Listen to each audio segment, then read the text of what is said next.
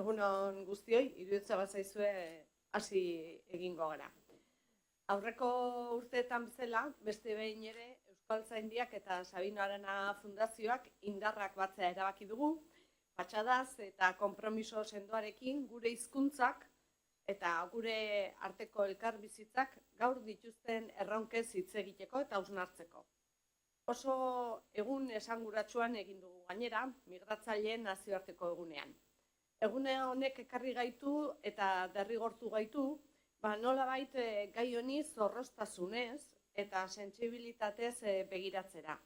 Denon artean eraikitzen dugun eta eraikitzen ari garen errealitate sozialari irikitasunez begiratu behar diogulako. Argi baino argiago dugu gure herria gaur egun herri anitza dela, inoiz baino gehiago herri anitza. Askotariko jatorri, kultura eta hizkuntzak dakartzaten herritarrek osatuta. Baina aldi berean, egia da, aniztasun honekin batera badaudela zaindu, babestu eta transmititu nahi ditugun ezaugarri batzuk. Eta horien artean, eta oso toki berezian gainera, euskara, euskaldun egiten gaituen hizkuntza, topagune izatea jarraitzea nahi dugu. Eta sekula ere ez dugu inor baztertu nahi elementu hori erabiliz. Baina integratzaile eta gure hizkuntzaren zaintzaile bai izan behar dugula guztiok. En este contexto, el seminario que hoy celebramos, que lleva por título Hizkuntza harrerako ardatz batzuk, nace con el objetivo de compartir miradas, ideas, experiencias sobre las relaciones entre personas migrantes y el euskera. Queremos entender mejor cuáles son las posibilidades, las dificultades, las necesidades y los retos que afrontan quienes llegan a nuestro territorio y desean integrarse en una comunidad lingüística y cultural que en muchos casos, en la mayoría, les resulta absolutamente desconocida. La jornada reunirá y reúne a investigadores e investigadoras, profesorado universitario y representantes de diversas asociaciones de personas migrantes, a quienes agradecemos sinceramente su presencia y su compromiso. Son ellos y ellas quienes desde la práctica diaria, desde la investigación o desde el acompañamiento social pueden ayudarnos a mirar con perspectiva e identificar los caminos que debemos abordar para avanzar en este tema. Migrazioari ezin zaio begirada estuarekin heldu, ezta alderdi instrumentalarekin ere. Ez da gure gizarteen zahartzeari edo lan merkatuaren beharrei eman beharreko erantzuna bakarrik. Migrazioa gauza guztien gainetik mundua bezain zaharra da. Giza prozesu bat, etorkizun hobea bilatzen duten pertsonez hitz egiten diguna, diskriminazioatik edo gerratik ihesi datozenak, bizimodu duin baten bila datozen pertsonak. Euskal Herriak ere ezagutu ditu migrazioak lehen, bere historiaren hainbat momentutan ezagutu du. Hala zabaldu da Euskadi edo Euskaldunak mundu osoan. Horregatik gizarte gisa daukagun erronka da gurera datozenak hartzea, aukera berdintasuna eskaintzea, elkarbizitza finkatzea, gizarte kohesioari laguntzea eta denontzako, guztiontzako, hemen gaudenak eta datozen guztientzako etorkizuna eraikitzea. Euskararen biziraupenak beti behar izan du indarrak batzeko alegina. Sekula ez da inor kanpoan uztekoa. Gaur beraz integratzeko atea izan behar du euskarak. Gure harremanetarako zubia eta elkarrekin hazteko tresna bat. A lo largo de la mañana analizaremos la evolución de los últimos años, exploraremos tendencias de futuro y escucharemos propuestas concretas que nos permitan seguir avanzando. Estoy segura de que las aportaciones de las personas ponentes, entre ellas, perdonadme si pronuncio mal los apellidos, Julia Schersneva, Alberto López Basaguren, Eduardo Ruiz Vieitez, Larraitz Zumeta, Amelia Barquín, Nora Palmitano, Iker Barbero, Celeste Agüero, Mamadou Sarr, Mónica Quiroz, así como Sagrario Alemán, Xavier Ayerdi, Patxi Juaristi y Belén Uranga. Entre todos ellos enriquecerán este debate que os proponemos. Beraz, eskerrik asko guztioi, gaur gure artean egoteagatik eta zuen ikuspegia gurekin partekatzeagatik. eta hausnarketa gune honek laguntzen digun gizarte irikiagoa osatzen lagunduko diguzuelako. Laster hasiko gara zue guztiokin, baino hori egin aurretikan baita ere Euskaltzaindiako presidentea den Andres Urrutiari hitza eman nahi nioke. Andres, zurea da hitza. Mila esker Sabino Arana Fundazioaren presidente berria, ondarron esaten dugu bezala. Hau da, ongi etorria ez zure etxera, ez bada gure sinergia honetan sortzen diren emaitzetara. Eta bide horretatik ongitorria baita zuei, eskerrik asko ona urreratu zarete guztioi, eskerrik asko partaide, eskerrik asko izlari, eskerrik asko aurkezle, eta oro har esango nuke guztioi partaidetza hori bermatzen duzuelako. Gaur uste dut presidentzian sartu zinetik gure lehenengo ekitaldia dela. Eta lehenengo ekitaldiari dagokionez, esan dezagun, gure bokazioa Euskaltzaindiaren ikuspegitik dela iraupenerako, eta iraute horretan, gero eta gehiago, gizartean sortzen diren hainbat eta hainbat ardatz eta gogoeta, hori gauzatu ahal izateko guztion artean. Migrazioak edo bestela esan da pertsona toki batetik bestera mugitzea ohikoak izan dira, gizakiak gizaki direnetik. Neandertalak ere migratzari handiak izan ziren, bai eta horien aurretikoak ere, eta segurutik duela 50.000 urte mugitzeko beharren atzean zeuden arrazoiak eta egungoak, edo horietako batzuk behintzet, antzekoak izango dira, garaikoak. Guztiaz ere, azken hamarkada honetan migrazioaren gaia puri-purian darabilgu ahotan. Besteak beste, euskal gizartearen eraldaketa demografiko agerian azaldu zaigulako indarbiziz begien aurrean, eta horrek ere eraginik izan du gurera heltzen diren migrazio mugimenduetan. Jakin badakigu migratzaileak etorriko direla euskal gizartera datozen urtetan, datozen hamarkadetan, eta gertakari horrek ondorio ekonomikoak, sozialak, gizarteratzokoak sorraraziko dituela, eta ondorio nola ez linguistikoak ere izango direla. Pertsona horiek guztiak bi hizkuntza ofizial dituen lurralde batera datoz, eta berton jaiotzen dira, bigarren belaunaldikoen kasuan. Baina hizkuntza horietako bat, euskara, egoera minorizatuan dago, eta gainera errealitate horrek askotariko intentsitateak ditu lurraldearen barruan. Atzerritar jatorriko populazioaren beharrak ere askotarikoak diren modu berean. Labur zurrean beharrez, esan dezagun gizarte konplexu batean bizi garela eta ingurumari horretan muina hoxe dela. Gure hizkuntza gutxitua euskara kohesio elementu izan daiteke egungo gizartean, eta hala baldin bada, zein dira horretarako baldintzak. Ertz, ikuspegi askotakoa da erantzuna. Nundik begiratzen zaion edo nundik heltzen zaion ikusita. Eta partez, erantzuteko ahaleginetan antolatu dugu gaurko saioa. Pertsona migratzaileen nazioarteko egunean, adituen, bertokoen, eta jakina denez etorritakoen iritziak bertatik bertara entzuteko. Az gaitezen bada. Eta hemen daukazue.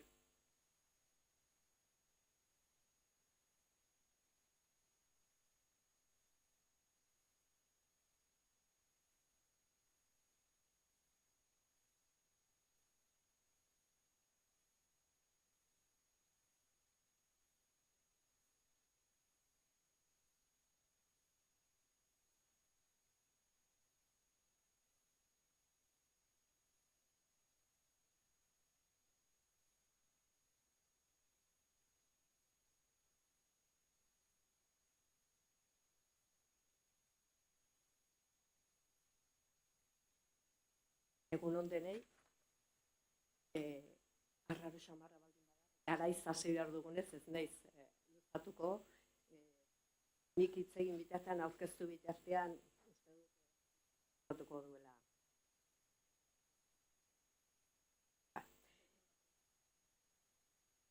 Nik ere Arantxa Tapiak esan duen bezala esanen dut, ez dakit ongi ahoskatuko duren saiatuko naiz, Julia Xerneva aurkeztu nahi dut, bera izanen da orain hitzaldi eginen duena eta bere izenburua da zein da migrazioaren egungo panorama.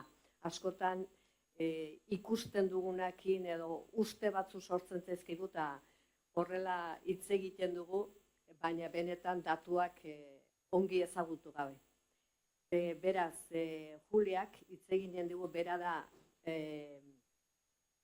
batetik Euskal Herriko Unibertsitateko irakaslea, Gizarte eta Komunikazio Zientzian fakultatean, bestetik, eta nik uste dut hemen bilduko dituela datuetako asko, bestetik ikuspegi, hau da, immigrazioaren Euskal Behatokiaren zuzendaria. Beraz, hori utziko diogu, gero ez dakit tarteren bat izanen dugun minuto batzuk galderaren bat egiteko. Bitartean, Julia, zuria da hitza. Bueno, eskerrik asko, lehenik eta behin eskerrik asko gonbidapenagatik, plazerra da hemen egotea, zuekin. Ez dakit nola proiektu. Orkestera ekarri dizuet, baina, bueno, printzipioz, eskaraz egingo dut nire hitzaldia, ez dakit gero bat badago, edo, zalantzaren bat, bai, esan eta gaztera egingo. Bueno, proiektatzen den bitartean, nire ponentziaren helburua izango da, gutxi gora bera, zein den migrazioaren egungo panorama aurkeztea edo komentatzea zer erronka nagusi ditu gaur egun immigrazioarekin lotuta, bai, eta zein den egoera. Ez nahi sartuko hainbeste hizkuntzako gaietan, baina gero nahi baduzue hitz egin dezakegu. Orduan, momentu batean agertuko da hor. Baina, hasiko naiz denbora ez galtzeko, ze, 20 minutu ditugula horretarako. Zein da gaur egungo egoera, hasteko jakin behar dugu zenbat pertsona ditugu, bai etorkinak edo migranteak direnak. Eta horretarako bi iturri ditugu, alde batetik itzen dezakegu atzerritarrei buruz, hau da, nazionalitate atzerritarra duten pertsonak, eta gero beste forma bat jakiteko izan daiteke atzerrian jaiotako pertsonen kopurua izatea, edo neurtzea. Eta zentzu honetan, gaur egun daukagun errolda, noski, gure iturria da errolda beti, daukagun portzentajea edo izango litzateke 14%. Batzuetan, hitzaldietan agertzen da, denetarik ez da, 20%, 30%, baina, momentu honetan, daukagun kopurua izan daiteke 14,3%, izango litzateke 2025ko datua, eta gero beste erkidegoekin konparatzen badugu egoera hau, gurea ez da izango altuena, baizik eta kontrario, adibidez, Madrilgo erkidegoan daukagun egoera izango litzateke 24%, Bartzelonan edo Katalunian daukagu askoz altuagoa, izango lirateke beste 25% inkluso azken urte honetan, eta, gure realitatean ez daukagoen beste pertsonarik momentu honetan, baina, gero ere, datu absolutuetan zentratzen bagara ez dakit, ja badaukazue pantaietan, hemen, hobeto ikusteko aurreko datua, komentatu dudana da, hemen daukazuen mapa bat, ikusteko nola gauden Euskadin immigrazioarekin lotuta. Eta, hemen ikusten den bezala, ez da portzentajerik altuena, eta ez da izan inoiz, gainera, gutxi gora bera repartua mantentzen da, portzentajeak proportzionalki mantentzen dira, eta hori ez da aldatzen hainbeste. Zergatik etortzen dira Madrilera edo Kataluniara? Ekonomiagatik, nitxo laboralengatik, eta Euskadin dakizuan bezala daukagun ekonomia da nahiko industrializatua, orduan, kasu honetan nitxoak dira oso ezberdinak, eta horrek nolabait azaltzen du zergatik daukagun profil hori, hau da, kasu honetan gero ikusiko ditugun datuen arabera izango da pertsona latinoamerikarrak batez ere eta emakume asko. Gero ikusiko dugu zergatik gertatzen den hori. Eta, bilakaeran zentratzen bagara, hemen ikusten duzuen bezala, portzentaje hori, zer dagoen horren atzean, eta datu absolutua izango litzateke, kasu honetan da urriko datua, 320.000 pertsona atzerrian jaiotakoak. Baina, hemen ikusten duzuen bezala, ez da beti horrela izan, adibidez, orain dela 25 urte bai, portzentajea zen 3,2. Orduan, urte gutxi batzuetan igo da nahiko, ezta? Hemen hobeto ikusteko, ikusten duzue nola aldatzen egon den, ezta? Eta, gaur egun daukagu nolabait hazkundea nahiko intentsoa izaten da. Hori egia da, bai? Eta gutxi gora bera, Euskadik jasotzen duen kopurua urtero, azken 3 urte hauetan, izan da 20.000koa, 20.000 ingurukoa, ezta? Hau dira, erroldan agertzen diren pertsona, saldua nolabait, ezta? Orduan, hau da gure panorama, baina hemen ikusten duzuen bezala, etapa ezberdinak egon direla, ezta? Hasiera batean, bai, dakizuen bezala, orain dela 20 urte, nolabait, hazkunde ekonomikoarekin batera, bai estatuan, bai Euskadin, immigrazioak izan du hazkunde oso importantea, bai, gero, krisi ekonomikoarekin gelditu zen, eta ezen bakarrik gelditu, baizik eta saldo negatiboak ere ikusten genituen. Hau da, ezen etortzen eta gainera joaten ziren, bale?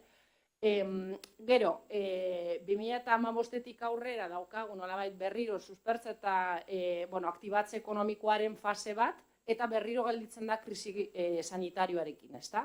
COVID-arekin gelditzen da 2 urteetan, baina ez da gelditzen guztiz, bai? Zergatik ez da gelditzen guztiz? Fluxuen nolabait kopuru nagusiena jasotzen dugu Latinoamerikatik, eta hegazkin etortzen dira. Orduan, kasu honetan guztiz geldituta zegoen, hala ere etorri ziren 2021an 5.000 pertsona, bai? Diferentziak, ez ziren etortzen bakarrik atzerritatik, baizik eta Europatik ere mugitzen ziren. Eta gero, orain daukagun fasea, izango litzateke berriro aktibatze ekonomikoa eta berriro jasotzen dugu immigrazioa, ezta? Baina nondik jasotzen dugu, hau da, titularretan askotan agertzen da informazio ez okerra, bai, baina nolabait sesgatua, bai, alborapen honekin, gaur egungo datuak biratzen baditugu, ikusiko genuke egoera, behan daukazuen datua, ezta? 20.000 pertsona hauetatik, 95% dira Latinoamerikatik etortzen diren pertsona. Hau da, ez dugu jasotzen Afrikatik edo Asiatik batez ere, jasotzen dugun Kolombiatik, Venezuelatik, bai, eta beste Latinoamerikako herrialdetatik. Eta gero, egoera hori asko aldatu da, ez da hemen ikusten duzuen bezala, Latinoamerikako populazioa esen nagusiena orain dela 20 piko urte. Bai, esen, gizartearen laurdena, bai, eta gaur egun da, 55 edo gehiago, ez da? Eta aldi berean ere gutxitu da Europa batasuneko populazioa, baina zergatik proporzioa gutxitu da, baina datu absolutuetan mantentzen da gutxi gora bera berdin, bai, eta gertatzen dena da, nolabait hazkundea ematen dena beste aldean. Magrebekin zer gertatzen da? Magrebeko populazioaren kasuan ez da aldatu hainbeste proportzioa. Goteo konstante daukagu, bai, baina ez daukagu aldaketa hundirik zentzu honetan. Hemen ikusi ezakezue, nolabait diferentzia baita hazkundea, eta hemen ikusten da oso argi gaur egun jasotzen dugun fluxua nolakoa den, bai? Batez ere Latinoamerikako pertsonak etortzen direla, ezta? Eta esan bezala, ez da, Kolombia, Nicaragua ikusten dugu, Venezuela ikusten dugu, Romaniak ere jarraitzen du hor, baina beste nolabait forma batean, bai, ikusten ditugu adibidez saldo negatiboak, bai, justo da nolabait lerro urdina, ez da, behan agertzen dena, kasu honetan nolabait gelditu da. Eta adibidez, 2007an ikusten dugu Errumaniako hazkunde nabaria zergatik, justo sartzen zen momentu horretan Europako batasunean, eta horregaitik hazkunde hau, baina gaur egun ez dugu jasotzen. Eta beste gauza bat, eta oso garrantzitsua, da sexuari dagokionez diferentziak edo ezberdintasunak jatorriari buruz, ezta? Eta hemen ikusten duzuen bezala, Latinoamerikako populazioa da, kaso honetan, emakume asko duen jatorri bat, ezta? 10-etatik, gutxi gora bera, 6 izango lirateke emakumeak, kaso honetan. Eta gero jatorri batzuetan, inkluso, izaten dira 10-etik 8. Adibidez, Nicaragua, Honduras, dira jatorriak oso feminizatuak, kaso honetan. Eta justo kontrakoa daukagu, adibidez, Afrikaren kasuan, bai, eta zergatik gertatzen da hau? Gertatzen da batez ere ibilbideengatik. Ibilbideak dira oso arriskutsuak Afrikatik ona etortzeko, ez dira etortzen asko hegazkinez, orduan, kasu honetan, bai, daukagu diferentzia. Eta gero Pakistan, Pakistan termino absolutuetan ez dauka presentzia handirik, bai, baina momentuz hasten da, eta izango lirateke beste joera batzuk, ezta? Orduan, erronkekin. Lehenengo erronka nik esango nuke da erronka demografikoa, baina ez immigrazioarekin lotuta, baizik eta gure gizartean zer gertatzen den ikusten badugu, ezta? Eta hemen ikusten dituzue bi piramide, ezta? Bata da atzerrian jaiotako biztanleriarena eta bestea da bertako pertsonena, ezta? Eta ikusten duzuen bezala, enkajatzen direla. Ia enkajatzen direla, ze dauden nolabait etapa ezberdinetan, ezta? Orduan, hona etortzen den populazio, atzerritarra eta atzerrian jaiotakoa da gehien bat adin laboralean dagoen populazioa pertsona gazteak, bai, eta ez dugu ikusten hainbeste pertsona helduak edo umeak, bai? Azkenean tasa da askoz basuagoa, bai? Eta, kasu honetan, horrek azaltzen du nolabait zergatik jasotzen dugun fluxu hau, ezta? Zergatik hainbeste pertsona bai daukagu Latinoamerikatik eta batez ere, bai, zergatik etortzen diren emakumeak, ez da kasualitatea, bai? Ez da kasualitate zergatik daukagulako beste erronka bat, eta da zaintza sektorean daukagun arazoa edo erronka, bai, gaur egun, orokorrean. Eta hemen oso ondo ikusten da, nolabait ez da krisi demografikoa, baina, gure egoera, ze orain dela urte batzuk atera zen titularretan edo, la teoria del emplazo poblacional edo, azkenean hasi zen hitz egiten, bai, gertatuko dela gure gizartearekin, bai, nola aldatuko den, eta, prentzan eman zuten portzentajea, bai, baina portzentajeak azkenean engainatzen du asko, eta portzentaje horren atzean dagoen realitate hemen ikusten duzu grafikoan, bai, hauek dira jaiotzak, bai, jatorriaren arabera, hau da, amaren jatorria da, hau, non jaio zen ama, kasu honetan. Eta hemen ikusten duzu morean jaiotzak bertako emakumenak, ezta? Eta berdean ikusten dugu atzerrian jaiotako emakumeen jaiotzak, bai? Orduan, ikusten duzu zergatik igo den portzentajea. Igo da bertako emakumeen jaiotzak azkenen jaitsi direlako, bai? Ez da justo kontrakoa, hau da, atzerrian jaiotako amek dituzte bapatean ume asko, ez da hau gertatzen, bai? Gertatzen da justo kontrakoa eta horregaitik portzentajea ere igotzen da, ezta? Orduan, zaintza sektoreari buruz hitz egiten badugu, kasu honetan, hemen ikusten dituzue datu batzuk, hauek dira sektoreak eta ze sektoretan dagoen atzerrian jaiotako populazioa, eta ikusten duzuen bezala, bilakaran ez da aldatuan beste, baina ia gehienak daude zerbitzu sektorean sartuta, bai? Orokorrean, populazio osoa. Gero, beste ehuneko 11 egongo lirateke eraikuntzan, Euskadi, EAEn, kasu honetan ez dut esan, baina dira EAEko datuak, bale?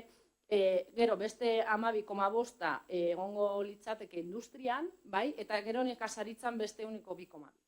Baina gero, sexuari dagokionez ikusten badugu errealitatea, ikusiko genuke, bai, justo eskerrean dagoen grafikoa, ezta emakumeak ia guztiak daude sartuta zerbitzuetan, bai? Eta gero, ikusten badugu portzentajea, bai, zerbitzuetan, ze portzentaje duten azkenean zaintza sektorean, ikusiko genuke, portzentaje nahiko handia izango litzateke, bai? Ostalaritzan baita, eta beste zerbitzuetan baita, baina gehien bat diferentzia hau ematen da. Eta gero, gizonen artean ikusten dugu adibidez, zerbitzuen portzentaje basuagoa dela eta ja nagusitzen da baita eraikuntza eta industrian eta emakumeen kasuan ia ez dugu ikusten.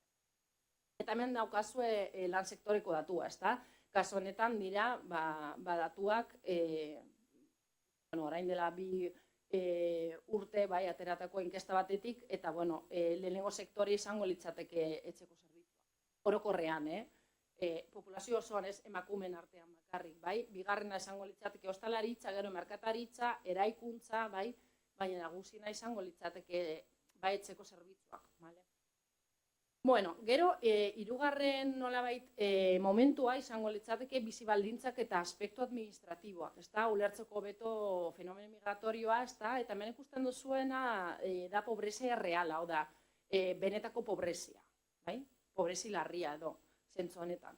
Orduan, hemen ikusten duzue bilakaera eta alde batetik, bai, daukagu estatuan jaiotako pertsonen portzentajea egora honetan, bai, eta ikusten duzuen bezala azken neurketan agertzen da 1,9. Hau da, pobrezia larria, gero jendeak ez du sinesten, baina, ez da edozein pobrezi, bai?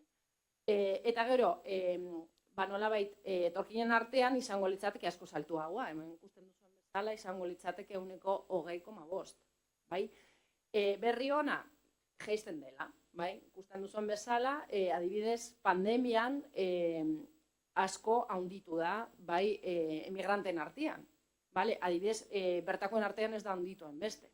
Baina, azkenean, egoera prekarioan daudenez, azkenean ere sensibleagoak dira, aldaketa hauetan, bale? Eta, aldatu da nahiko, ezta? Eta, ja, maitzeko. Eta gero, aspektu administratiboak, ezta? Beste kontu bat, eta oso garrantzitsua da nazionalizazioa. Hau da, hasieran aipatu den bezala daude bi datu, ezta? Atzerritarrak, hau da, nazionalitate atzerritarra duten pertsonak, eta beste alde batetik daude atzerrian jaiotakoak, bale? Orduan, zergatik ez dira koinziditzen bi datu hauek? Azkenean, pertsona batzuk, azkenean lortzen dute nazionalitatea, eta kasu honetan desagertzen dira atzerritarren estatistikak. Orduan, zenbat dira, ze portzentaje izango genuke kasu honetan? Orokorrean, atzerrian jaiotakoen pertsonen artean, 1,24 izango lirateke pertsona nazionalizatu hauek, hau da, atzerrian jaiotakoak, baina orain nazionalitate espainiarra duten pertsonak. Orduan, gero, jatorrika ikusten baditugu datuak, 1,52 izango lirateke Hego Latinoamerikaren kasuan. Bero, imaginatzen dut, Ikerrekin edo beste islarekin itzingo duzuela, legislazioa oso ezberdina da jatorriari dagokionez. Orduan, kasu honetan, zergatik ezin ditugu aztertu bakarrik atzerritarren datuak, desagertzen direlako pertsona nazionalizatu hauek, bai? Eta justo daudenak, bai, sartuta lan sektore ezberdinetan, adibidez, ministeritzak ematen duen datua, adibidez, lan sektoreko da afiliazioako datua izaten da atzerritarrena. Eta hau izaten da arazo bat, ze hor ez daude sartuta Latinoamerikaren kasuan ia erdia, bale? Orduan, azkenean datuak izaten dira sesgatuak. Eta gero, ekarri zuet beste grafiko bat, da estimazio oso a grosso modo, bai? Baina, konparatzen baditugu erroldan dauden pertsonak eta nolabait baimena, Euskadin ditugun baimenak, hau izango litzateke balantzea, ezta? Segero, asko hitz egiten da, adibidez, egoera administratibo ez regular batean dauden pertsonei buruz, eta batzuetan estimatzen da asko daudela, baina, datuen arabera ez dira izango hainbeste. Hau da, estimazioak. Estimazioak balio du batez ere tendentzia ikusteko, ez esateko zehazki gaur egun daukagun tasa zein den, da oso, azkenean migrazio fenomeno da oso dinamikoa, erroldan ere, badaude pertsonak, baina ja hemen ez dira bizi, edo batzuk ez daude erroldatuta, ez daude hainbeste, baina badaude, eta, kasualidades, ikusten dugu, nola aldatzen den, eta hasiera batean adibidez, genuen tasa zen oso ezberdina, gutxi gorabehera erdia zegoen nolabait baimenarekin, eta gero beste erdi bat zegoen, ez dakigu, ze egoeretan zegoen, baina printzipioz erroldan zegoen jende askoz gehiago, baimenarekin baino, bale? Orduan, haure aldatzen ari da, eta, hemen ikusten dugun bezala, normalean, etorriak, etortzen ez badira, haunditzen da regularizazio tasa, eta, gero, llegadak intentzuak direnez, jaisten da. Gero, jatorriz berrietan ere ikusten dugu, adibidez, Honduras, edo, beste jatorri berrietan kasuan ere ikusten dugu prekaritatetaz handiagoak, adibidez. Eta izaten dira emakumeak, batez ere zaintza zerbitzuetan sartuta, eta interna regimenean adibidez. Orduan, kasu honetan sortzen dira egoera oso prekarioak, ze askotan perfil honetan pentsatzen dugunean, buruatzen zaiguna da askotan Afrikako pertsonak edo Magrebeko pertsonak, baina batzuetan ez da ematen horrela, ezta? Orduan, hau da beste kontu bat kontuan izateko. Eta ja maitzeko, ez dakit, integrazioari buruz komentatzeko bi datu, nolabait lotzeko gure jardunaldiaren helburuarekin, Hau da barometroako datua, bai, eta kasu honetan galdetzen da, bueno, azalen daiteke pertsona bat euskalduna dela betetzen denean, direnean, bai, baldintza hauek, bai, ala ez, bai? Eta lehenengo baldintza euskal gizartea jartzen duena da alde batetik hemen jaiotzea, bai? Kasu honetan da lehenengo aukera, eta bigarrena izango litzateke euskara hitz egitea.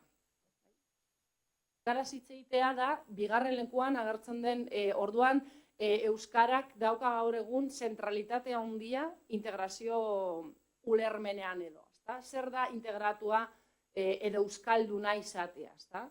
Orduan euskalduna izatea batez ere izango litzateke ez dakigu zertan bersatzen ari diren, edo migrante populazioan edo orokorrean gizartean, bale? Baina izango litzateke bigarren postuan. Eta gainera bilakaera ikusten badugu, hemen ikusten da nola aldatu den, zentralidade hori euskararekin, bai? Kasu honetan daukagu neurketa bat orain dela 6 urtekoa, 5 urtekoa kasu honetan, bai? Orduan, bueno, eta ikusten da nola aldatu den, bai? Pasatu da 40%tik ia 60%ra. 6 urtetan. 6 urtetan aldatu da hainbeste, ezta? Adibidez, hemen jaiotzea ez da aldatu hainbeste, edo, adibidez, bueno, hemengo norbaitekin ezkontzea ez da aldatu, adibidez, bai? Baina euskara jakitea, bai? Hemen ikusten da nola euskarak hartzen duen garrantzia emigrazio fenomenoaren ulermenean baita, ezta? Orduan, bueno, eta, bueno, ja, amaitzeko, azken datua, euskaren ezagutza nolakoa da. Bueno, ez daukagu eskuragarri datu ofizialak, adibidez, aben zenbat pertsona ikasten ari diren, ekan, edo denalakoa. Baina, bueno, hau da inkestan galdetzen dena, orain dela 2 urteko datuak, eta hau da 4.000 pertsonako laginan, bai, galdetzen da ze nolako maila daukazun euskararekin. Da, noski da subjektiboa, hau da nik estimatzen duena, ez da agiri batekin, ezta? Baina, hemen ikusten duzuen bezala, adibidez, ondo edo oso ondo ulertzen dutela dira 7%. Hau da deklarazioa, da deklaratzen dutena. Gero, zer ulertzen dutenak izango litzateke 12%. Hitz batzuk bakarrik 35%. Eta azkenik eserez 46%. Hau da, haiek estimatzen duten egoera. Eta gero, jatorriari dagokionez, desagregatzen badugu, nortzuk nolabait daukaten mailarik altuena. Ez da ezagutu bai ala ez, da maila, ezta? Orduan, oso ondo edo ondo ulertzen dutela euskara, eta hau lotuta dago klase sozialarekin, egoera laboralarekin, eta bar, ze azkenean, bueno, faktore asko daude horren atzean, bai, lehenengo postuan edo izango litzateke Estatu Batuetako mendebaldea. Bai, gero, bigarrena izango litzateke Venezuela, hemen agertzen dira jatorriz berdinak, baina batez ere izango litzateke Venezuela, gero Rumania eta beste herrialde batzuk, bai, gero Argentina, Chile, Uruguai, Kolombia, Peru, Ekuador, bai, eta gero doaz beste batzuk. Baina gero ere ikusten badugu, adinaren arabera ikusten da gazten artean justo egoera kontrakoa. Hau da, senegaldarrak, magrebtarrak, txinatarrak, haien artean, bai, gazten artean gehiago hitz egiten da euskaraz Latinoamerikaren kasuaren baino. Orduan, hau da kasu honetan pertsona helduak. Hau da, lehenengo generazioa, belaunaldia nolabait, ezta? Baina gero, nolabait, gazten artean edo umen artean ikusten badugu, egoera guztiz aldatzen. Etxean erabiltzen duten hizkuntzarekin, erabiltzen dut haien hizkuntza eta gero euskara. Azkenean euskaraz ikasten dutelako, ezta? Orduan, hor utziko dugu. Hemen bukatuko dugu. Baten batek egin nahi badu galdera, baino galdera, Belen, egin nahi duzu galderaren bat? Ez. Baten batek egin nahi badu, galdera izan behar du, Bueno, hemen utziko dugu orduan, eta denbora zela justo gabiltza.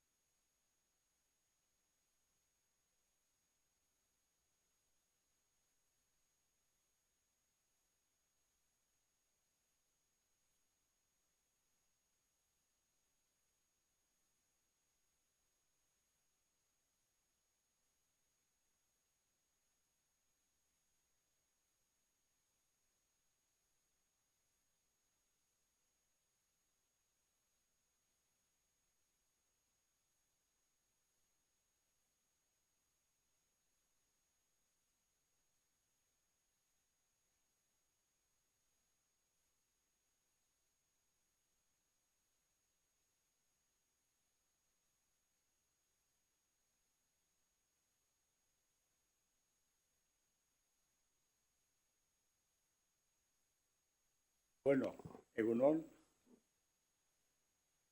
mila esker etorri izanagatik. Gaia uste dut interesgarria dela ezinbestekoa.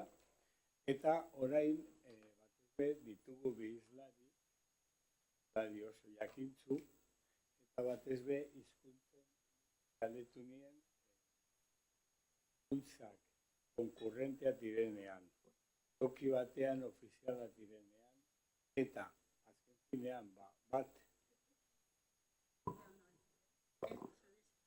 Bueno, orduan, bat egoera digrosikoan daudenean, bat minoritarioa denean, eta bere zailtasunak dituenean dagian etorrerarekin, zenbait egoera oraindik intentsifikatuzko zaizkionean, uste dut importantea dela honelako perspektiba, nolabait esateko filosofia politikotik hau nola planteatu behar den, honeri nolako soluzioak eman behar zaizkion eta planteatzea. Horregaitik, alde batetik daukagu Alberto López Basaguren, aspaldiko aldizkidea, inguru berberekoak, hortik nerbide ingurukoak, momentutan elkarregaz bai, eta fakultatean ere urte luzeetan koinziditu dugu. Alberto da Konstituzio Zuzenbideko katedraduna eta eskualdeetako eta eremu urriko Europako kartaren adituen komiteko kidea, Europako Kontseiluan. Beste alde batetik Euskararen aholku batzordeko kidea ere izan da, eta 21 mende hasierako hiztun politikaren oinarrian izenburuko dokumentan ere parte hartu zuen. Orduan, berari emango diot hitza, 20 minutu utziko dizkiot, horretan zorrotza izango naiz, eta berari hitza eta gero egingo dut Eduardoren aurkezpena eta Bueno, eskerrik asko, Xabier, eskerrik asko Sabino Arana Fundazioari niri gonbidatu izanagatik, eta bereziki eskerrik asko Xabierri, bera baita errudun, ni hemen baldin banago. Pentsatzen dut, euskaltzale askok ez dutela oso gustuko esango ditudan gauza batzuk, baina uste dut gure burua ez dugula engainatu behar, eta etorkizunari aurre egin nahi baldin badiogu, behar dugun lehendabiziko gauza da jakitea realitatea zein den, gauzak nola egiten ari garen, eta egoki egiten ari garen edo ez bereziki ez orain arte baizik eta etorkizunari begira eta datorkigun errealitateari begira gauzak ondo egiteko. Arazoa da nola bermatu Xabierrek aipatu duen halako egoera batean bizikidetasun demokratikoa gaur eta bihar eta zemotako hizkuntza politika behar dugun horretarako eta zer nolako oinarrizko irizpideak behar ditu horretarako. Eta horri helduta niri aspalditik deigarri iruditzen zaidan lehendabiziko gauza da nola hemen, hizkuntza politikari dagokionez, nola hartu dugun mundu demokratikoan hizkuntza askotako herrialdeetan hartu diren edo ohikoak izan diren bideetatik nola urrundu garen. Eta hori egokia den, ez den egokia horrek eskura jartzen dizkigun baliabideak egoki aurre egiteko etorkizunari edo ez. Nola hartu dugun, nola abiatu garen estatu demokratikoetan, hizkuntza askotako estatu demokratikoetan hartuak izan ohi diren bideetatik. Kontuan izan behar dugu lehendabiziko oinarrizko irizpidea kontrolatzen dela edo kontuan hartzen dela halako estatuetan, eta bada oinarritu behar dela lege antolamendua, hizkuntzen inguruko lege antolamendua oinarritu behar dela eta egokitu behar dela egoera soziolinguistikoari. Eta orduan, horretan oinarrituta, normalean, bereziki hizkuntza askotako federazioetan, badugu errealitate bat. toki gehienetan hizkuntza ofizial bakarreko sistemak eratzen dira. Baita ere, hori bermatzeko udalerri mailaraino jaitsi behar denean ere, Suitzan gertatzen den bezala, bi hizkuntzetako kantoietan. Eta, beraz, horretan oinarrituta, bakarrik hizkuntza bateko hiztunak gehiengoa osatzen ez dutenean, baina kopuru sendo bat osatzen dutenean, bakarrik salbuespen gisa eratzen dira bi hizkuntza ofizialeko sistemak. Eta azkenean, naiz eta nahiko urria izan gutxiengo bat dagoenean, kasu salbuespenezko kasu batzuetan, ezartzen dira hizkuntza ofizial bakarreko sistemetan, gutxiengo hiztunen gutxiengo horretarako nolabait gutxiengo babes sistemaren bat. Horretan oinarrituta herrialde gehienetan nik deitzen ohi ditudan separatismo linguistikoko sistemak eratuak dira.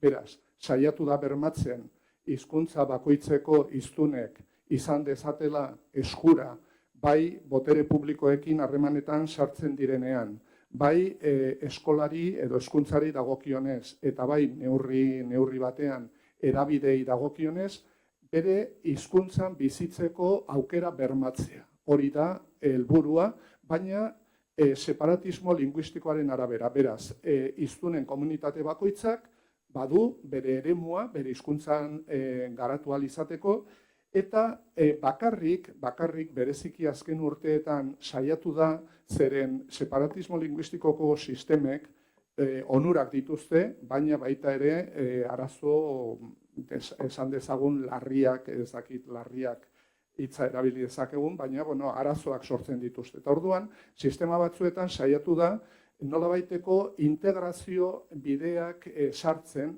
eta hau azpimarratu nahi nuke, oso adierazgarria iruditzen zait, beti halako integraziorako sistemak ezarri direnean, eta tradizio handienetako sistema federaletan, hizkuntza askotako sistema federaletan, ia ez dira gauzatu halako bideak, beste sistemetan bai, eta zertara murrizten da, zertara mugatzen da, edo mugatzen dira halako baliabideak nolabaiteko integrazioa errazteko. Ba oso gauza zehatz batean.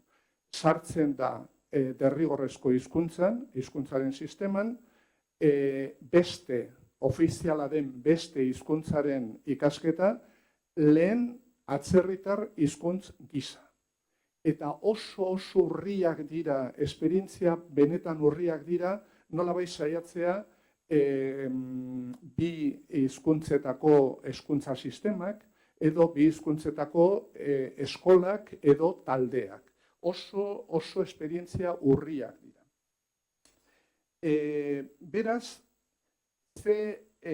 kontuan izan behar da oinarrizko irizpide hori, lege antolamendua, hizkuntzen inguruko lege antolamendua egokitu behar dela benetako errealitate soziolinguistikora, hori bermatua dator baita ere nazioarteko oso importantea den instrumento batean edo baliabide batean, eskualdetako eta eremu urriko hizkuntzen Europako kartan, bai lehen artikuluan zehazten denean zer esan nahi du hizkuntza erabiltzen den lurraldea eta bai zazpigarren artikuluan eta gero gainerako artikulu askotan behin eta berriro esaten da babes eta sustapen neurriak hartzeko justifikatzeko besteko hiztun kopurua duen hizkuntza geografia eremua dela edo hizkuntzok erabiltzen diren lurraldeetan eta hizkuntza bakoitzaren egoeraren arabera. Beraz, non diren hiztunen kopuruak eta baita ere hizkuntza bakoitzak eremu horretan dituen ezaugarrien arabera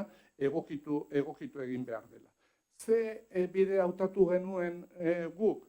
Hautatu genuen lurralde osoan hizkuntza biak ofizializatea, baita ere euskara ofiziala izatea, euskal hiztunik ez dagoen lurraldeetan edo eskualdeetan, edo euskal hiztunak oso urriak ziren tokietan. Ni esan dezadan aukera edo hautaketa horren alde nago. baina horrek arazoak sortzen ditu eta bereziki kontuz kudeatu behar da halako sistema bat. Horregatik aipatu dut, eta estatutuak kontuan izan zuen hori. Estatutuaren 6. artikuluan argi esaten da, hizkuntza politika, beraz, hizkuntzen erabilpena bermatuko duen politika hartzean, egoera soziolinguistikoaren ñabardura kontuan izanik finkatu edo zehaztu behar zela halako politika. Hortik sortu ziren hezkuntzan ereduak, eta hortik sortu zen bakarrik gauza importanteenak aipatzeagatik, edo eragin handiena duten gauzak aipatzeagatik, administrazioan derrigortasun indizea sortu zen. Baina, beraz, ez dugu denborik zehazteko egoki egin zen, ezen egoki, zen neurrian egoki eta zein neurrian ez, baina azpimarratzekoa da, gero hortik aurrera bilakabide bat izan dela, hasiera edo abia puntu horretan hartu ziren erabakietatik erabat urrundu gaituztenak. Hezkuntzan ereduak ia desagertuak dira, eta administrazioan praktika izan da oso malgua, ez bakarrik indizea kalkulatzeko oso ekuazio malgua esartzen dela euskararen alde, baizik eta gero aplikazioa oso malgua izan da, eta administrazio gehienek gainditu dute asko ehuneko indize horretatik sortzen zen ehuneko hori. Eta beraz, gainera orain badira proposamen batzuk beste batzuk baino zorrotzagoak, nolabait jauzia egin nahi dutenak, edo parlamentuan eztabaidatzen ari den bezala, batzuk proposatzen dute, administrazioan sartzeko lanpostu guztietan, berdin izan non eta ze administrazioan, lanpostu guztietan euskararen ezagutza justifikatu edo bermatu behar izatea. Eta hona dator, parkatu, erabiliko ditut aipamen batzuk, normalean aipamenen bat erabiltzen denean, aipamenaren egilearen babesa edo itzala bilatu nahi da, nik ez dut horrelakorik, ez ditut nahastuko nire iritziekin aipatuko ditudanak, baina Koldo Mitxelenak idatzi zuen bezala, niri ere burura etortzen zait egoera hau ikusita, arroz guztiak ero sortu ote ditu jainkoak eta gu bakarrik zuhur, uste dut kontuz ibili behar dugula, sistema demokratikoetan guztiz errotuta dauden irizpideetatik urruntzen garenean, nola kudeatzen dugun halako errealitatea. 10 minutu. Bai, 10 minutu. Argiak eta itzalak jartzen nuen hemen. Bereziki hasieratik, itzaletatik hasiko naiz, eta hartutako bideak kostu handiak ekarri ditu. Kostu handiak gizartearen multzo batzuengan bereziki, eta, gomendatuko nizueke Pello Salabururen Euskararen Etxea irakurtzea, hor agertzen dira argien aldean baita ere zelako kostuak izan dira, kostua hezkuntzan belaunaldi batzuetan irakasleen artean ikaragarri handia izan zen. Administrazioan ere kostuak oso handiak izan dira eta izaten ari dira. Orduan gure buruari galdetu beharko genieke, gure buruei, kostu horiek merezi izan dute, ze motako emaitza eman dute. Nik uste bereziki formakuntzan kostuak ez bakarrik irakasle zirenengan edo maisu edo andereño zirenengan, baizik eta ikasle direnengan gero eta gehiago ikusten ari da, eta nik 27 urte dira erabaki nuela unibertsitatean konstituzio zuzenbidea euskaraz ematen hastea, eta horretan jarraitzen dut, eta orduan badut nik baita ere nire azterketa soziologikoa egiteko oinarria esperientzia horren arabera, formakuntzan baita ere ikasleengan kostua oso handia da. Nik gero eta gehiago eta bereziki D eredua guztiz mugarik gabe edatu zenetik aurrera ikusten ari gara, nola ikasketa guztiak euskeraz egin dituzten ikasleak eta erabakitzen dutenak unibertsitatean ere euskeraz, zuzenbide bezalako ikasketa batzuk euskeraz egitea, gero eta gehiago ikusten dugu hor pitzadura bat ikaragarria, benetan haien inguruan, nik inoiz ez dut mugatzen nire iritzia etxeko hizkuntza euskera izatera, baizik eta berdin zait mota askotako esperientziak ditut, etxeko hizkuntza zein inguru sozialeko hizkuntza izan, orduan posiblea da euskera ondo menderatzea, mota horretako unibertsitate ikasketak euskaraz egitea inolako arazorik gabe, eta besteak etorkinak izan edo jatorrizko euskaldunak izan, euskaldun erdaldunak izan, hor pitzadura bat ikusten da benetan arazo larriak dituztenak. Azken urteetan, behin baino gehiagotan etorri zaizkit ikasleak, banan, ez kopuru handian, baina oso kualitatiboki oso adierazgarria dela iruditzen zait, esaten, eske ez dira gai praktiketan euskeraz adierazteko buruan dutenak, eta pentsatzen ari direla gaztelaniazko taldera pasatzea. Horrek argigorria pizten du nire ustez, eta bereziki ikusten ari gara baita ere administrazioan kontuan izan behar dugu lan publikoak 20% inguru, 17-20 inguru osatzen duela lan osoaren inguruan, eta orduan baztertzen ari gara bereziki belaunaldi batzuetan aukera izan ez zutenak euskeraz ikasteko, eta orain regularizazio prozesu horretan aukera zutenak 15, 20 edo 10 urte izan eskero lanpostu batean, lanpostu horretan betiko gelditzeko, eta aldatzen zaie derrigortasun eskakizuna, bapatean justu oposizioa egin eta gero. Eta orduan, zergatik, eta azkenean beste gauza bat, azken bolada honetan gauza niretzat harrigarri dena entzun dut gero eta gehiago, administrazio publikoa batzuk bihurtu nahi dute arnasgune. Eta, lehendabizi arnasgune kontzeptua erabili dutenok, administrazioa ez dator bat, arnasgune batek bete behar dituen ezaugarriekin, zeren bada inguru soziala, eta gainera, eta horretarako ikusteko edo aztertzeko aukera bereziki hurbila izan dut, beste arazo bat da, Angel Lertxundik itzuli zuzu begiak liburuan aipatzen duena. Eta nik biziki, hurbiletik bizitzen ari naiz.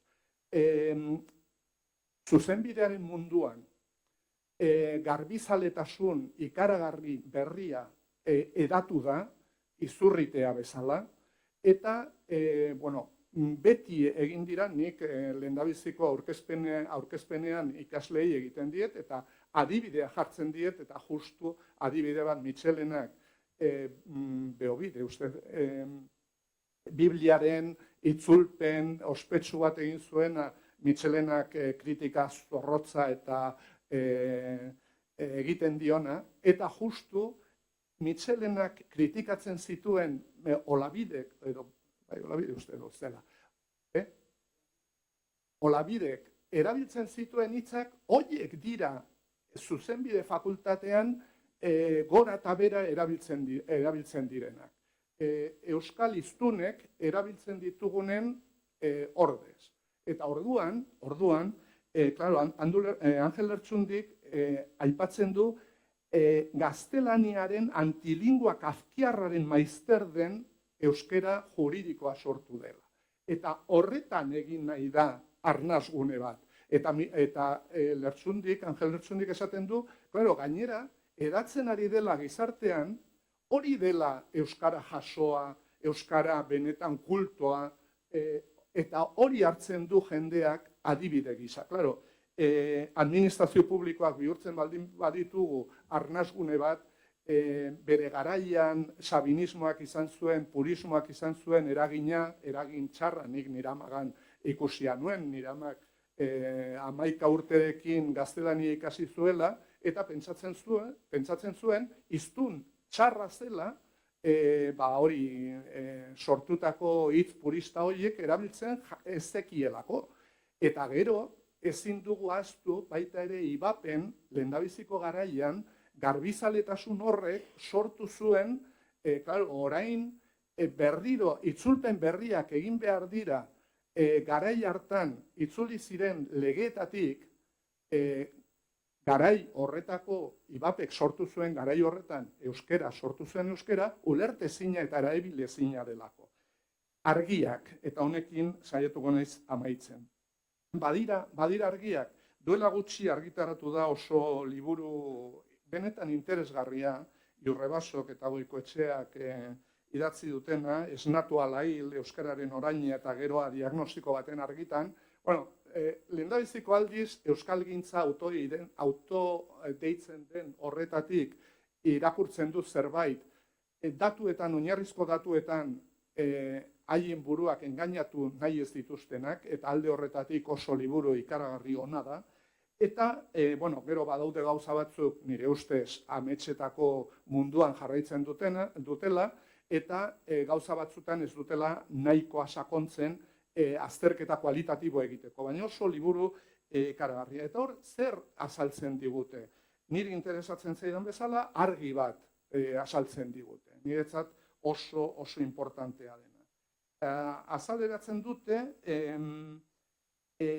bereziki atxikimendua dela, euskarak baditu ahultasun, euskara esaten dudanean, esan nahi dut ez euskara hizkuntza, baizik eta euskal hiztunek, edo euskal hiztunen komunitateak dituen, edo komunitate gisa ditugun, ahultasun asko eta asko ditugu, benetan etorkizunerako erronka zaila egiten digun. Baina atxikimendua omen da, inolako dudari gabe, sendotasunik importanteena. Baina, haiek esaten dute, ondo aztertuta atxikimendu horren oinarrian zer dagoen, bakarri, guztion artean, ez alde, ez kontra euskararen alde neurriak hartzeko, neurri bereziak hartzeko, ez alde, ez kontra gizartearen 20% dago. Baina, erdaldun elebakarren artean 18%. Eta gaineratzen dute, ahultze sintomak, sintoma kualitatiboak nabaritzen direla, kezkarik belaunaldi berriei buruz, oso kezka handiak adierazten dituzte belaunaldi berriei buruz, eta bereziki euskaltzaletasuna indartzea helburu duen politika batetarako. Hitz ederrak dira esatea euskara denona da, euskararen etxeak, ateak zabalik ditu guztiontzat, baina jende batzuri zail egiten zaio, edo esan dezadan egiten zaigu, euskal giro batzuetan bizitzea, murgiltzea, aritzea.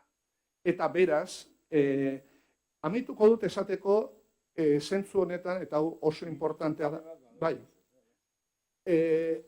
Angel Lertxundik duela 30 urte horrela plazaratu zuen dikotomia bat erabiliko dut, seguru nago handu ezagututa, handu ez dela etorriko nik orain egingo dudan erabilerarekin, baina nik uste oso ideia zorrotza dela eta oso ondo erakusten duela.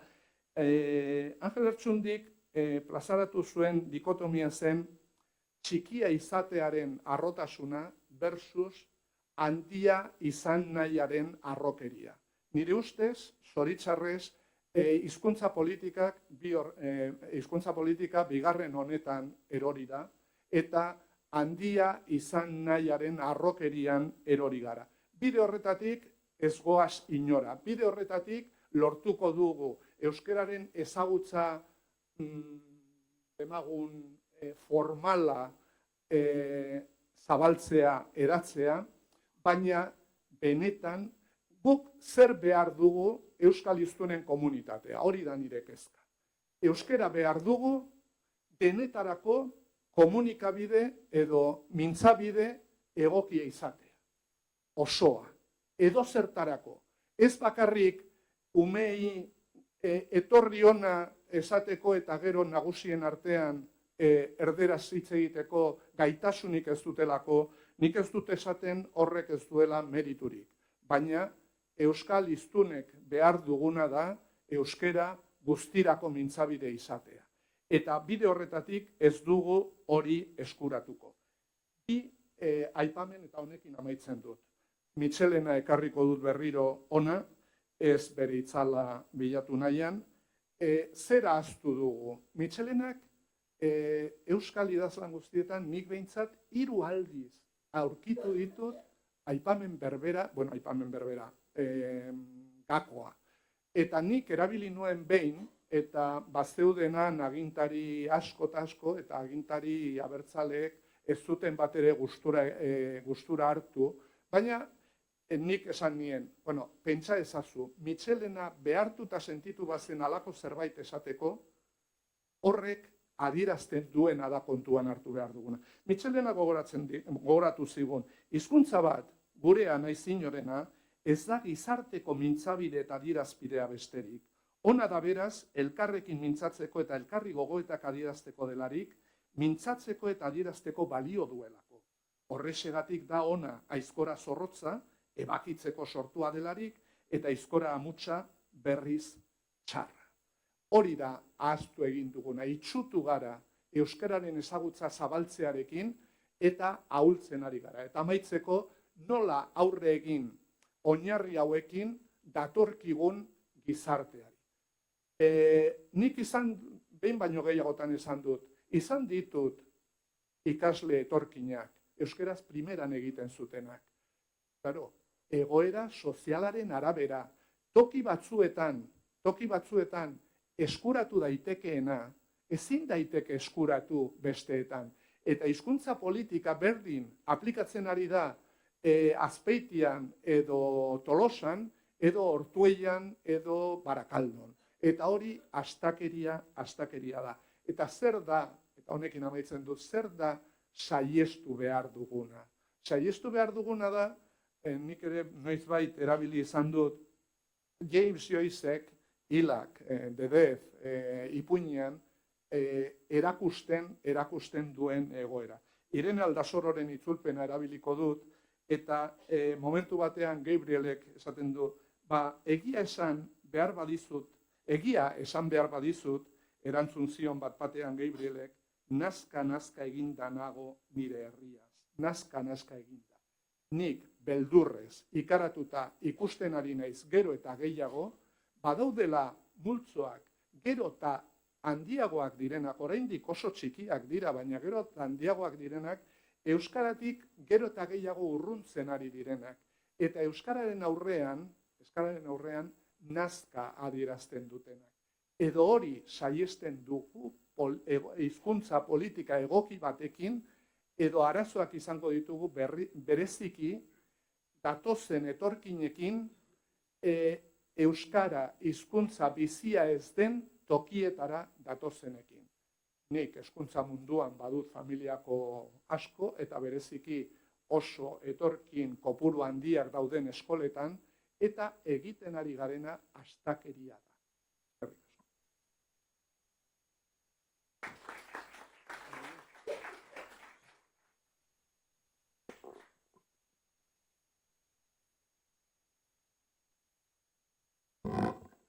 Bueno, Albertori eskertu ondoren, orain pasatuko gara, Edurre ez niri horra joan naiz. Edurre beiteri kezpena edo urri beiteren kezpena adizkide handia de bai, azpaldiko urteetan ibili izan gara honelako saioetan, uste dut lehenengoa egin genuela 2007 ian gutxienez. Gero asko estimatzen dut, ni obsesionatuta nengoen liburu bat ateratzearekin, Butchart Taylorren txostena, eta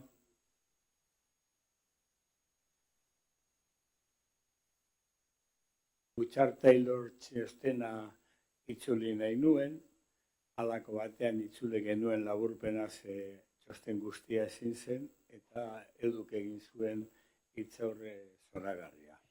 Eta ordurik ona honelako kontuetan aritu da, eta aniztasunaren arazoetan. Edu baita zuzenbide konstituzionaleko irakasle izan da, giza eskubidena ere Deustuko Unibertsitatean, bertako izan da, Derechos Humanoseko zuzendari izan da, dekanoa izan da fakultate horretan, eta baita erretoriorde unibertsitate estrategian. Horrez gain hainbat tokitan aritu izan da, eta batez be foro nazioarteko importanteetan ibili da non gai hauek tratatu diren. Orduan, berak ematen diot hitza eta igual toki saldatzen gara.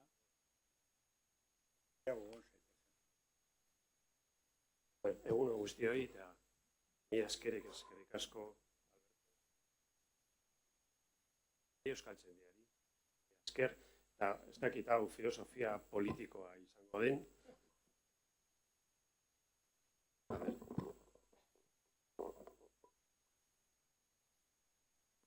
Orain, hobeto entzuten da, bai? Inot ez dakit filosofia politikoa izango den, nire hausnarketak izango dira. Hausnarketa botatzeko 3 zatitan banatuko du nire aurkezpena, 3 pasu hauetan, zati bat euskaraz egingo dut, eta beste zati bat gazteleraz aurkeztuko dut, nik uste dut horrela hobeto ulertuko dalako. Orduan, hasteko sarrera moduko hasierako planteamendu bat. Orain dela 45 urte, 1980 urtearen inguruan, zegoen egoera ilusionantea zen, ezta? Hor hasi izan autogobernua, behintzat erkidego autonomoan, ofizialtasuna, euskarak hartu zuen lehen aldiz historian ofizialtasuna.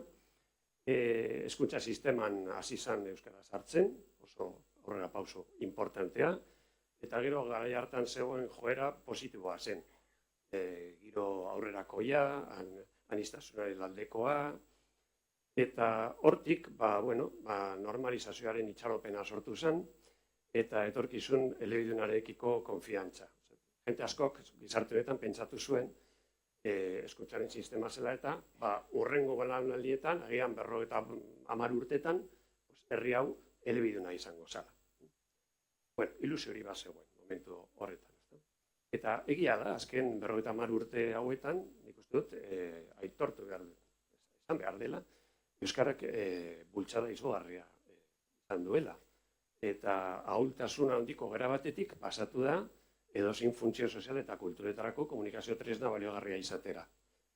Eta hori dena eginda, erakunden aleginarekin eta gizarte sektorea handi baten aleginari esker. Eta hori aitortu behar da komunitate bezala eta herri bezala. Nik uste dut importantea dela hori azpimarratzea. Lorperi deigarrienak, nik uste dut argi dago hiztunen kopuruaren igoera ikusgarria, argi eta garbi, eta gero gizarte prestigioa berreskuratzea, handitzea.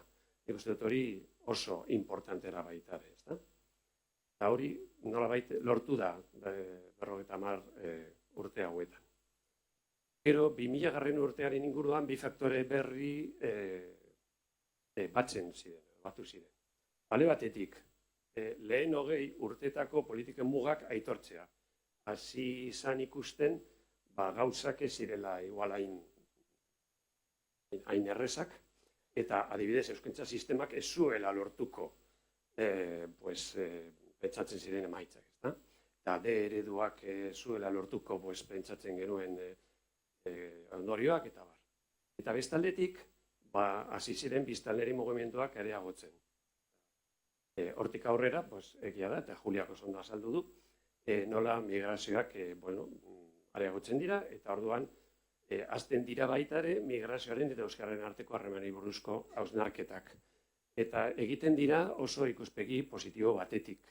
Eta hor jende askok lan egin dut, oso ekarpen eta ikerketa eta esperientza oso interesgarriak ekarri dituzte. Xabier Ayerdik, Belen Uranga, Amelia Barkin, Mario Zapata, ez dakit beste batzuk.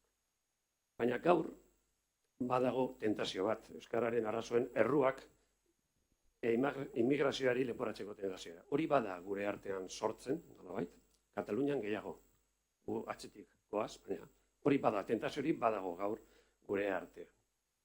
Bueno, bai egia da, aurrerapen izugarriak izan arren, gaur sentsazio gazi osoa, ez da?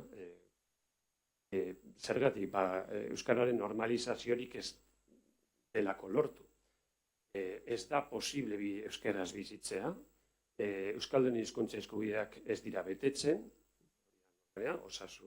osakidetzan, administrazioan, hainbeste lekutan, eta gero, gaina, eta Albertuk ere horretaz oso ondo hitz egin du, euskararen pertzepzioari buruzko gizarte arrakala gero eta handiagoa da. Eta sektore batzuetan, inposizioaren diskursa indartzen ari da baita. Beraz, 80 hamarkadako ilusiotik Sisiforen mitora. Mito hau, Xabier Ayerdik ekarri zuen forora eta oso ondo. Harria tontorrera ego eta berriro erortzearen sensazioa. Eta, bai, euskararen etorkizunari buruzko angustia eta ziurgabetasun sentimentuak ari dira areagotzen gure artean. Bueno, gutxiengotako hizkuntzek dinamika antzekoa sufritzen dituzte, gu ez gaude bakarrik munduan, eta orain hizkuntza politika berriak edo gaurkotuta pentsatu behar. Claro, logikoena ja eginda dago. Logikoena erabaki izan orain dela 55 urte. Hizkuntza sisteman sartzea, ofizialtasuna, orain eta oraindik aurrera zer. Claro, hori pentsateko antzietatea eta ezinegona ez da lagun ona bidea hori egiten, hori ere kontutan hartu behar da. Bueno, zer dauka, euskarak zer dauka alde, babes politiko mugatua, gizartearen jarrera positiboa, edo behintzat gizartearen gehiengoaren jarrera positiboa, gehi implikazioa, sektore baten implikazioa. Eta zer dauka kontra nire ustez? Nire ustez gaur hizkuntza dinamika baldintzatzen dituzten nire fakture nagusienak. Eta honetaz hitz egingo dut bigarren puntuan, nire bigarren pausoan. Hiru faktore erabakigarri horiek nik horrela deitzen diet. Faktore instituzionala edo politikoa, giza faktorea, eta faktore teknologikoa edo digitala. Hiru faktore hauetaz hitz egiteko, orain pasatuko naiz gaztelerara. Primer factor. Factor institucional o factor político. Esto se refiere a la relación que hay entre las lenguas y los poderes políticos y el poder político. Vale, aquí el factor decisivo es la estatalidad. La estatalidad es un requisito necesario, pero no suficiente, para conseguir la normalización, eso que llamamos la normalización de un idioma. Al final, el mapa de idiomas, incluso de la Unión Europea, hay un primer idioma, hay una primera fila de idioma que solo lo ocupa el inglés, que eso no aparece en ningún sitio formalmente, pero luego la diversidad lingüística de la Unión Europea, en primer lugar, tiene este mapa. Este es el mapa de las lenguas de Estados. Y luego, en un segundo lugar, tenemos el mapa de las lenguas minoritarias. La estatalidad es un factor decisivo de normalización. No lo asegura, pero evidentemente hay lenguas que ahora han avanzado en su situación gracias a que tienen estados independientes. Puedo mencionar el estonio, el letón, puedo mencionar el esloveno, el croata o el macedonio. Bueno, esto provoca que haya lenguas de diversas divisiones. Yo en mi coche puedo configurar la pantallita esa con cosas que hay en algo así como 17 o 18 idiomas distintos. No está el euskera. Tampoco está el catalán.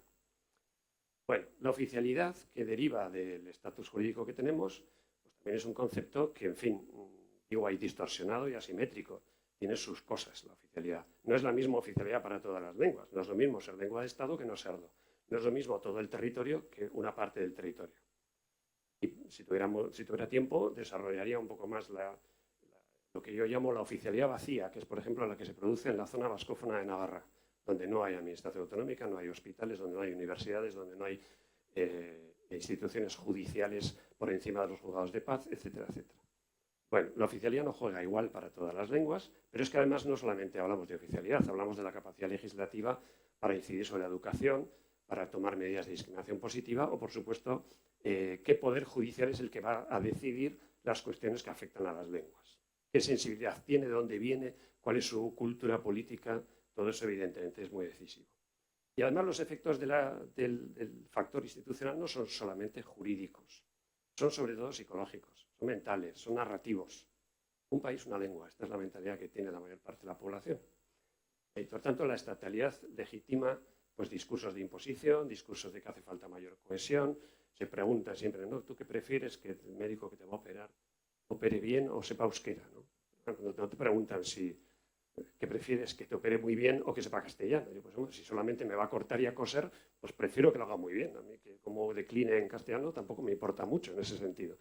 Pero, en fin, los discursos que rodean a las lenguas también se construyen en torno a un factor tan decisivo como el político. Pero bueno, segundo factor, el humano.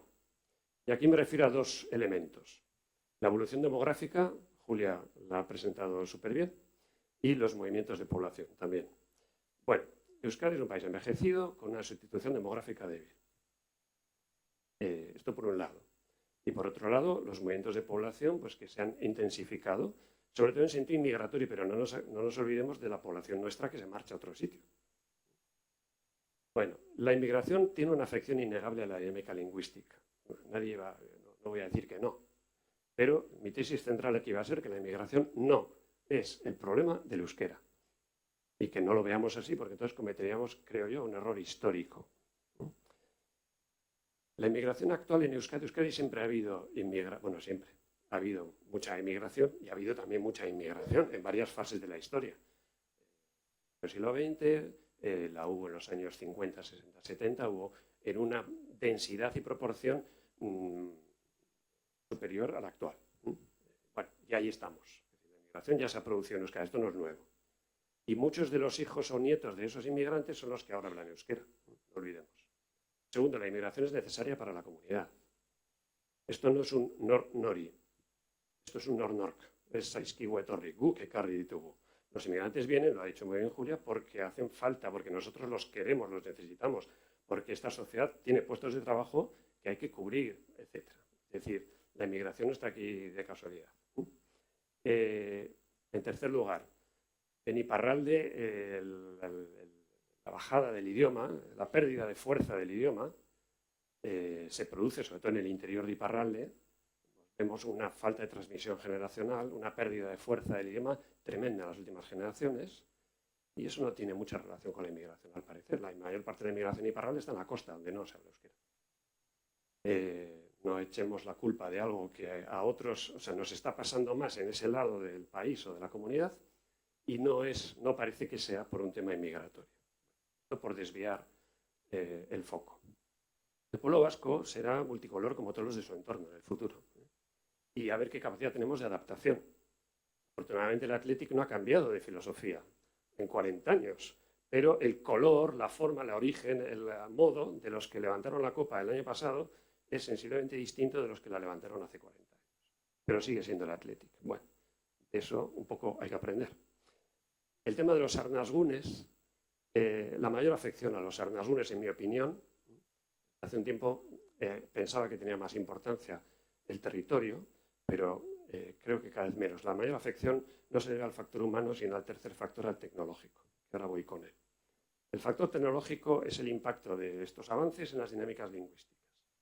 Y aquí quiero llamar la atención sobre un proceso que es rapidísimo y muy reciente. Entonces, yo tengo un móvil hace 20 años, hace 25. Sí, pero tenías un móvil con el que no hacías más que llamar, o mucho mandar un SMS. Esto de que podamos entrar en el banco, vender, reservar un hotel, qué sé yo, 1000 cosas, y todo el rato con el móvil, esto es desde hace 10, 12, como mucho 15 años, no es más. No ha dado tiempo casi ni a investigarlo. Y este es realmente el factor decisivo hoy en día, porque esto ha cambiado radicalmente la manera que tenemos de relacionarnos. No solamente impacta sobre la lengua utilizada. ¿Cuántos euskaldunes tienen su móvil configurado en euskera? Podemos hacer esa pregunta, sacamos un porcentaje. Ni siquiera eso es lo más importante. Lo más importante es la transformación de las relaciones humanas, que supone esto. Lo que yo llamo deslocalización o desterritorialización. Nuestras relaciones ahora son en un porcentaje altísimo de tiempo con personas que no están al lado, sino en otro sitio. ¿Vale? Son así. ¿Cuántas veces vemos esto? No solamente entre jóvenes, entre mayores también, en el metro.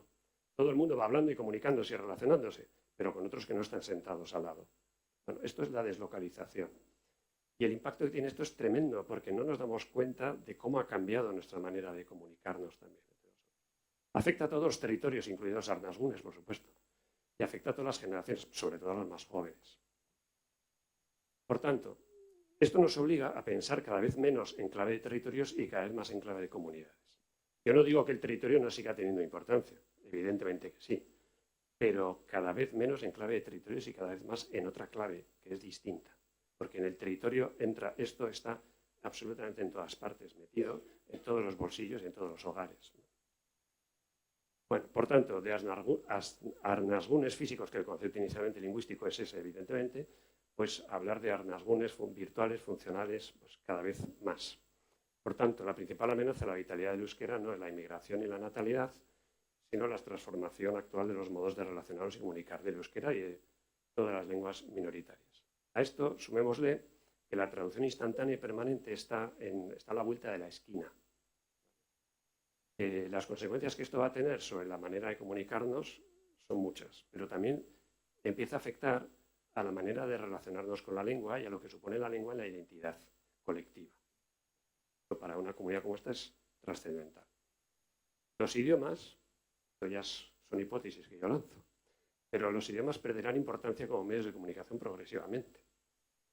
Se va a cuestionar la relación tradicional, instrumental o afectiva con las lenguas.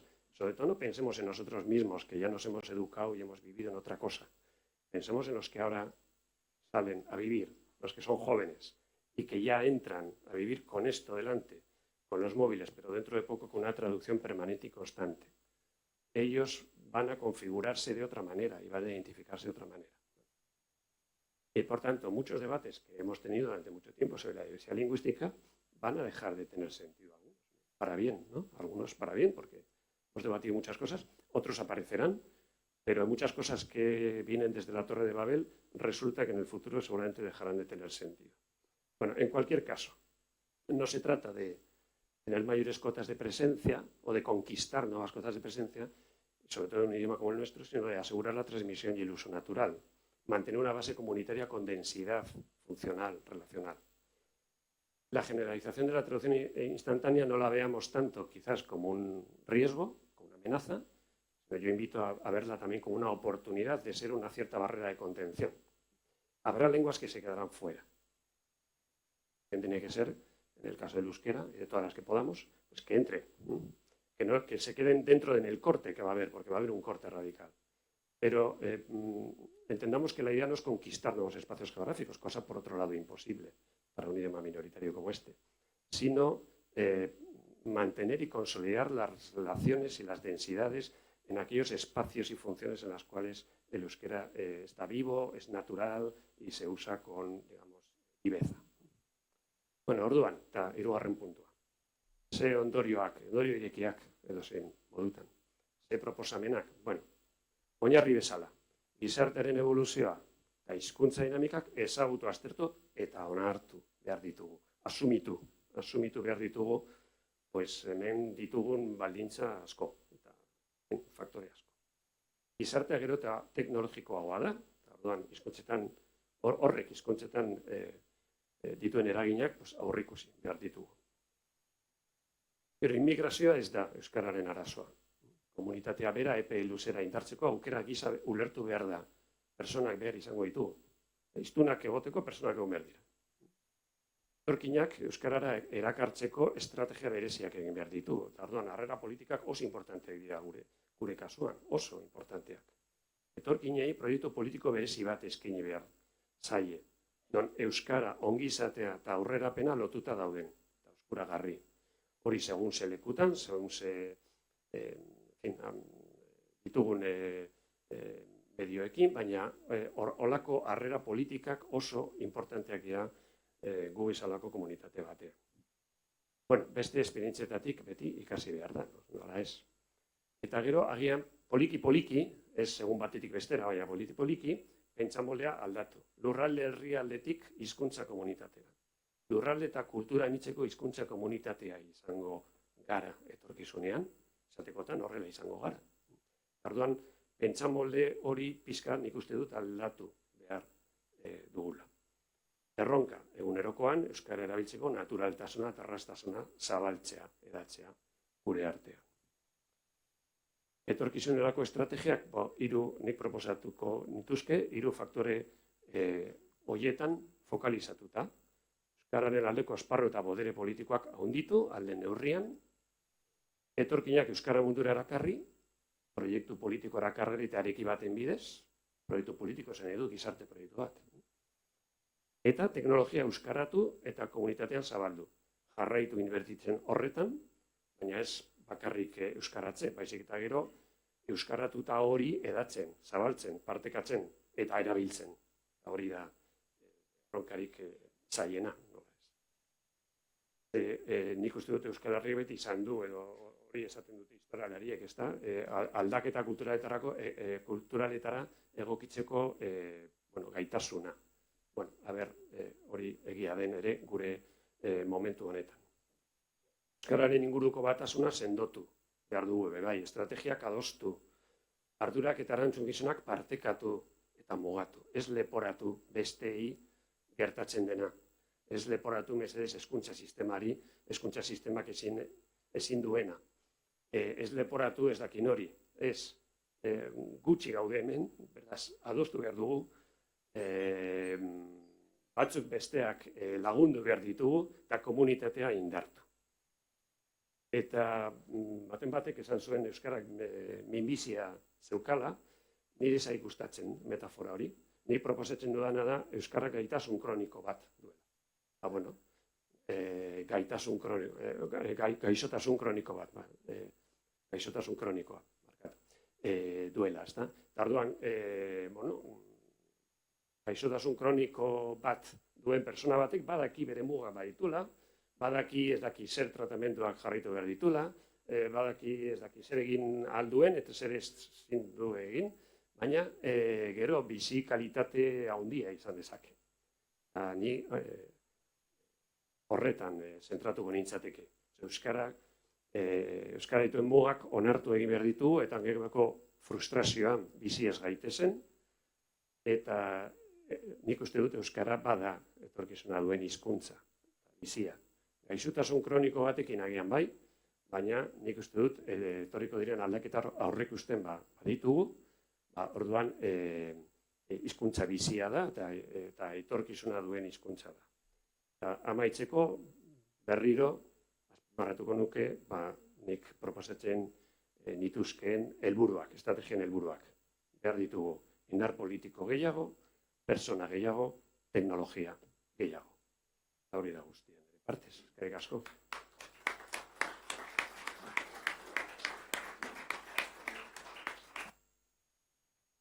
Bueno, ikusten duzu moduan, bi agarri, gainera denboran dute esan beharrekoa, eta orduan pasatuko gara galdera bat. Eskatuko dutzuet, galderak egitea, galderak egitea ez komentario luzeak eta bar, ez be, zentratzea. Egingo ditugu 3-4 galdera, eta gero pasatuko gara hurrengo programako zailo. Orduan, zuenok, zualtzatu eta zitzek. Venga, Ramon. Ni zai gertatzen zait galderak egitea. Esaterako, baieztapen batzuk, pixka bat oso eztabaidagarriak dira gauza lehun bat esatearren. Alberto, zu badakizu, Miltxanenago idatzi zuen testuinguruan, ari zela euskara gaitzari buruz noranahiko bilakatzeko. Etzan ari gizarteaz, ari zan hizkuntza gaitzeari buruz, hortik dator aizkoraren metafora hori. Eta gero hizkuntzari buruz eta bezalako kontu hitz egiten dugunean, hor badira ñabardura ugari jarri beharrekoak, baditugu azterlanak eta badaukagu nahikoa literatura zientifikoan, non adierazten digutenak familiaren pisuak eta familiaren osaerak zenolako garrantzia daukan emaitzetan, eta hainbat kutu, eta inguruak, eta bar da horra. Beraz, ñabardura ugari jar daitezke diskurso batzuetan. Horrek ez du kentzen, nik uste dut bat etor gaitezkela guztiok, euskara egin behar dugula erakargarri. Askotan, ni mezu hori intzuten duanean, euskarara jendea erakarri, euskara eta euskal kultura izan behar dute erakargarri. Eta gauzak erakargarria direnean jende aurreratu egiten da. Eta aldiz erakargarriak ez direnean jende usatu egiten da. Eta ez dakit lantzean behin jende erakarri baino usatzen ez duk. Eta horrek berpentsatzera behar gaitu hainbakutu. Eta ero antxitatearen aipatu duzu. Baina nik ez dakit benetan norbaite pentsatzen ote zuen nik behintzat ez, 80ko hamarkadan, 20, 30, 40 urteko perspektiba batean euskara normalizatzera iritsiko zenik. Areago, esango nuke, ez genula uste gaur egungo egoerara iritsiko ginenik ere. Beraz gauzak ere komeni da ez gaurko begiradarekin, baizik eta 80ko hamarkadako begiradarekin begiratzea. Eta ero nik usut, gauza labur bat esatearen, askotan jendek esaten duenean, eske euskarak mantxotu da bere bizi berritzean hor, ez. Errealitatea da, gure egitura soziodemografikoa oso denbora laburrean aldatu egin dela. Eta errealitate horretatik abiatu behar dugu hizkuntzaren bizi berritzeari bultzada berri bat emanei baldin badiogu, ze egitura soziodemografiko horretan urreratu zaizkigunak dira. Eskola bidez euskalduntzerik ez ditugunak, badakartelako hizkuntza bat mutuak ez direlako, gainera ugalkortasun tasarik altuena dutenak, lanera datozenak, eta beraz, uste dut egin behar dugu mezua ez dela honen bestez. Aizu, egin behar duguna da, abiada bizkortu. Ez, mezua izan behar duguna da, 80ko hamarkadako adostasunetara bueltatu. Eta behar bada horrek, mesede ikaragarria egingo liguke hizkuntzaren bizi berritzeari bultzada berri bat emateko.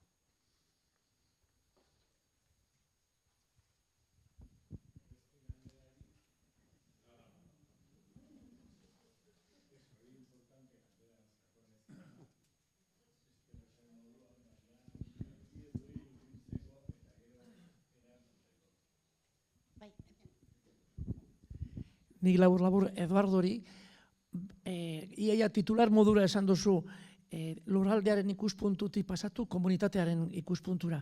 Gustatuko litzaidake hori, afirmazio hori ondo ulertu dut, ezta? Pixka bat gehiago sakontzea.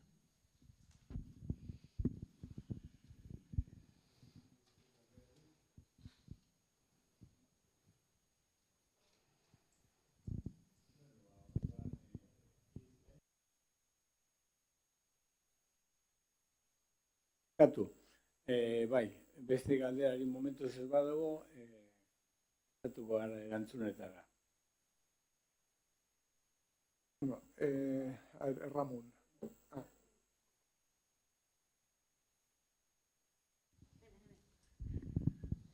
Sí, buenas. Soy Lucho, de origen chileno, llevo muchos años viviendo aquí y como inmigrante he escuchado todas vuestras disertaciones, pero como inmigrante tengo mi opinión. Todos los discursos, todas las políticas de las que habláis, teóricamente quedan muy bonitas, pero la realidad no es esa. Pienso que el gobierno vasco, institución a quien corresponda, pone muy pocos recursos para que el emigrante pueda aprender euskera, porque las prioridades de un emigrante recién llegado son otras. Primero saber dónde llegar, qué va a comer y dónde va a dormir. Y lo último es aprender el idioma. Pero a la hora de aprender el idioma nos encontramos con los problemas que tienen que pagar y esa no es su prioridad. Entonces, pues pienso de que si hay una posibilidad de poder fomentar la lengua, en este caso el euskera, con más facilidad va el emigrante. Besterik, azkenik, venga.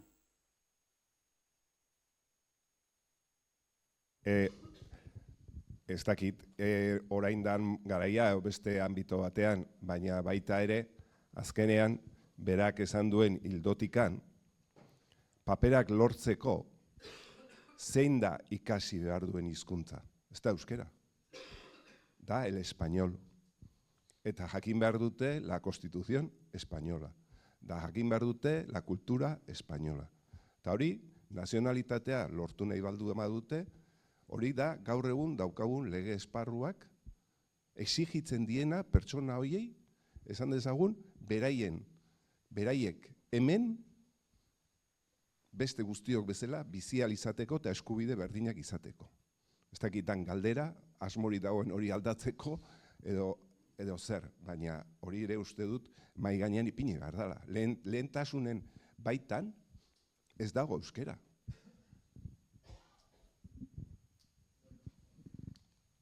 Orain bai, pasatu gara erantzunetara. Bale? Bueno, Ramon, ez dakit guztiz ondo ulertu ditutan, baina, bueno, nik esan dut aipamenak egiten nituenean, hartzen nituela, eta aldez aurretik adierazi dut ez nuela, alde batetik ez nuela aipatutakoen itzala bilatzen, eta gero beste kontekstu batean erabiltzen nituela, hori aldez aurretik aitortu dut. Orduan, nabardurak, 20 minutu nituen hitz egiteko, 2 ordu ematen badizkida zuen, nabardura gehiago egingo nituzke, eta zutabio garai batean orduak egon ginen euskera 21 batean eztabaidatzen, eta orduan nabarduetaraino sakondu ginen. Eta hori lotzen dut esan duzun gauzarik importanteena niretzat. Mezua zein da, eta orain da nire ustez kolokan edo arriskuan duguna. Orain esaten da, eta zuk esaten zenuen aurreko egunean artikulu batean, nik argi daukat onaino iritsi baldin bagara. Eta euskera 80an baino ahulago dagoela, ez dakit hori esaten dutenak 80an nagusi ziren errealitatea zein zen ulertzeko moduan, gu baginen. Eta, euskararen egoera erabat aldatu da, ez bakarrik presentzia soziala, ez bakarrik prestigioa, euskera hizkuntza gisa, inoiz ez da orain bezain aberatse izan, inoiz ez da idatzi orain idazten den bezain ondo.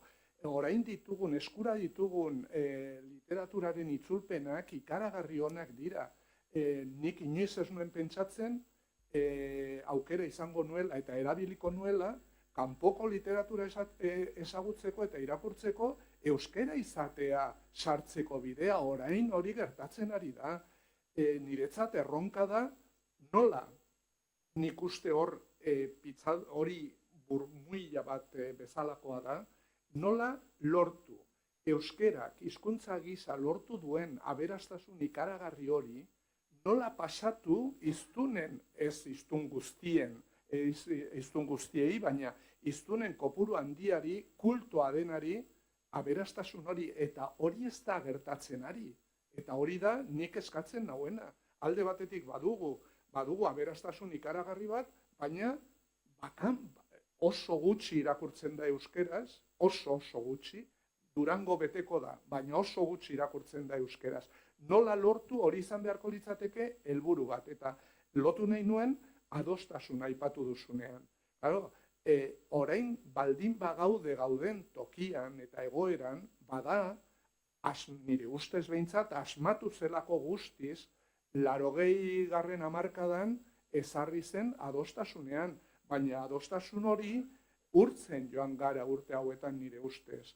Eta gaur planteatzen dira, hankaz gora jarri behar dela alako adostasuna, aurreko egunean nik parlamentoan esan nuen, begira, abertzaleen arteko adostasuna osatu nahi duzue, botuak dituzue, ganbera honetan gehiengoa duzue, aurrera, baina gero ondorioak onartu, gizarte demokratiko batean, gizarte zabala den neurrian, herritarrok baditugu 1000 bide, esartzen didazu horren beharra. Beste aukerarik izango ez dudanean, helburua lortu nahi baldin badut, beteko dut. Baina gero, auskalo zer egingo dudan, orduan, euskera ez tiki tratatu behar dugu. Ze motako adostasuna lortu behar dugu. Zeren baita ezinbestekoa da euskera inoiz ikasiko ez dutenen babesa ere. Ez bakarrik euskera ikasi nahi dutenok, euskera inoiz ikasiko ez dutenen babesa ere behar du hizkuntza politiko batek. Eta orduan, claro, ni ikaratuta nago, orain proposatzen ari diren gauza batzuekin. Bueno, bale, ikusiko dugu. Badira mota horretako politikak eraman zituztenak eta hizkuntza porrotera joan da. Orduan, hori aurrean izan behar dugu. Badugu arriskua euskera porrotera joan dadila? Bai, badugu arrisku hori. Saietsi dezakegu arrisku hori? Nik uste dut baietz. Lortzen baldin badugu eta hori euskera gehienen hizkuntza izatearen obsesio hori gainditzen baldin badugu eta obsesioa jartzen baldin badugu ahalik eta handien, baina bereziki ahalik eta sendoen izan dadila hiztunen komunitatea, hori izan daiteke oinarria gero jauziak egiteko. Baina ez, euskeraren ezagutza artifiziala edo formala zabaltzea hori oinarri ahula da. Eta egoera sozialak behartzen du. Nik, Arantxak ezagutzen du, nik badu familia Zumaian. Etorkinak, nire osaba izebak. Seme-alabek Zumaian kalean ikasi zuten euskera. Eta euskaldun osoak ziren. Orduan, kontuan izan behar dugu, lehendabizikoa. Egoera sozialak laguntzen eta behartzen duela. Horrek esan nahi du horretara mugatu behar dugunik ez. Baina hortik kanpo ateratzen garenean kontuz ibili behar dugu. Eta nahi baldin badugu euskarara hurbiltzea etorkin bat hizkuntza gaztelania ere ez denean, euskara hizkuntza bizia ez den inguru batean, idazketa eta irakurketa ikastean murgildu nahi baldin badugu inguruan bizirik ez dagoen hizkuntza batean, askorekin, ez guztiekin, baina askorekin arazoak izango ditugu. Eta kalbario bat ezarriko diegu aurrera joateko, eta agian baztertuak izatera bideratzen ari gara. Orduan, gauza horiekin kontuz ibili behar dugula nire ustez. Ez dakit erantzun dizudan. Izango dugu, eztabaidatzen jarraitzen. Beti emaitza honekin, eztabaidatu dugu. Bueno, zaila da, ez da, erantzutea. Bai, ni 80ko markadeko goeraz ari nintzenean, erreferentzia bat egiten nien, ziurazki, euskararekin konprometituta ez zeuden sektore batzuetaz ari nintzen hitz egiten. Ni gogoratzen dut nire familian, bizilagunen, justo oso giro erdaldunean jaio nintzen, baina gogoratzen du reflexio hori, hausnarketa hori, ez da? Orain, sartzen badute euskara hizkuntza sistema, horrek esan nahi du, 50 urte barru, hemen denok jakingo dutela, eta orduan ez dago arazorik egongo. Eta beste batzuk horrela esaten dute, eta pentsatzen dute ja dena gaindituta dagoela, eta dena dago lortuta, eta orduan ez dute ulertzen zergatik batzuk kezkatuta gauden. Ez dute ulertzen. Ze kanpotik ikusita nolabait esateko. Sektore horiek gure artean ere bizi dira, eta gure beraiekin bizi gara. Eta horretaz. Gero bai, nik esan dut hori, lurraldetik poliki pasatu behar dugula beste eszenario batera. Azken finean zergatik eta ezin dizut esplikatu hori minutu baten, baina honek lurraldea zulotzen duelako. Hori da erantzuna. Horrek ez du esan nahi lurraldea ez denik importantea oraindik eta bar, eta zonifikazioak eta hori dena. Baina nik uste dut, etorkizunari begira, gauzak aldatzen ari dira eta oso azkar gainera, teknologiari. Eta gero, Lucho, le agradezco mucho la intervención, creo que es muy adecuada, porque a mí me parece que es una vergüenza que a estas alturas de la película, en este país, para estudiar euskera, las personas inmigrantes tengan que pagar. Es exactamente lo contrario de lo que yo he propuesto en estas propuestas humildes que yo he puesto aquí encima de la mesa. Hay que hacer políticas de acogida. La política de acogida, lo mínimo es que no hay que pagar para aprender. A partir de ahí hay muchas más cosas que hay que hacer. pero es que haya que pagar para aprender, yo la verdad es que no lo entiendo. Eso debería no ser así en ningún caso. Bueno, es que Y luego sobre la última pregunta que se ha hecho por allí, babadiru honek luzera emango duela. Orduan, maila hau bukatuko dugu, eskertzen dugu bi islarien partaidetza eta ikusi duzu sakona izan dela eta emango lukeela benetan honetan sakontzeko, baina uste dut ere ideia bat oso argi geratzen dela, eta da adostasunak badirudi aukin behar duela hemen toki estrategiko bat. Bale, mila esker eta aurrengo mahaira goaz.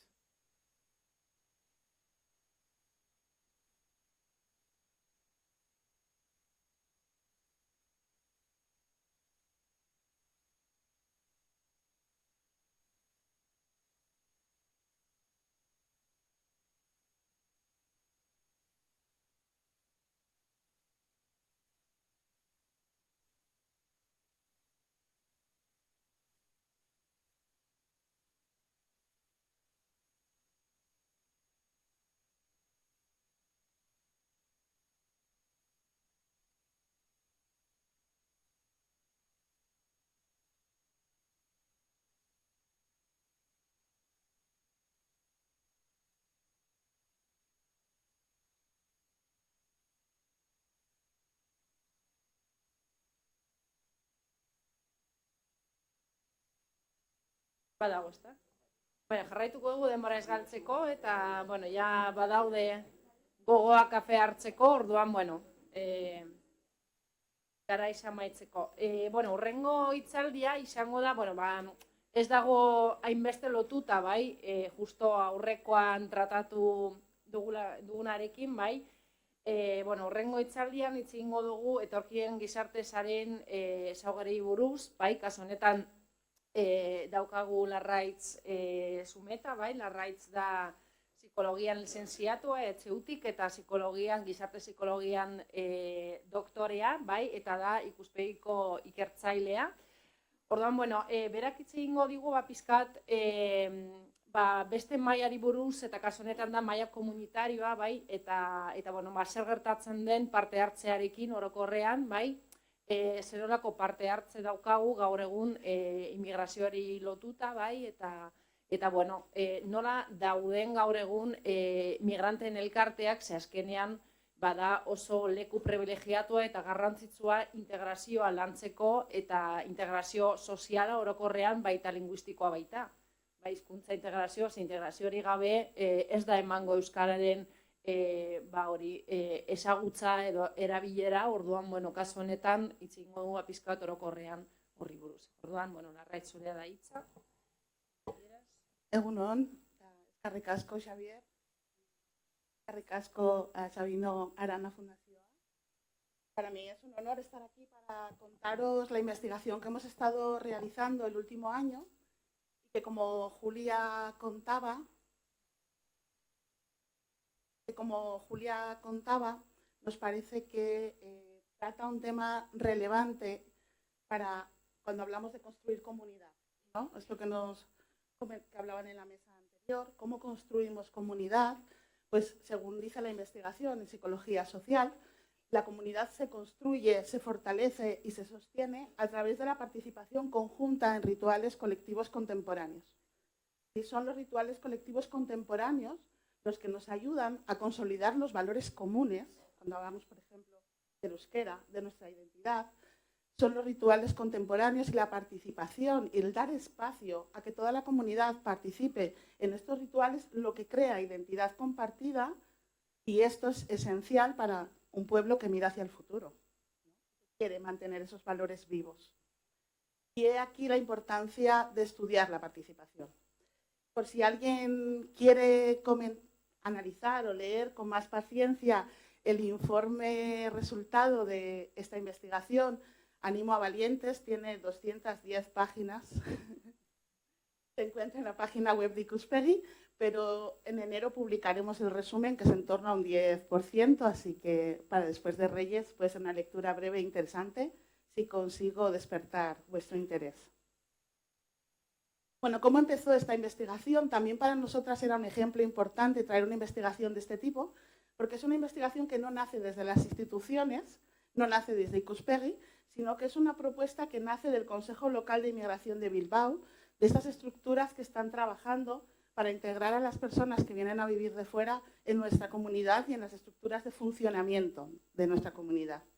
Y así, siguiendo los cauces existentes, fue ascendiendo hasta que llegó a la dirección del Foro Vasco de Migración y Asilo, el que trasladó a Ikuspegi esta demanda de hacer esta investigación. Partía de la idea de que existía un único diagnóstico hasta este momento que se había realizado en el año 2010 sobre cuál era la situación del asociacionismo de las personas migradas que viven en Euskadi. Hablando de asociacionismo, digamos, puramente migrante y no mixto, ni de asociaciones de apoyo. ¿Sí? Había un interés, obviamente, desde el año 2010 habían cambiado muchas cosas, tanto la proporción de personas de origen extranjero que viven en Euskadi como nuestra propia realidad, ¿no? Y el mundo en el que vivimos es bastante diferente hoy día, 2025, con respecto al 2010.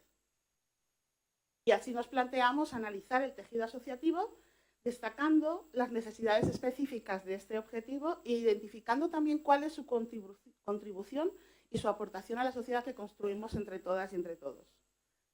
Bueno, esta es la metodología de investigación, no os voy a aburrir con ella, solo contaros que hicimos diferentes procesos y diferentes técnicas, entrevistas en profundidad, grupos de discusión con personas migradas, que además fue contrastado también con personas que están en la academia investigando este tema, y talleres de co-creación colectiva que hicimos también con técnicos y con personas del Foro de Migración y Asilo. También se incluyeron a las personas que trabajan en la administración en las entrevistas en profundidad.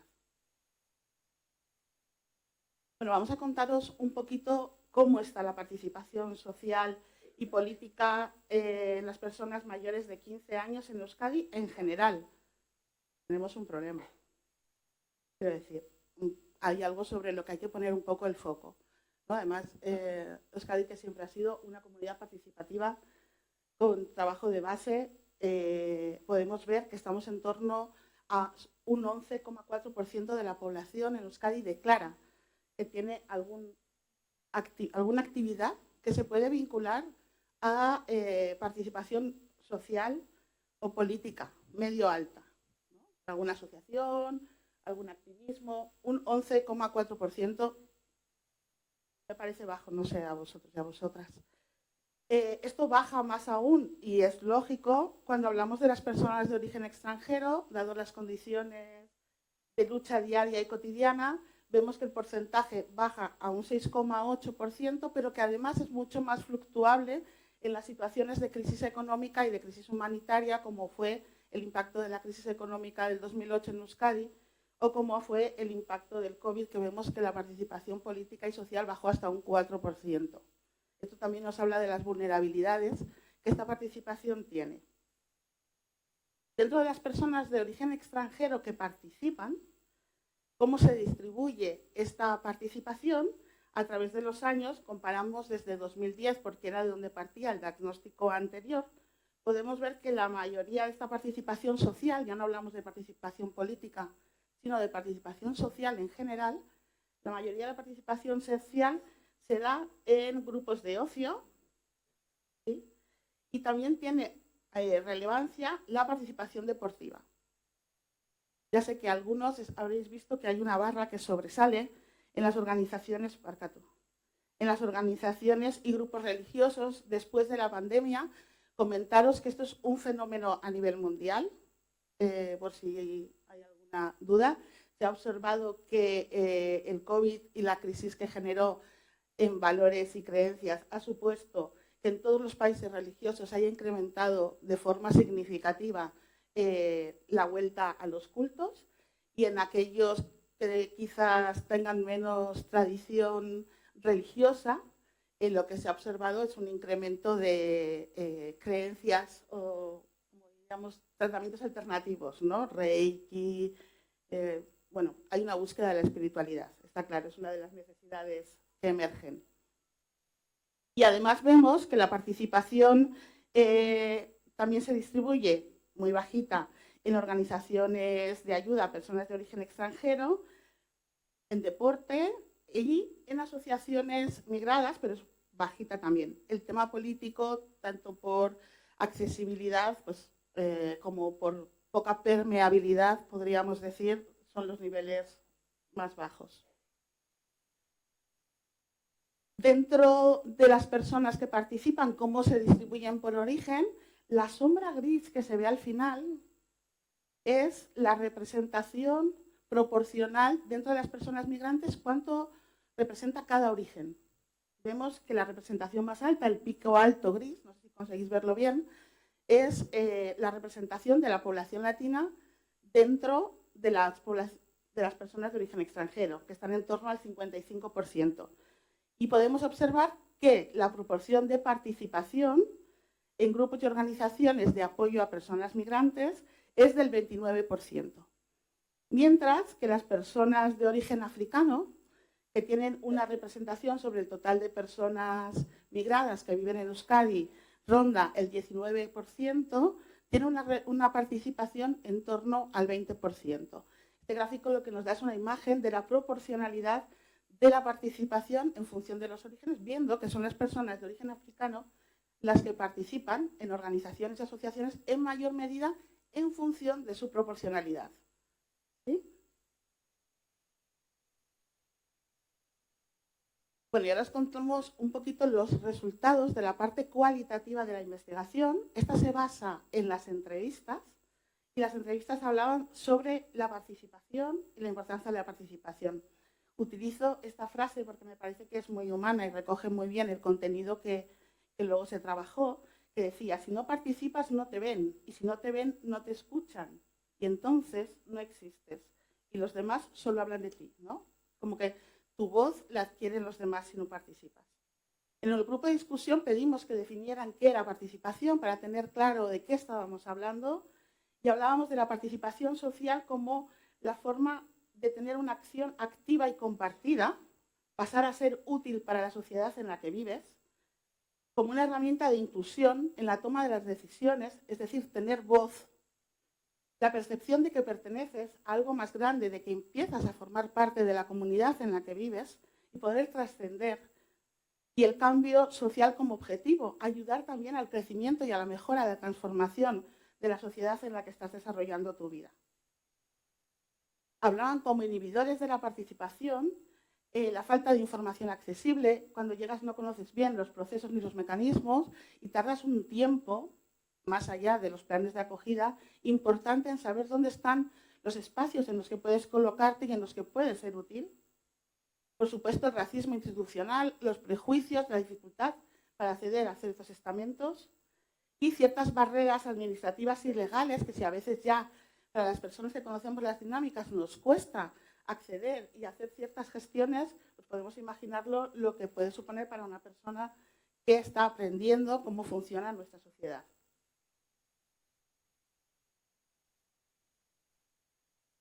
Bueno, con respecto a las asociaciones, decían, no queremos que la gente cuente por nosotras, queremos hacerlo nosotras, queremos que nos dejen contar nuestra historia. Encontramos un tejido asociativo migrante pequeño pero en evolución. Desde el 2010 hasta hoy habían incorporado nuevos desafíos y oportunidades, ha habido cambios importantes de transformación en el tejido asociativo migrante, han generado nuevos espacios de participación, están intentando encontrar un relevo generacional, como en todos los espacios de participación, parece que hay un salto importante entre lo que nosotras que nacimos el siglo pasado, creemos que es la participación y los que están ya después del 2020 creen que es. Y hablaban también de cómo aprender a gestionar las convocatorias y los recursos que necesitan para sostener y mantener esa participación. Y además ha adquirido mucha fuerza en este tiempo voces más políticas y además hay diversificación entre estas voces políticas. Se habla de activismo migrante feminista en estas voces, de repensar y de descolonizar la participación, de legitimidad y reconocimiento de la aportación a la sociedad en la que viven, de las dificultades de acceso a ciertos espacios culturales y sociales de nuestra comunidad que no están siendo permeables a que se incorporen personas que han venido de fuera, a la intersección de cómo les atraviesan las múltiples desigualdades y a la actualización de dinámicas más participativas y más integrativas. Las principales debilidades que tenía este tejido asociativo de personas migradas es la falta de recursos. Viven realmente a la cuarta pregunta que se dice, se plantean situaciones como poder disponer de un local físico, cómo pagamos la luz, cómo pagamos el internet, o sea, realmente hay situaciones de precariedad económica. También la dependencia de las convocatorias y de los fondos públicos, el agotamiento y el desgaste emocional que deriva de estar viviendo en una situación de vulnerabilidad a la vez que estás intentando llevar adelante un proyecto asociativo y participativo y atender o dar apoyo a personas de tu comunidad, ¿no? El doble esfuerzo. Y de alguna manera resentían también la falta de reconocimiento de las acciones que están desarrollando, porque podemos ver en muchas situaciones asociaciones, organizaciones ayudando a otras personas de su comunidad, haciendo acciones sociales, y eso no aparece tanto en los medios, ¿no? Lo que aparece en los medios son otro tipo de discursos.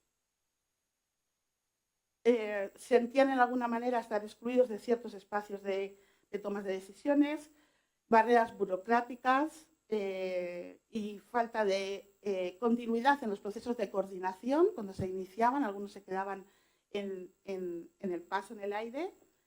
Mayor necesidad de trabajo en red y de incidencia política.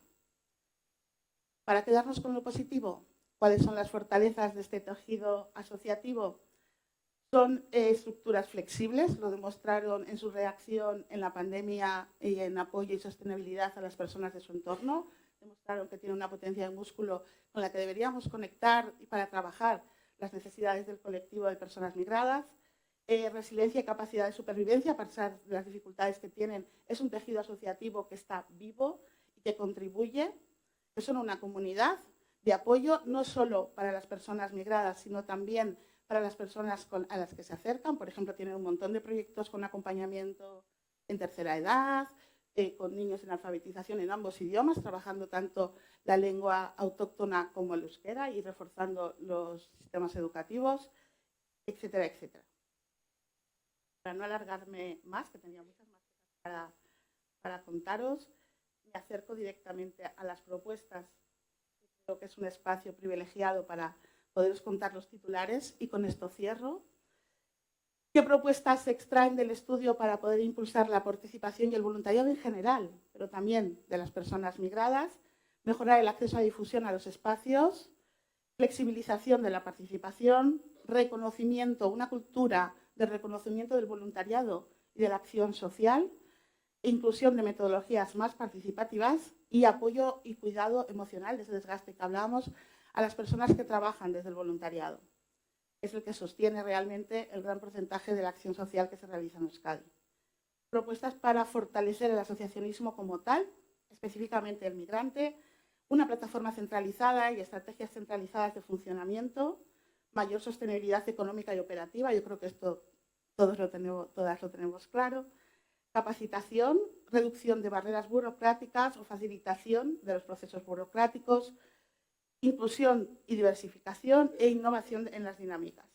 Finalmente, para el entramado relacional, social, asociativo, colaboración en red, reequilibrio del poder y de las dinámicas relacionales, incluir las nuevas perspectivas, mejorar la articulación, análisis de la gestión y promoción de la cultura del reconocimiento a la participación social.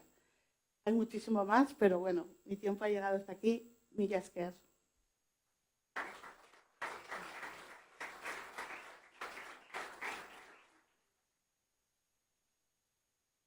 Bueno, eskerrik asko, orain galeren txanda, ez dakit galerek zalantzarik dagoen publikoaren artean.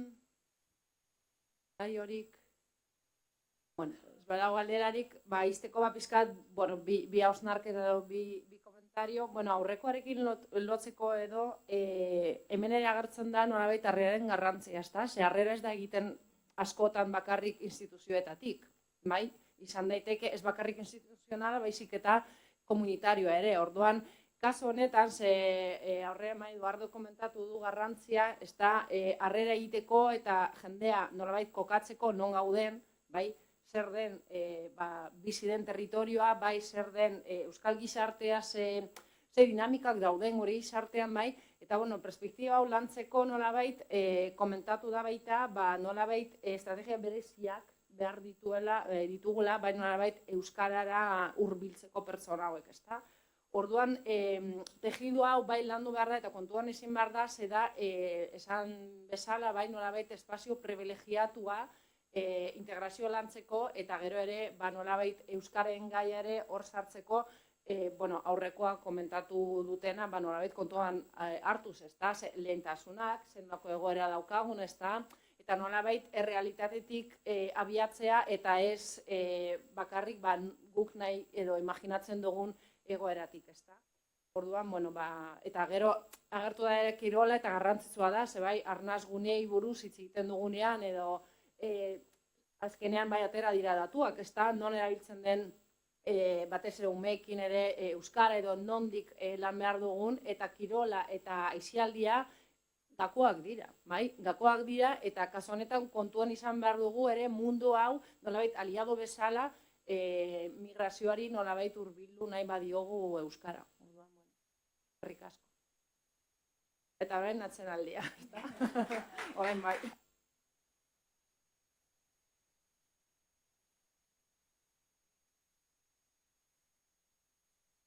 Beraz, ondo iruditzen bazaizue, beraiei emango diet hitza eta lehenengo Iker Barberorekin hasiko gara eta, zurea da hitza.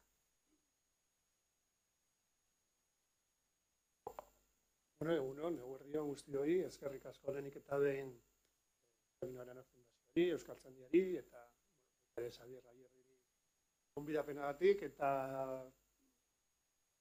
bezala erruduna izateagatik, ez?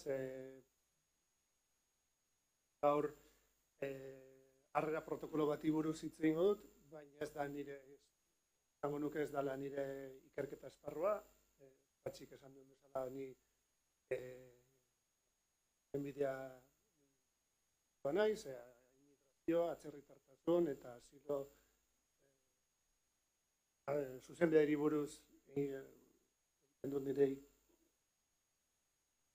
Bai, mesedez, bai, PowerPointa aburra daukat, baina esaten aritzen bezala zuzenbidean aditua naiz, immigrazio, asilo eta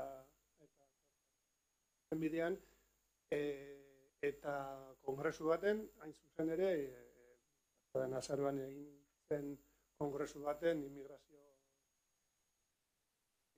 kongresu baten, Xabierrekin hizketan, esperientzia bat kontatu nion, eta horren arira, duen hitzaldi hau emateko.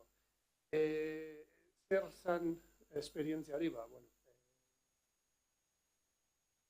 irakasleak izatez gain, aitare banaiz, guraso bat naiz, eta momentu konkretu baten, nire eskolako, nire seme-alaben eskolako guraso elkarteko kidea izateko hautatua izan nintzen, eta zen 4 urtez. Eta momentu historian zehar edo azkenengo urtetan herri honetan gertatu den fenomeno bati lotuta eta da 2018an batez ere harrera sareak sortu ziren, harrera prozesuak areagotu ziren batez ere transitoan zeuden migratzaile harrera emateko eta guraso elkarte horretan eztabaida sortu zen, elkarte horretan harrera protokolo bat bazegoen. Eta ez zegoen, orduan eskatu zidaten, edo naizen aldetik, eskatu zidaten harrera protokolo bat idaztea, eta, hortan hasi nintzen, 2020an gutxi gora bera, lehenengo gauza egin nuena izan zen, begiratu, inguruan, gertuan, Euskal Autonomia Erkidegoan, Euskal Herrian, esperientziari bazeuden, ez nuen ez aurkitu, leku askotara deitu nuen, ez dakit orain badagoen, edo orduan ez nuen ondo geratu, baina ez nuen ezera aurkitu, behintzat argitaratuta, edo jendeak komentatzen zian, orduan egin izan duena izan zen, zerotik ikastea, eta bueno, nire kabuz egindako zerbait. Bai. Orduan hori da aurkeztuko dana, bueno, ziriborro bat, ideia batzu, proposamen bat, ez inolako zerbait, inolaz ere finkua, edo, bueno, protokoloa egiterakoan lehenengo gauza egin nahi izan nuena izan zen, begiratzea zein zen gure eskolako errealitatea. Eta, bueno, ikuspegiko ikertzaileak hemen daude, Xabier Eguren fundaziotik hemen dago, eta haiek irakutsi digute diagnostikoak egiten, eta irakutsi digute errealitatea begiratzen, ez? Eta Juliak oso ondo azaldu duen bezala, ez da gauza bera begiratzea zenbat atzerritar dauden eskolan, zenbat jatorri anitzeko ikasleak dauden. Orduan, bueno, datu horiek eskolak dauzka, orduan interesgarria da ikustea, identifikatzea. Zenolako aniztasun etnikoa dagoen eskola horretan. Gero, baita ere importantea da, horrekoarekin lotuta, ez da gauza bera esatea zein da atzerritarra, zein da atzerrian jaiotakoa, gero desberdina da baita ere zein da herrian bizi dena erroldatuta. Juliak ez du aukerarik eduki horren inguruan gehiago hitz egiteko, baina erroldak gaur egun izapide administratibo bat da, tramite administratibo bat, baina ez du bakarri balio herrian edo udalerri horretan zenba jende bizidan jakiteko, baita ere eskubideak ematen ditu, eskubideen giltza da, bai giza zerbitzuetara, bai parte hartze prozesutara, bai diru laguntzak eskatzeko, bai auzoko edo udalerriko zerbitzu kulturalak eta deportibotara parte hartzeko. Orduan oso garrantzitsua da erroldatuta egotea integrazio prozesu bati buruz hitz egiten baldin badu. Zer dan etorri berria izatea, hori zalantza batzan, nik hori inkargatu zidatenean, baina nik galdetu nuen, zeini eskini behar zaio harrera atzerritarrei bakarrik, Murtziatik datozenei, Bilbotik edo Leioatik goazenei ere bai, jakina ulertu behar dugu, desberdintasunak eta arazoak ez direla berdinak. Atzerritarrek askoz traba juridiko, administratibo eta sozialak ondorioz badauzkate, migratzaile privilegiatua bezala baino. Baina argi eta garbi, eta lehen esan dudan bezala, ni atzerritar migratzaile bezala ere sentitu nuen eskola integrazio prozesu bat zala, eskolan guraso bezala patioan, baina baita ere guraso elkartean parte hartzea integrazio prozesu bat egin nuela, eta horregatik pentsatu nuen guraso elkartean parte hartzea edo zeinetzat parte hartze integrazio herrian, behintzat, integrazio prozesu bat zela, jendea ezagutzeko, ohiturak ezagutzeko, bizimodua ezagutzeko, horregatik horrela isladatu nuen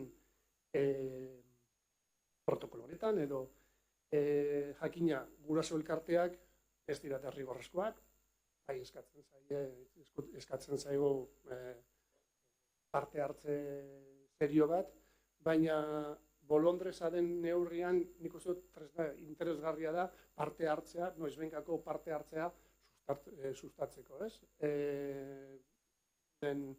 Larraitzek aurkeztu duen esposaketan, zailtasunak aipatu ditu, badaudelako zailtasunak, galdera txanda baten aipatu izan da, lana eginda gero familiarekin egon da gero zaila da parte hartzea, edo batzuk zailago daukate lan ordu gehiago sartu behar dituztelako beraien bizimodua aurrera ateratzeko, baina hala ere horrelako elkarte baten parte hartzea nire ustez oso interesgarria da integrazio prozesu baten. Guraso elkarte desberdinek egitura desberdina daukate, bakoitza antolatzen du nahi duen bezala, baina normalean ikusi duenagatik lantaldeak daude, eta momentu horretan gure eskolan zegoen inmigrazioarekin, aniztasunarekin lotuta zegoen lantalderik, eta hori da proposatzen duena, talde berezi bat sortzea, harrera taldea, aniztasun taldea, nahi den izena emanez. Zein izango litzateke talde horren helburua alde batetik heldu berri hoien harrera egitea, izan daitekeela idatzizkoa, izan daiteke banakako bilerekin, izan daiteke bilera kolektiboekin, baina bere helburua izango litzateke nolabait heldu berriei beharrezkoak dituzten, beharrezkoak ingo zaizkien izapideak, ohiturak jakitea. Eskolek badauzkate, umeak jasotzeko, aurrak jasotzeko protokoloak, baina guraso elkartek ez zeukaten. Orduan, guraso horiek, heldu berriak diren guraso horiek nola erakarri guraso elkartek eta nola azaldu guraso elkartetan sortzen diren dinamikak. Hori oso importantea da. Dinamika oso importantea gaur egun, Eduardok azaldu duen bezala, WhatsAppa da. Komunikazio tresna erabiltzen da. Gure hau dana landu nuenean pandemian zen, eta bilerak bideo deiaz egiten genituen, eta galdera bat, eta gaurko hitzaldiarekin lotuta dagoena da, ze hizkuntzatan. Bizi naizen herria arnasgunea dan, baina oso euskalduna da, zein da WhatsApp horietan erabili behar den hizkuntza, eta protokoloan aipatzen dudana, naiz eta euskera izan gehien erabiltzen den hizkuntza, beste hizkuntzak ongietorriak izango direla, ahalik eta modu egokienean erabiltzeko, baina baita ere talde horren helburua da nolabait heldu berriei erakustea nola bideratu euskararantz. Albertok esaten zuen bezala, nola egin euskara erakargarria eta adibidez euskaltegiak non dauden, diru laguntzarik badagoen edo euskara ikasteko, nola lortzen diren, behintzat bildur hori apurtzea, euskararekiko. Zeintzuk diren euskararekin lotuta dauden ekimenak, ohitura, bakizunak, eta azkenik, harrera talde horren helburutako bat izan daiteke baita ere, aniztasunarekin lotuta dauden erasoak edo aniztasunaren aurkako jarrerak edo adierazpenak identifikatzea eta baita ere lantzea. Batzuk jakina eskolako zuzendaritzapean geldituko dira, gatazka horiek konpontzea, baina beste batzuk izan daitezke gurasoen artean sortutako eztabaidak edo aniztasunaren kontrako jarrerak. Orduan, mediazio prozesu bat egitea, lan hori hartzea. Eta azkenik, urte edo ikasturte hori bukatzen danean, balantze bat egitea, bilera bat egitea, eta hurrengo ikasturtera begira hausnarketa bat, hausnarketak egitea. Eta hori da nire proposamena, hau da nire ekarpena, esan dudan bezala, zerotik hasita eta jakina bere argitzalekin. Orduan, ekarri duan, eskerrik asko.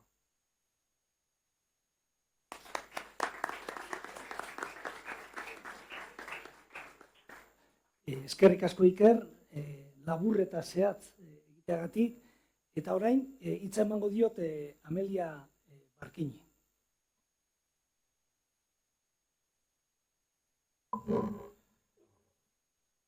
Eguerdi on denoi.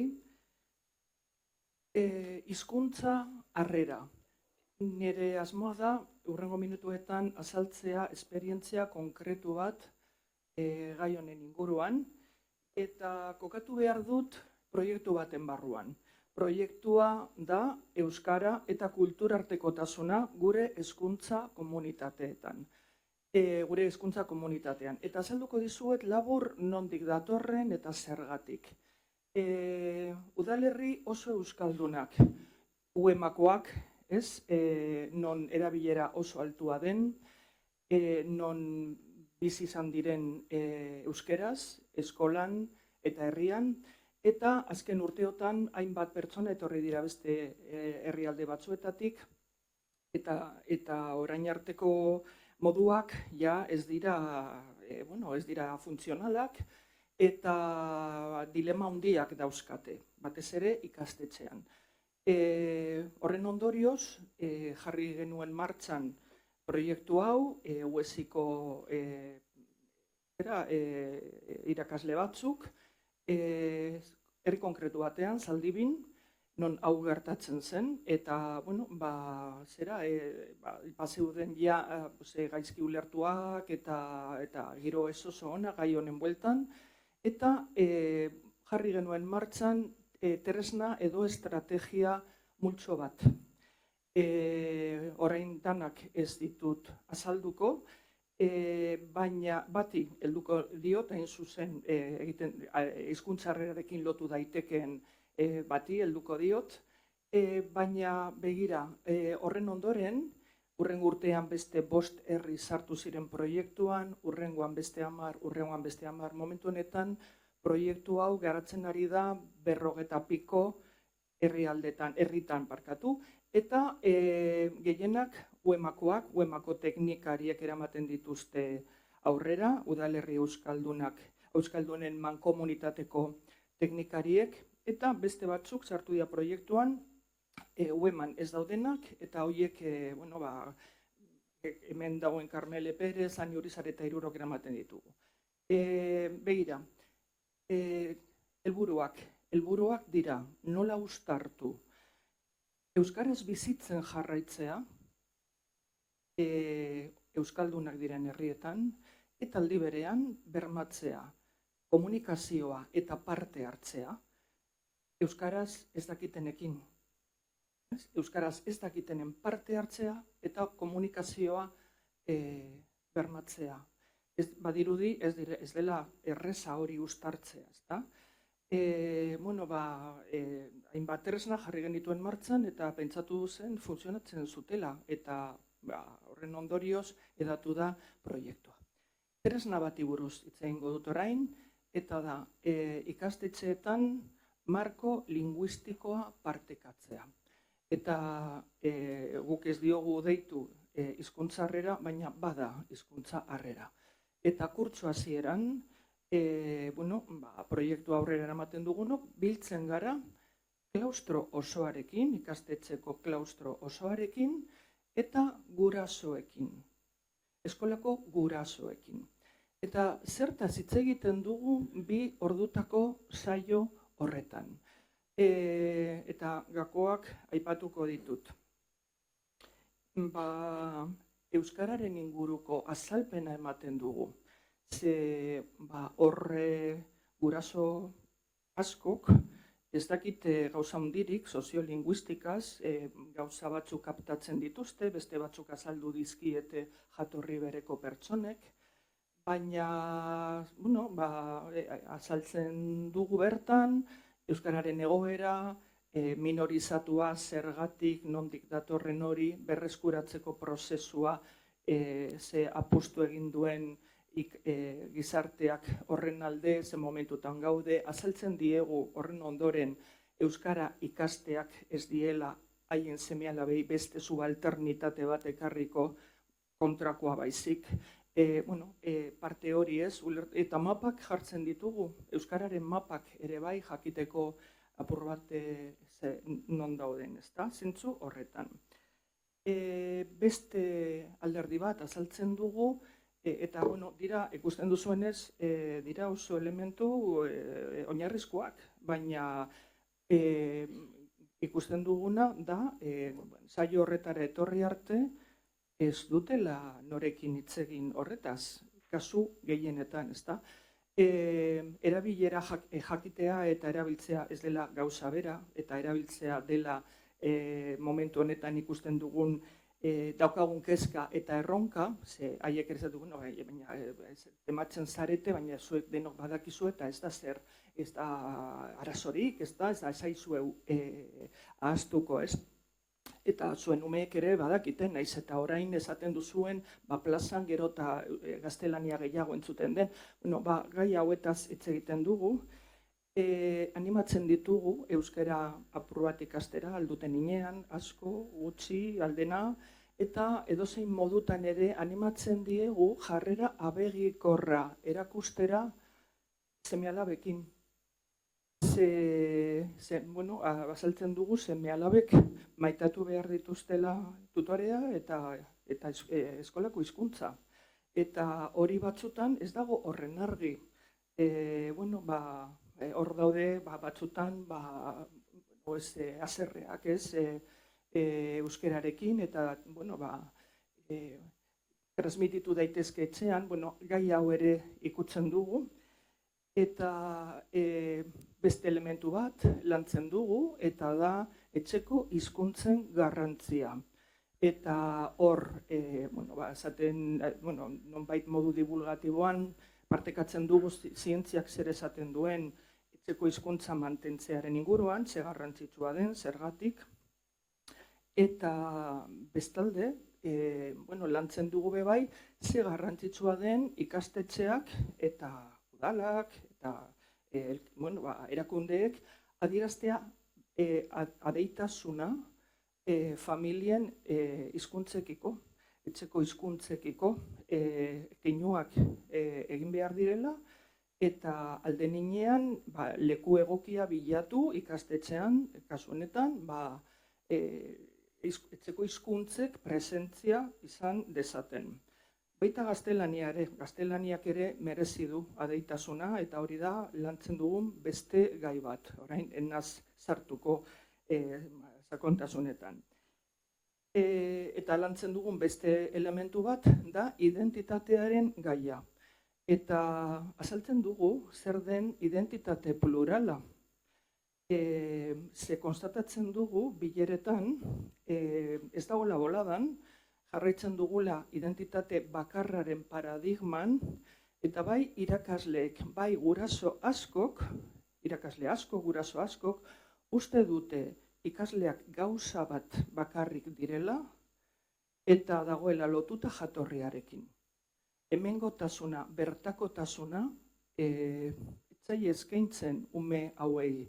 Adeitasun osoz tratatzen ditugu atzerritar moduan. Eta aizue, zera gai hau da oso potentea. Irakasle batzuk eta guraso asko erortzen dira zalditik gai honekin zaio hoietan. Naiz eta gaia dagoen bueltaka, azkeneko 20 urteotan zemantzogoa zen gai honetan, ezta? Horretaz guztiaz hitz egiten dugu, patxadaz, sortzen dira gero elkarrizketak, non agrabioak agertzen diren, agrabio txikiak eta ertainak, eta gero jasotzen ditugu eta aurrera jarraitu behar dugu proiektuarekin. Eta begira, esango nuke harrera edo hizkuntza harrera honen inguruan esango dituzke 4 gauzatxo. Bat, egiten da konfiantzazko ingurune batean, ze normalean eskolak proposatzen du gurasoekin, eta gurasoak etortzen dira, berdin da zein den haien egoera legala, etortzen dira, eskolan seme-alabak dauzkaten heinean eta beldurri gabe, ezta? Bi aldeko jarduera da, ze da guraso guztientzako eta ez da atzerritar jatorriko gurasoentzako soilik. Eta orduan, bakoitzak bere lekutik jasotzen du edo partekatzen du mezua. Etxeko hizkuntzen garrantzia, atzerritar jatorriko familien etxeko hizkuntzak. Horren inguruan pentsatu behar dute atzerritar jatorriko familiek eta familia autoktonoek ere bai. Bakoitzak bere lekutik pentsatu behar du horretaz. Identitate pluralak, horretaz ere bakoitzak pentsatu behar du bere lekutik. Ez soilik atzerritar jatorriko familiek, batzuentzat berria da, umeak herrikoak ere badirela, zea jatorriko gizartekoak izateaz gain, ezta? Baina autoktonoek ere gauza bera pentsatu behar dute haien lekutik. Eta begira, saioa oso esanguratsua suertatzen da. Eta gai hauek bibentzialki oso lotuta daude, etortzen diren pertsonekin, orduan zentzu horretan, nik uste dut esanguratsua.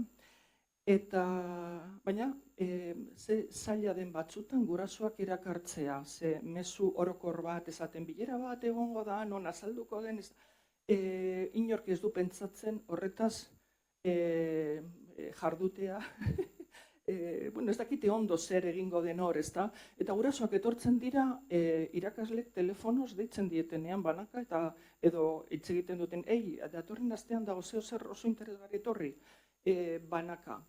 Mezu orokorrek ez dute funtzionatzen.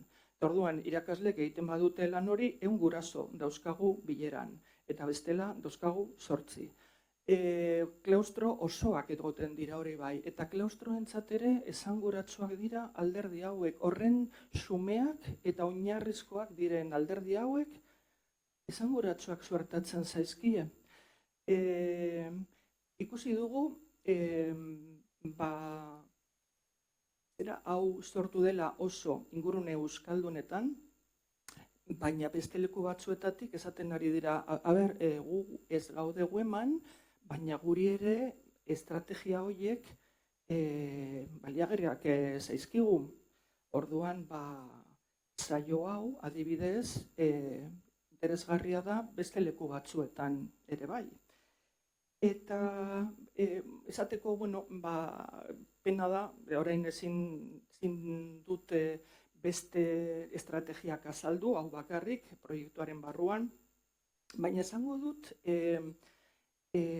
horren ondorioz, geroz beste gauza batzuk egiten dira, beste ekimen batzuk sortu dira, hemen aipatu da adibidez euskera ikastea gurasoek, begira momentu honetan, proiektu honetan sartuta dauden herrietan, sortu dira 22 talde, guraso talde, euskeraz ikasteko, umeak klasean dauden bitartean, ordu batzuk astean, herriko euskaltegiak ematen ditu klase hauek, 22 talde. Horretarako izan behar da doakoa, izan behar da eskolan, eta horretan, badago atzean, ulertzea zergatik, zertarako ez da, eta beste ekimen bat aipatuko dut, bukatzeko, aukeratu behar dut zerbait, eta aukeratuko dut, herri konkretu batean, aisialdia aipatu du lehen Juliak, eta ze garrantzitsua den aisialdia euskeraz, aisialdia dago lotuta ongizatearekin, lagunak egitearekin, errotzearekin, euskararekin, eta herri batean, udalak, bekak nahi baduzu horrela deitu, ematen dizkie zaurgarritasun egoeran nahi baduzue dauden ikaslei, horretarako lan egiten du irakasleekin, eskoletako irakasleekin, eta irakasleek esaten dute irizpide batzuen arabera, begira ondo legoke ume honi ematea eta umearekin hitz egin, irakasleek hitz egin, familiarekin, eta udalak jartzen du dirua herriko estraeskolarretan umea aritzeko euskaraz.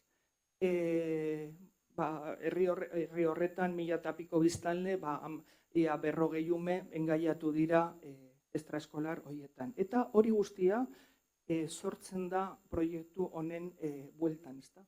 Orduan, hau da apur bat esan nahi nuena, eta igual sobratu zai denbora. Oso ondo, eskerrik asko.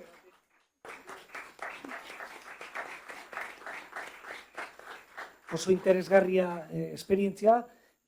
Bigarren esperientzia ikusi dugu, eta orain, hirugarren esperientzia edo saiakerari buruz hitz egiteko Nora Palmitan hori emango diotitza.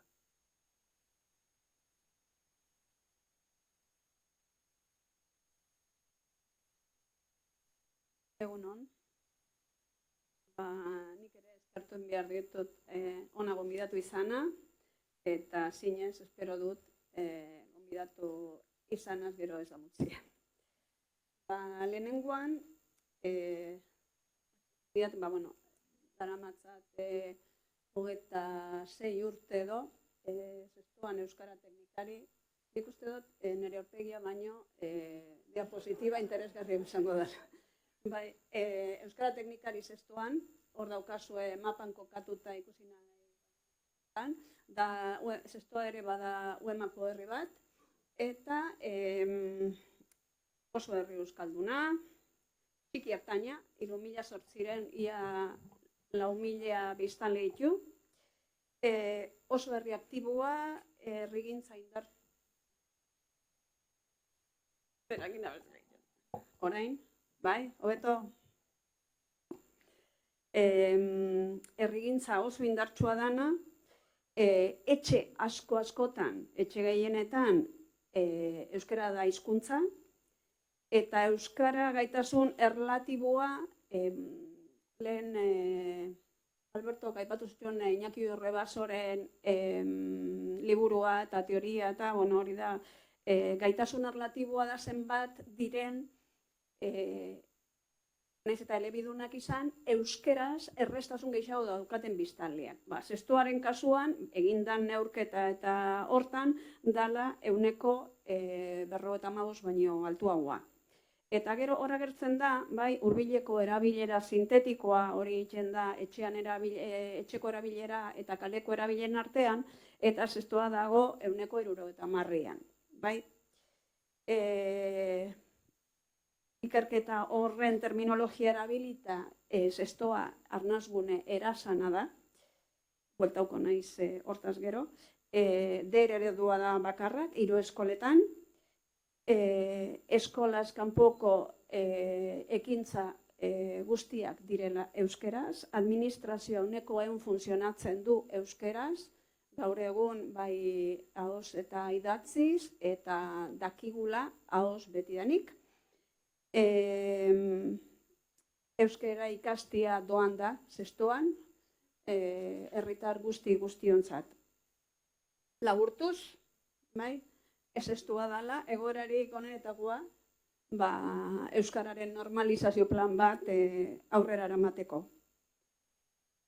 Halere, eta hori guztia kontuan hartutan, zestoan ere euskararen erabilera jaisten ari da. Nik ez dut integrazioan aurrera pauso nabarmenik ikusten, eta ez da gizarte kohesioan ere. Horrek nolabait behartu egiten nau, egiten dudan guztia, egiten dugun guztia berrikustera, edo beste beide batzutatik begiratzia, eta hori da zuekin konpartitu nahi dudana gaur. Nire zalantzak, nire susmoak, nire intuizioak. Loturari gabeko zerzelada batzuk izango direla, eta batzuk egongo dira kontraesanean, hemen aipatu diren gauza batzuekin, baina benetan pentsatzen dut kontraesanak gainditziak ematen digula bide aurrera egiteko jakintzan. Eta orduan horrela hartu mesedez. Eta nire azalpenarekin hasi baino lehen ohar batzuk. azaldu behar dizuet pixka bat zeintzu diren nire ajeak eta nire motxilak zuek ulertzeko nire hitzak. Bai? Lehenengoa, da, zutxuki hitz eitzen badot, edo zutan jartzen maniz gauza batzuk aipatzian, ez hartu mesedez arrokeri moduan, ez dala horrela inondik ere, eta ez da egiaren jabe sentitzen naizenik ere. Aspalditik ikasi nuen bizi izan dut, egia dala gizarte zati baten konstruktu sozial, politiko eta historikoa. Eta batzuetan hori ahaztu itxezaigula. Bigarrena azaldu nahi dizuena da oso mesfidati jokatzen, hori aitortu behar zuet, eta barkamen askatu behar dizuet, baina oso mesfidati jokatzen naizela ni datuekin.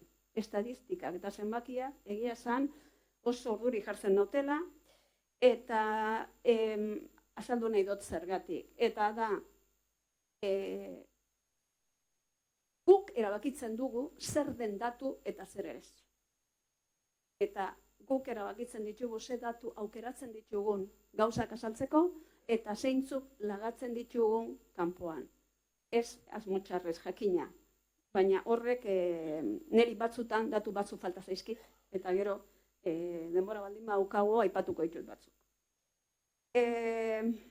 Hurrengoa, kulturartekotasunean proiektu sartu genuanetik, nik gustatzen zaita erabiltzia irudia hau, bakizu ez, irude betaurrekoak direla hori, zenin beti gogoratzen dut txikitan, hori nire txian izan zen, arratzalde euritxu batean amakin egin jako eskulana. Eta bapatian hori jastia, eta zatia, ostras, edo biekin, zela aldatzen den begiratzen dugun hori. Niretzat, kulturartekotasunarekin topo egitea eta horretan murgiltzen hastia, olako bat izan da, olako bat jastea izan da. Eta ibiltzen naiz denbora guztia, hola. Adibidez, Eduardo aipatu duenean, ezin zaiela migrazioari egotzi euskara dituen arazo guztiak, berehala etorri zait burura, migrazioak dituen arazo guztiak ezin zaizkiela euskarari egotzi. Beste gauza bat komentatu behar dizuet, eta hau etxetik ekasi nun, karta magna. Zer diren karta magna, ez? Oinarrizko, zuzenbide demokrazia batean, oinarrizko legeak direla. Konstituzioak, gure kasuan, hontan, autonomia estatutua. Autonomia estatutuak dio euskeraz bizitzia, euskera erabiltzia, herritarren eskubidea diela. Ez du esaten euskaldunen eskubidea danik.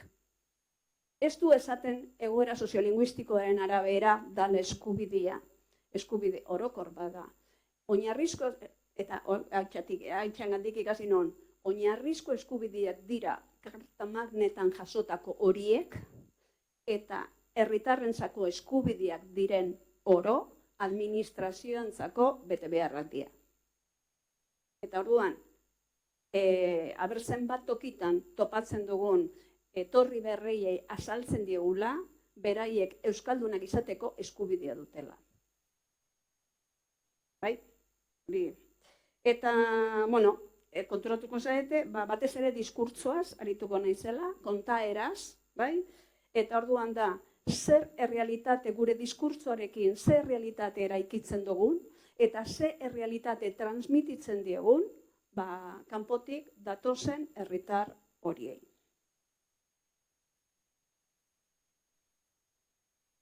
Hau, gustatu zait bai Eduardok eta bai Albertok aipatu dutela, hori dira, aspaldinotan daukat tematuta nago horrekin, zergatik esaten dugu euskera, euskal komunitatea esan nahi dugunean. Ematen du Woody Allenen pelikula, ez? Zergatik esaten dute maitasuna, sexo, zizeiteo, antzeko parezido. Ibili naiz, gogoratzen zen da, hori zinekdoke bada. Badari linguistak hemen, zinekdoke da, erabiltzen dugune, adibidez. Argentinak irabazi du mundiala. Ez, Argentinako selekzioak munduko txapelketa irabazi du. Bai? Hori da. Kontua da, ulertzeko sinekdote horrek testu ingurua ulertu enbiar duzula. Orduan, guk badakigu zer esan izaten dugunean euskera arriskuan dao, edo euskera salba dezagun, edo lako, ez, euskara bizi duen uneak keskagarria da, guk ulertzen dugu zer esan nahi dugun. Baina kanpotik etorritako pertsona batentzat, pertsona horrek bere hizkuntza ez badu bere nortasunian eta bere izaeran kontziente eukitzen, oso zaila da hori ulertu alizatia. Bai? Eta euskera zela beti borrokan gaude euskerak, nipein esan non, balkau, borroka hori zuena da. Niri ez da. Nien naiz euskaldundu euskera salbatzeko. Ni euskaldundu nintza, hemen bizitzeko, zuekin partekatzeko eta albaldin badugu mundu hobe bat elkarrekin ere ikitzeko. Bai? Eta orduan, uste dut jarri behar dugula hori, euskal komunitatean jarri behar ditugula begiak, eta euskal komunitatea esan behar dugu, eta irudikatu egin behar dugu hemendik 30, 50 urte, ze izango dan euskal komunitatean eretako, euskal komunitatea da euskeraz bizi eta euskeraz bizi nahi duen komunitatea. Bai? Orduan, zer irudikatzen dugu? Irudikatzen dugu, ez dakit, euskal zain belodun bat, edo euskara teknikari argentina, moduan,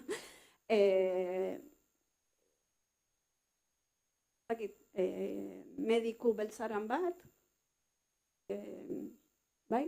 Nola irudikatzen dugun hori? Migrazio fenomenoa ikusi ditugu datuetan eta 15 bat urte hasi dala batez ere areagotzen. Hemen gaudenon artean, bai? Euskal kanpotik etorritakoak ez gareno kenduta, bai? Zenbat kanpotik etorritako, zenbat migrante integratu egin ditugu gure bizitzan. Lanak behartutakoak kenduta. Etxerako zeladar garbiketa eta aitona monen zantzegiteko horrek kenduta. Eta kafea tabernan zerbitzatzen diguna kenduta, zenbat gure artekoan. Dozena batera jauko ga? Bai? Una kuadriletan zenbat integratu ditugu. Zertzeladak eta batzuk loturari gabekoa, badoa bigarrena. Hizkuntzan ekologia, bai? Hau da autoflagelazio ariketa bat. Hizkuntza ekologia da gure txostenetan, euskera plangintzetan eta olakoak, bigarren, hirugarren pasartian agertzen dana, seguro. Bai? Horai bai. Bigarren, hirugarren pasartian eta berriro aipamenik ez. Eta hori zertan gauzatzen den,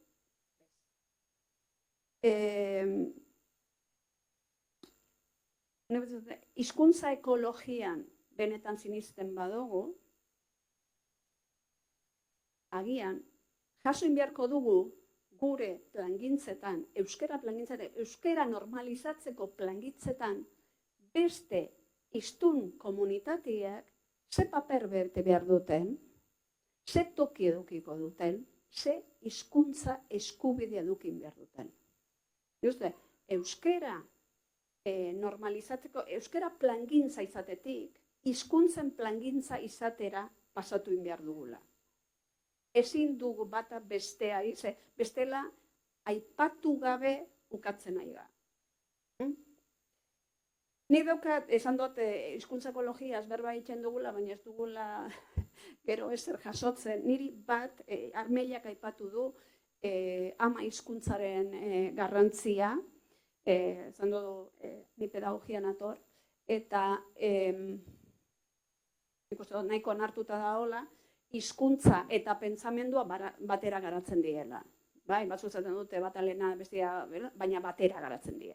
Bai, edo batzuk zaten dute gauza bera eta bakarra diela. Berdin dit, kontua da, batera garatzen diela. Eta hizkuntza, lehenengo hizkuntza aberatza bada, ñabarduraz betia, konplexua, pentsamendua ere konplexua, aberatza izango dela. Horrek ez du esan nahi, idatzia izan behar da nik, Hemen badakigu, zan edot, euskera gorde baldin bada garai batean, izan zen, amak eta mamek, sukaldetan eta etxeko ipuinetan mantendu zutela. Ahoz mantendu zen denbora askoz, bai? Zaukaz ikusirik alfabetatua edo ez alfabetatua izatearekin, baizik eta hizkuntza bera zenbateko aberastasuna daukan. Oinarrizko lehenengo hizkuntza hori, lehenengo pentsamentu hori da edo zer ikasteko oinarria. Eta orduan, oinarri hori ez bada ona, haur guztiei jartzen diogu aldapa oso makaltsua aurrera egin ahal izateko edozein ikasketetan. Euskara ikasteko eta beste edozer ikasteko. Eta horretan nik uste dut, ikusten ari gaztestuan da, gaztelania ez duten familietan, askok, umeen bezala da, on beharrez edo, saiatzen direla etxean gaztelania egiten. Duten gaztelania trakets batian. Umeen oinarri hori traketsa da. Ez da ona. Eta ez daukagu ikerketarik hortan, baina begiratu beharko nuke horretan eta eskola porrotan zer gertatzen nahi da. Bai. Nik uste dut, euskaldun gehiago nahi baldin baditugu, eta azkenian behar ditugun euskaldun berri hori guztiak nahi ditugu goi mailakoak, nahi ditugu Alberto esan zuen, goi mailako euskera, errekurso guztiak, edo zer gauza egiteko gai izango direnak, bai? Ikasketa prozesu osoa burutu behar direna, ziurtatu beharko dugu eta landu beharko dugu gehiago, etxeko hizkuntza. Berdin dio zein den, interesatzen da, dagon hori kalitatezko izatea. Gero beste gauza bat, hizkuntza ekologiarekin lotuta, da irakasleen prestakuntza. Momentu honetan, poblazio migranten artean, bi mota dauzkagu hizkuntzaren ikuspegitik, batzuek gaztelania daukatela eta beste batzuek ez. Berdin dio nola irakatsi bati eta bestiai, gaur egungo irakasle badituzte tresnak, bai? Hizkuntza komuna ez duten ikasle irakasteko. Berdin dio, balio du metodologia, hortan nik uste dut desente egiteko daukagula. Eta behin eskola aipatuta, hemen ja sartuko naiz hauetan ere arloa, galdetu behar diogu, eta hau ja administrazioari eta politikoei, bai, zein dan eskolaren erritmoari jarraitu ahal izateko behar den gutxieneko maila. Abi? Bai?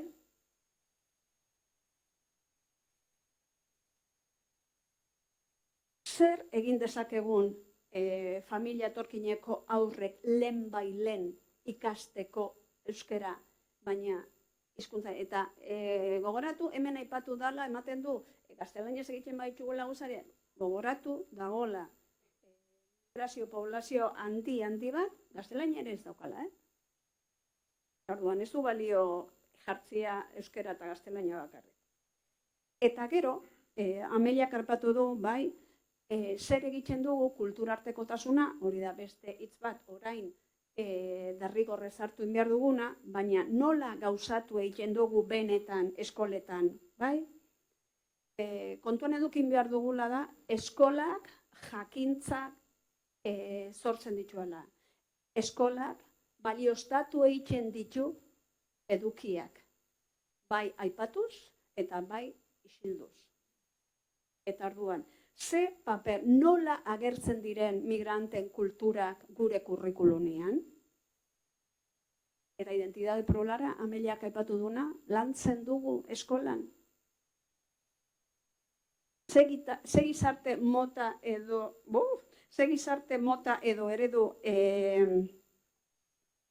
eta gaur egun transmititzen duguna, bai? Aurreko astian ezin egon ginen jardunaldietan ikusi genuen zenbateraino daukagu gure burua garbitzeko eta dekolonizatzeko beharra gauza beste era batez ikusteko. Baina nik bai gogoratu nahi dut eskola dala alde batetik gizartean aurrera egiteko tresna nagusia, baina era berean bada gizarte potere harremanak aberastasunan banaketa erreproduzitzeko gizarteak duen tresna nagusia. Egiten dugun moduan egongo da, bai, alde bata ala bestera egitea, baina ezin dugu hori atzat. Eta aipatu ditut datuenak, eta orduan niri falta zaizkidan datuak. Lehenengoa aipatu nahi dudana da, aipatu dugun ikerketa horretan eta planteamendu berri horretan Iñaki Urrebasana, bera ikusten dela, Euskararen rekuperatze prozesu bat egon dela, eta 2000 urtean, meseta bat sortzen da, eta gero ja beranzko jore hartzen duela. Eta nik, zaten dut, eta falta zen datu hori, zer gehiago gertatu zen 2000 urte inguruan? Zergatik hor eten egin zen. Ondio migrazioa ez zen importantia 2000 urtean. Ez zeukan pisu garrantzitsurik. Zer gertatu zen?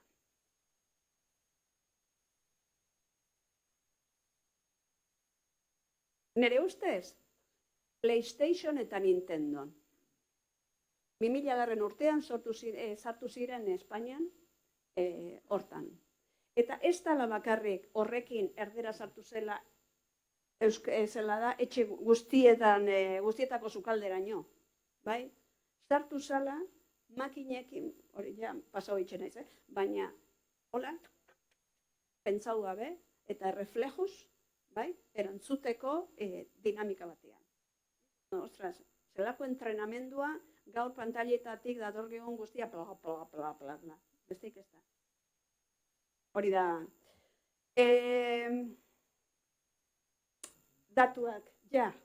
Bueno, aipatu ditut edo ez dute aipatu. Bueno, azkenak. Datuak gero nahi baldin baituzu zeinzu diren niri falta zizkira esango zu, baina azkena bai izan nahi dotena da. Lehen esan genuen zestua dala arnazgune erasana, kategoria berrietan. Neri izkera belikoak ezaizki gustatzen, baina erasana kontzeptuak nork bat eskatzen du. Eta orduan, zeinek erasana. Bai, ze ari gara hitz horrekin horrela aurkezten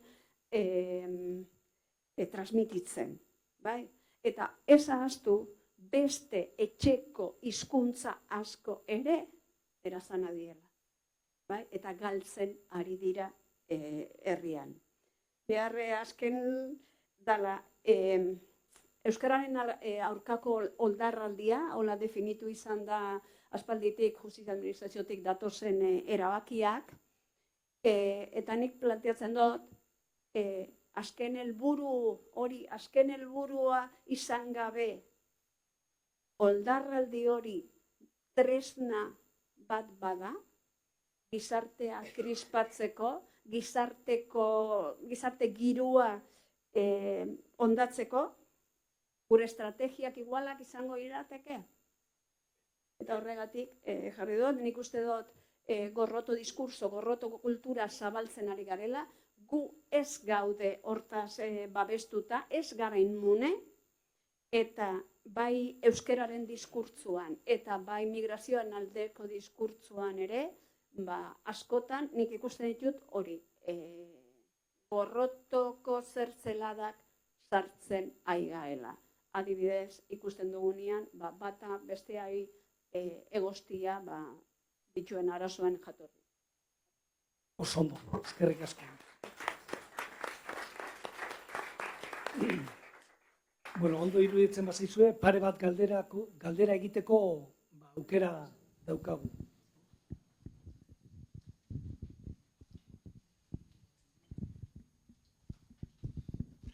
Egunon, entiendo que todas las políticas y la realidad es muy difícil llevarla a cabo y las propuestas. Pero, hablando de migración, de todo lo que hay planteado, los emigrantes los primeros años viaja su cuerpo y su cabeza y su mente queda con los que quedaron al otro lado del charco. La distancia es el dolor más grande de aquel que emigra por los suyos. Entonces, ¿a dónde voy? Acogida y aterrizaje, hablaba yo antes. La importancia de hacerse transparente, los problemas de regularización. Los inmigrantes tenemos muchos problemas para empadronarnos porque hay barreras, y eso impide y se genera un mercado negro laboral. Las empresas contratan a estos inmigrantes con dinero negro y ellos pues cobran también una ayuda, entonces se produce ahí un fenómeno porque si no pueden empadronarse, ellos aprovechan también, dice, bueno, le doy trabajo y así no pago impuestos. También, ¿por qué el emigrante tiene que esperar 2 años para poder sacar los papeles por arraigo cuando hay gente válida? Y dado que la regularización y homologación de los títulos también está poniendo muchas trabas para gente profesional en los distintos ámbitos y con distintos estudios. También, por último, hemos clasificado la inmigración por categoría. No es lo mismo ser un emigrante de América Latina, África o Asia que ser de Europa o de Estados Unidos. Eso, aunque os parezca raro, es la realidad. En todo hay categorías y eso lo puedo ver como inmigrante. Llevo 45 años trabajando en favor de la inmigración y cuando escucho vuestros discursos, sí, me parece bien y son respetables, pero no es la realidad. No es la realidad de lo que sucede. Yo estoy a pie de calle y lo veo. Tengo amigos de distintos países que tienen que pagarle profesores particulares de euskera a sus hijos porque están aprendiendo y no dan la talla. Entonces, lo que decía antes, el euskera tiene que ser gratuito para que esta gente o para que todos podamos tener posibilidades de igualdad. Y por último, dar las gracias, y vuelvo a decir de nuevo, que todo es muy difícil. Es difícil gobernar. Lo único verdadero que la vida es bella y merece la pena vivirla. Eskerrik asko, beste galderaren bat, eta horrela ja, beste bat, gero emango dizu. Gero no, hemen eskatu dago, Egunon, nik galdera pare batzu zehatzak. Lehenengo Ameliari, aipatu dozun hitzaldi interesgarri horri jakitearren, ze hizkuntzatan egiten da hitzaldi hori?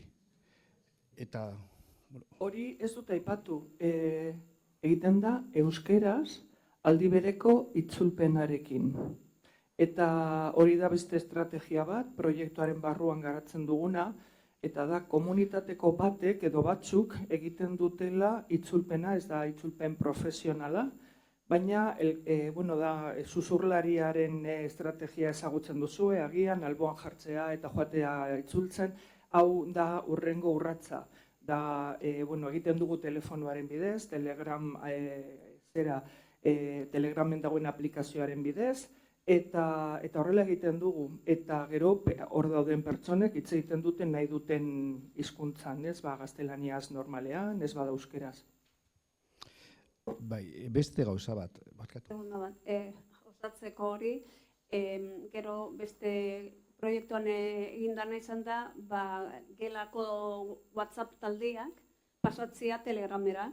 Telegram ematen du aukera, zu bidaltzen duzu mezua nahi duzun hizkuntzan eta jasotzen duena dauka aukera nahi duen hizkuntzan irakurtzeko. Eta horrela, ez da gainditu egin dugu beti elebiz bidaletze horrek. Eta ez dugu inor kanpoan uste. Bai, bigarren galdera esango litzake.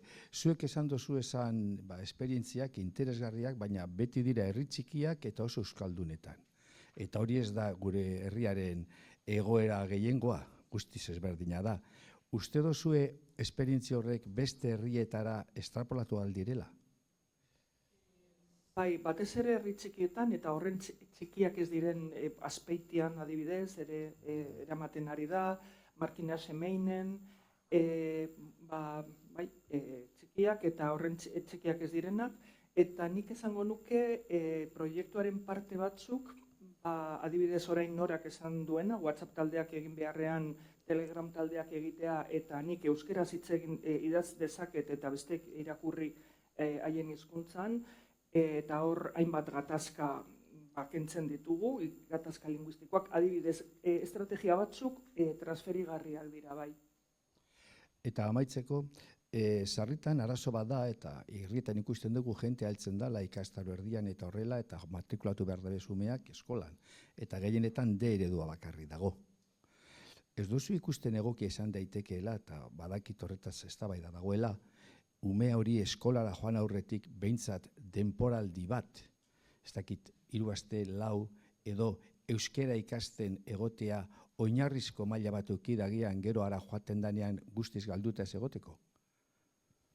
Horri erantzuteko beharko nituzke, igual minutu bat baino gehiago eta patxik errekara botako nau, baina da supergaldera eta horretan gabiltza asmatzen dugun ze konponbide ematen diogun egoera horri, ezta? Hori egin da, garai batean egin zen, bai Katalunian, bai hemen, baztertu zen estrategia hori, alegia hilabete batzuk pasatzea aparte eskolako hizkuntza ikasten, eta berriro berpentsatzen ari da. Orain beste estrategia batzuk daude martxan, EUSLE programa, adibidez, eta beste batzuk, baina enaz ausartzen gehiago hitz egiten, ez dakite, egon gaitezke igual gero apur bat komentatzen. Nik gauza pare bat bi galderekin edo bi hitzekin lotuta. Jakina, atzerritarren legean oinarritzen da estratifikazio zibikoa, juridikoa, etnikoa, eta horrek eragina dauka zuzenean integrazio. Ez da gauza bera, egoera regularrean egotea, eta egoera irregularrean ez da gauza bera nazionalitatea lortzea, eta donok dakigu, bestela jakina da, batzutan errezagoa da lana bilatzea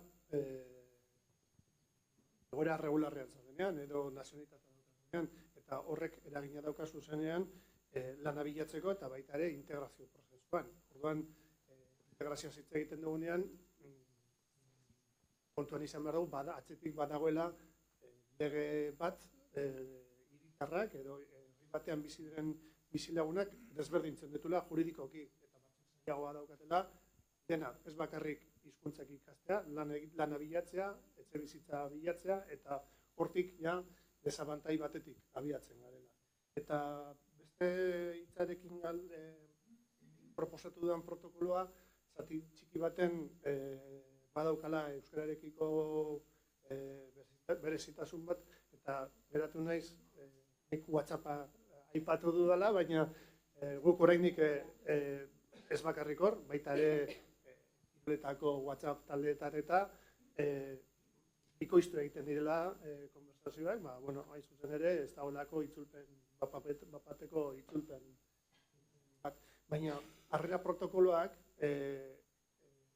bai, aplikatu daitezke herri txikietan, baita hiri handietako auzoetan edo eskola publikoetan, ikastetxeetan, azkenean harrera egin behar da ez bakarrik hizkuntza aldetik, baita ere gizarte bezala, eta guraso elkartea integratzeko lehen esan duen bezala oso tresna baliagarria da. Eskerrik asko. Nik batez ere noizbait bat emateka hau entzuten badu, pentsa ez dezan entzulen artean emakumerik ez zegoela, bai? Orduan behintzat. Bueno, niruditzen zait oso ekarpen interesgarriak egin dituzuela, Amelia, zuk aipatu duzun esperientzia hori edatzen ari dan neurrian oso gauza gutxi esan izan dituzu hain denbora eskasian, baina sekulako emaitzak ematen ari da. Eta telegramea pasatze horrek iruditzen zait apurtzen duela adibidez, badatoz kanpotik erdaldu egiten gaituen aurriritzi hori bera, ez? Zeitzuli dezakezu, nahi dezun moduan, eta listo horrekin eztabaida hori beintzaten gainditu egiten da. Eta gero aipatu dezue identitatean hitzen kontzeptua, ezinbesteko iruditzen zait. Ni atzo egon nintzen Nafarroko ikastola bateko guraso elkartearekin, guraso elkarte hori autoktonoez eta iritsi berriaz osatutakoa dago, eta haiek egin zuten lehenengo lana izan zen hizkuntz biografia bat, bakoitzarena. Eta hor batean arkitu gendun, eskolaratzean galdetu egiten zaie, zein da zure jatorria, zein da zure hizkuntza, eta horietako askok hizkuntza hegemonikoa aipatzen zuten. Hizkuntza biografia landu zen momentuan, beraien ama hizkuntza gutxitu bat ere bazala, ohartu ginen bai. Eta hor atea ziren Kitxua, atea zen Guarania, atea zen Wolofa saio horretan. Eta hor konektatu ahal izan gendun.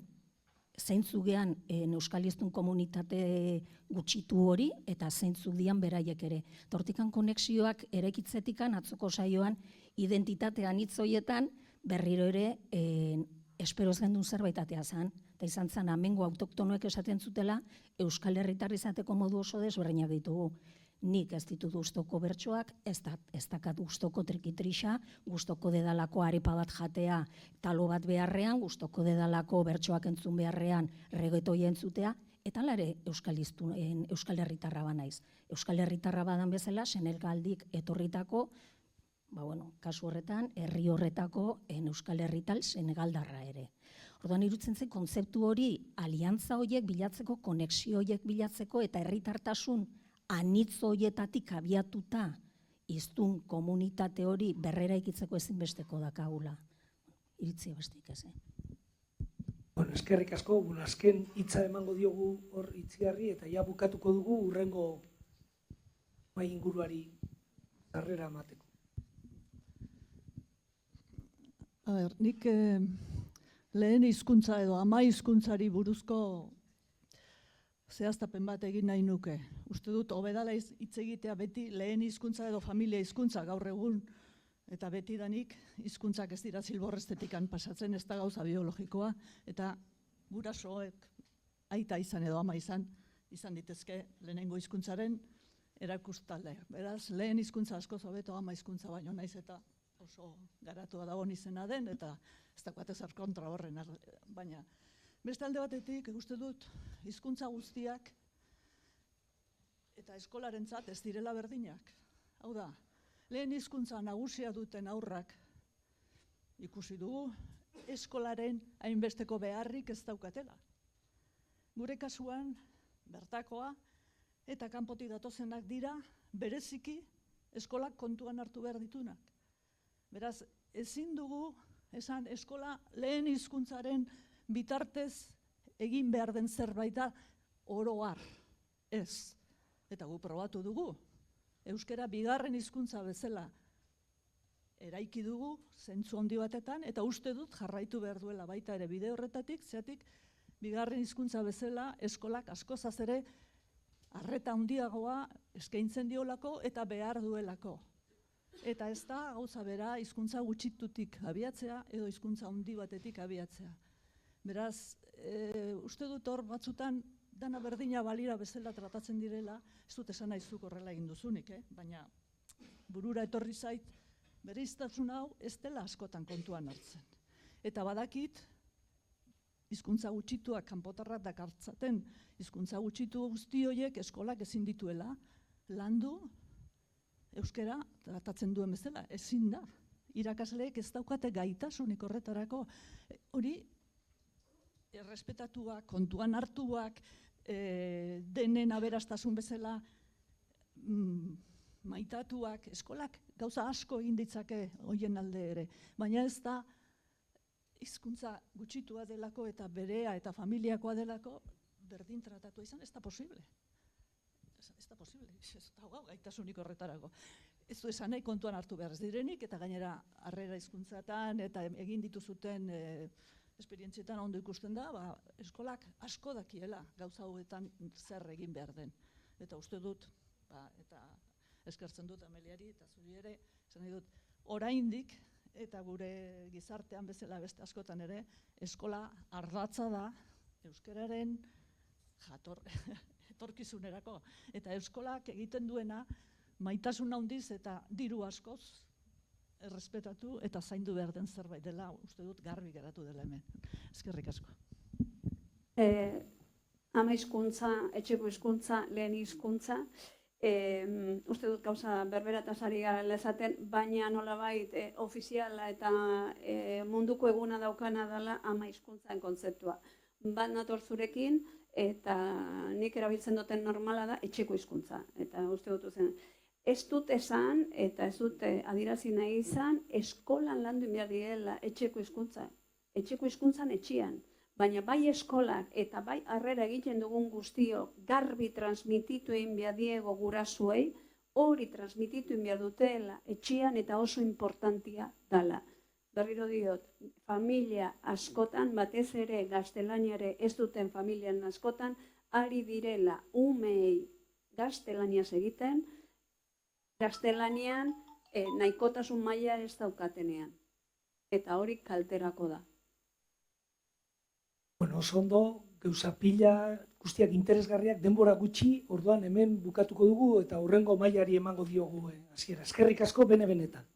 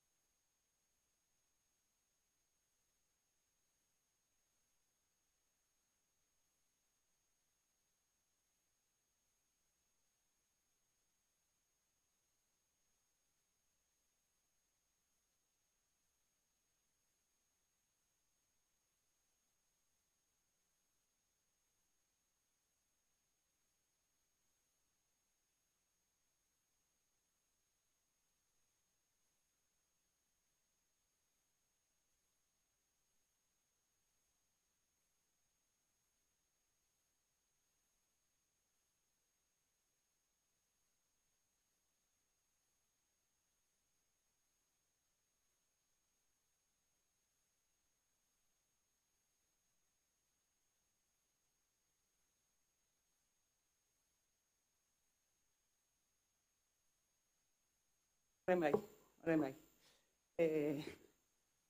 Egunon, berriro, eta goiz honetako azken saioari hasiera emango diogu, eta iruditzen zait, orain pixka dagokigula pertsona helduen esperientziaz hitz egitea, asko hitz egin da eskolari buruz, eta baita marko juridikoari buruz, eta proiektuari buruz, biziberritze proiektuari buruz, eta euskararen etorkizunari buruz. Hemen azken saio honetan, akaso, hitz egin behar dugu,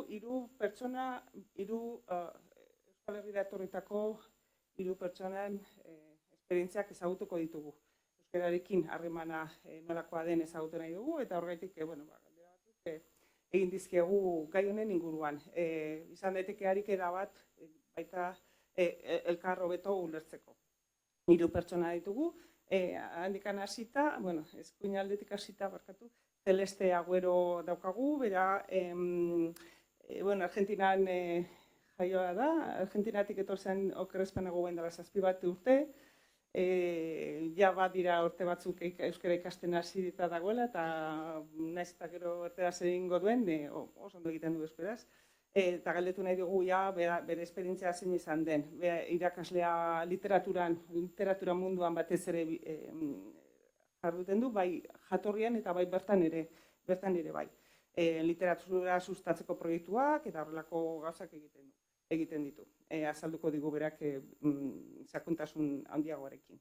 Bigarrenik, Mamadu daukagu, Mamadu Sar, ondo esan detela espero dut. jatorri Senegalkoa da eta Bergaran bizi da. Urte asko dira darama hemen, okerrezpanago 17 bat urte Euskal Herrian dagoela, eta bere esperientzia beste testuinguru batean azalduko digu zein den euskararekin duen harremana.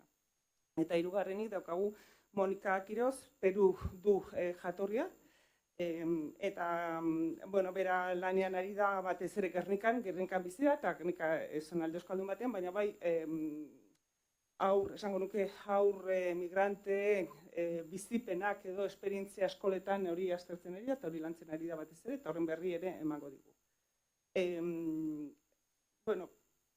Hitza emango diet, eta ikusko dugu gero elkarrizketarako bide ematen dugu. Igual hasiko zera zu, Celeste? 12 minutu. Eskerrik asko.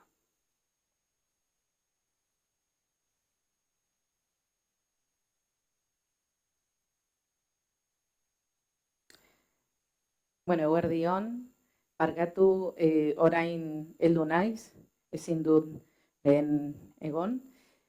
Eta, Belenek esan duen bezala, Argentinarra naiz, eta daramatzat Euskal Herrian bizitzen, 7 urte, baina euskara ikasten gutxiago, 4 urte edo. Orduan, barkatu, baina nire itxaldia izango da gaztelaniaz, baina, aurkezpen txikia egingo dut pizka bat euskaraz. Hau eta ni getxotik nator, Romon bizi naiz, eta euskara ikasi nuen eta jarraitzen dut ikasten Aekan, Algortan, eta nire harrera heldu nintzenean, nire harrera izan zen harrerik politena, lagunekin, eta pertsona euskaldunak, personak euskaldun batzuk daude nire inguruan desde que llegué hasta ahora, ¿no? Entonces, eso ha hecho que mi experiencia, mi harrera, mi acogida haya sido un privilegio.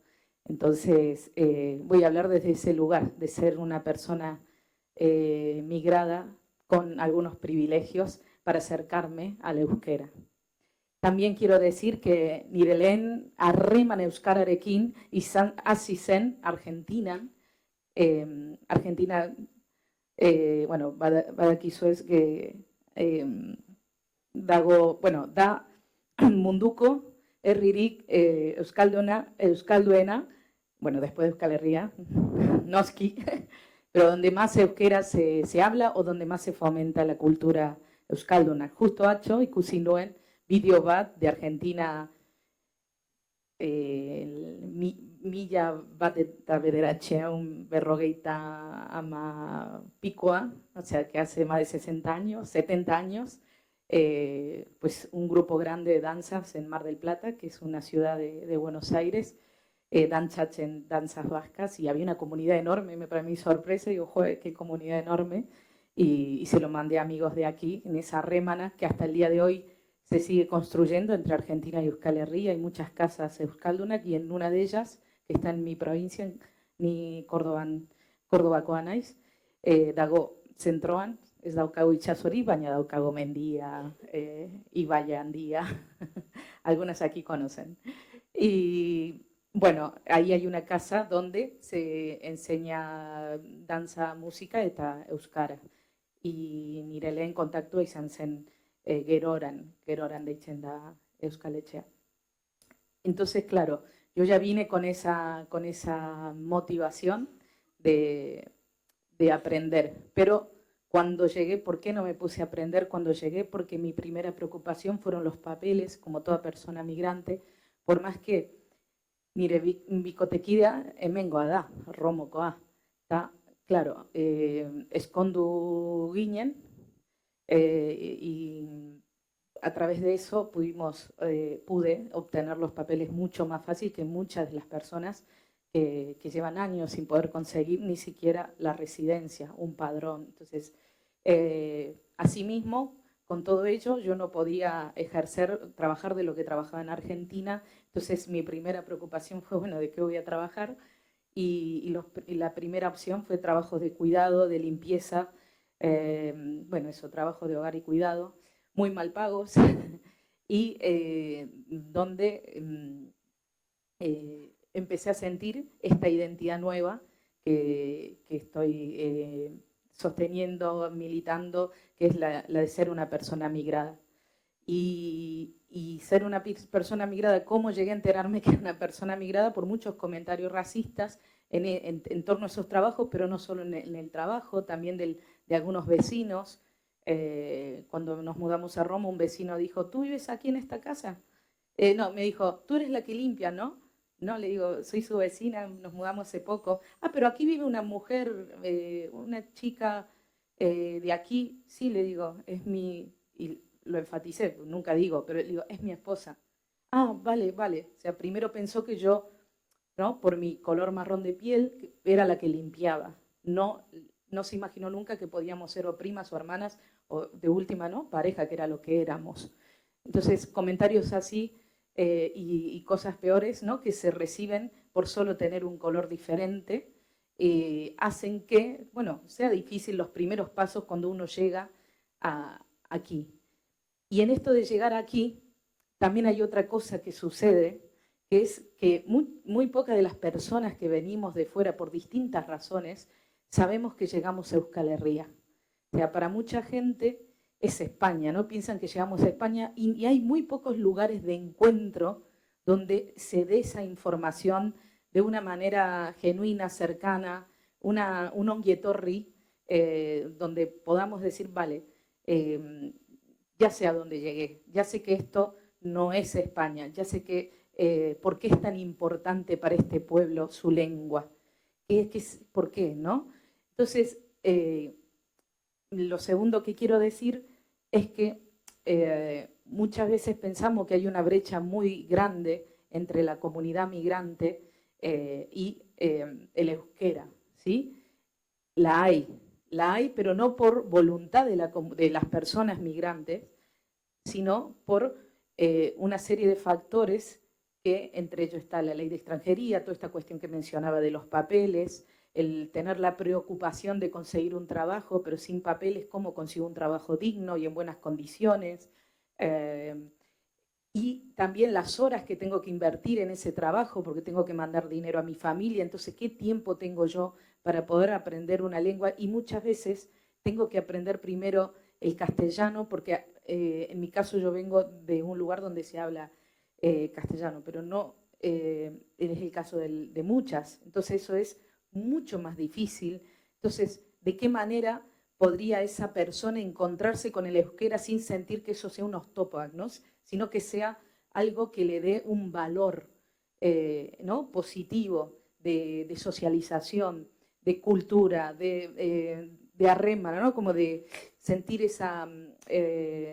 sentirse cerca y poder hacer comunidad, poder sentirse barrio, poder sentirse tan vecina como la persona de acá. Entonces, creo que lo importante es, en todos los ámbitos, desde lo institucional, desde el poder pensar y repensar de qué manera se están dando las políticas lingüísticas para que las personas realmente accedan y que sea simple ese acceso a los espacios donde se normaliza el euskera, donde esté ese encuentro con la lengua, no en un sentido gramatical. Ese es un punto. Hay que facilitar ese acceso, que realmente sea gratuito, que realmente esa persona pueda, de esas horas de trabajo que mete, poder tener dentro de sus horarios de trabajo una posibilidad de 2 horas destinar a ese aprendizaje. Tenga o no tenga un convenio, un contrato, buscar las maneras. Eso a nivel institucional, político, Después, a nivel comunidad, también crear espacios de encuentro, porque muchas veces pasa que no es que las personas no quieran aprender. De hecho, yo en mi espacio de trabajo este año impulsé de decir, bueno, yo voy a ponerme a enseñar euskera zerotik, o sea, abat, ni ya badauka, be bateko maila, o sea, orduan, bueno, me puedo animar.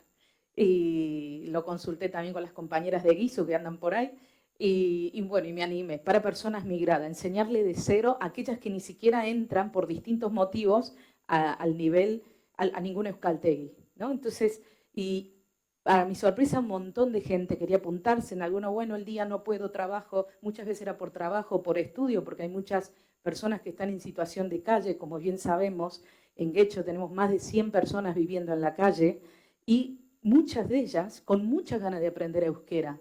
¿A dónde van a ir a aprender euskera cuando todavía no tienen un plato en la mesa, que no tienen dónde dormir? Entonces, hay muchas barreras antes de poder dar ese encuentro y que ese encuentro sea un encuentro amoroso, genuino, ¿no? Conectando con el corazón del pueblo, que es el euskera. El euskera es el corazón, ¿no?, del pueblo vasco. Entonces, ¿cómo puedo conectar esa alegría que al pueblo vasco le causa cuando una persona que venimos de fuera o que nuestros padres o madres son de fuera, empieza a hablar la lengua autóctona, el euskera, esa alegría, pues poder transmitirla a esas personas que las desconocen? ¿En qué espacios? Y les pregunto a todas las personas aquí presentes, y ya igual me estoy yendo en el tiempo, de lunes a lunes, revisen en la agenda que tienen todas las actividades que hacen,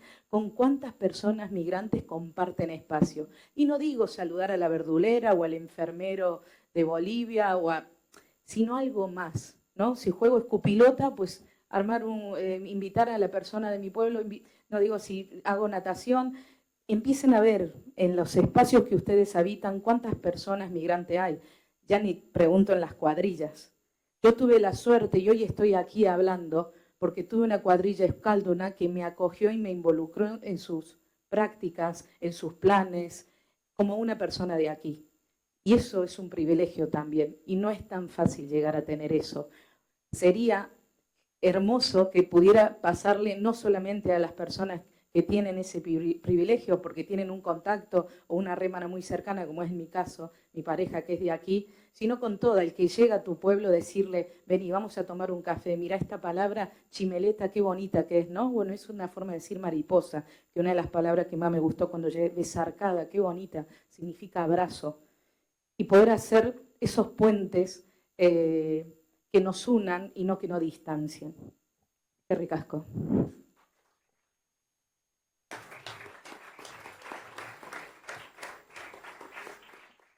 Oso ondo, Celeste, eskerrik asko.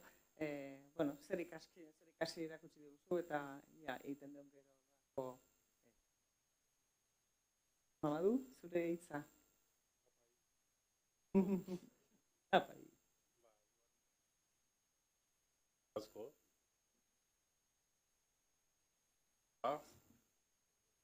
Benetan oso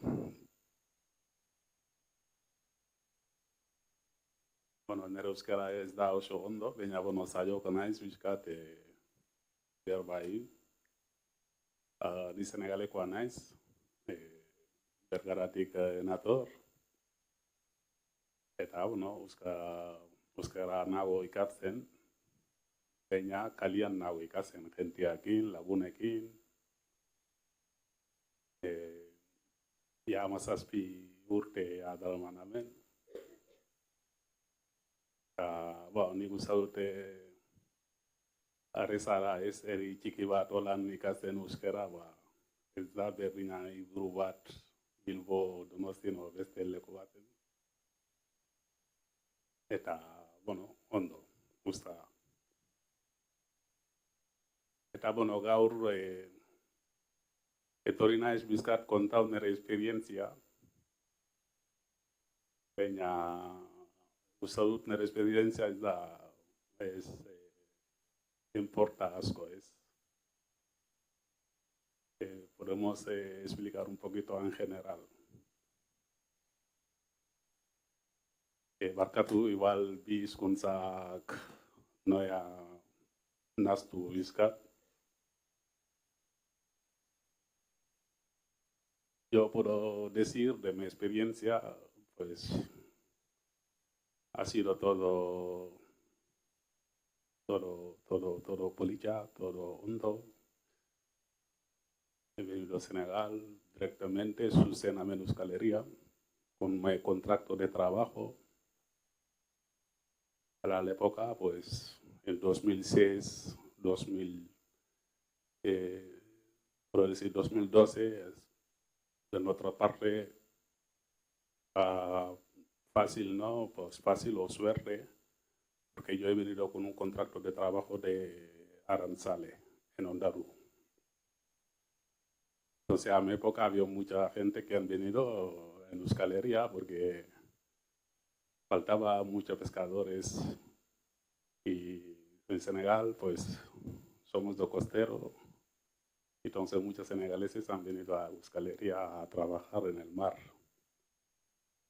Y otras también en la agricultura, entre Marquina y Ondarú y me imagino en toda Euskaleria. Yo aprendí euskera por interés, porque sé que estamos en Euskaleria. En Euskaleria se habla euskera. Por la integración, yo creo que es más fácil aprendiendo en euskera. Porque para integrarse hay que saber la idioma, ¿no? Es verdad que no es fácil una parte, porque los 17 años que llevo aquí no he tenido cuadrilla. Porque no te integran fácil aquí para entrar en una cuadrilla. Esto es una cosa de verdad que no sé por qué, pero muchas veces también eso te limita, ¿no? Porque integración sí, pero en sí no te abren todas las puertas para que te integras. La integración yo creo que es las dos partes para que integramos. Pues yo me siento, soy euskaldun. Soy senegalés, pero 17 años, cada año voy vacaciones a mi país. Pero cada vez siento que pues, soy euskaldun. Que cada vez que voy ahí ya tengo ganas ya de volver a Euskaleria. Y aparte me echan, que vuelve a tu país. O sea, que parte va euskalduna naiz eta pozik nago, benetan. Pero está bien que contamos nuestra experiencia, pero también ponemos de otro lugar a los inmigrantes, los recién llegados. Yo, si fijo hoy en día, hoy, esta convocación, veo poca gente racializados. Y yo creo que tenemos que participar más o tenemos que invitar más gente inmigrantes de este tipo de reencuentros para que se pueden ¿sabes? Sentirse más que pues no consideran que somos aquí, ¿no? Y nuestros hijos, ni Aitanais, hiru seme alaba dauka, eta nire emaztea hemengoa da, euskalduna da. Baina, sé que donde vivo en mi pueblo me conocen mis hijos.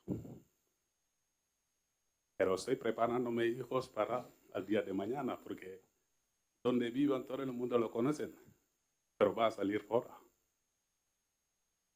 No es lejos, dentro de Euskadi. ¿Por qué digo esto? A mí me ha contado un alumno que su profesora le ha dicho, la raza negra está demostrado científicamente que tenemos menos capacidad intelectual. qué expectativa tiene esta profesora sobre el alumnado.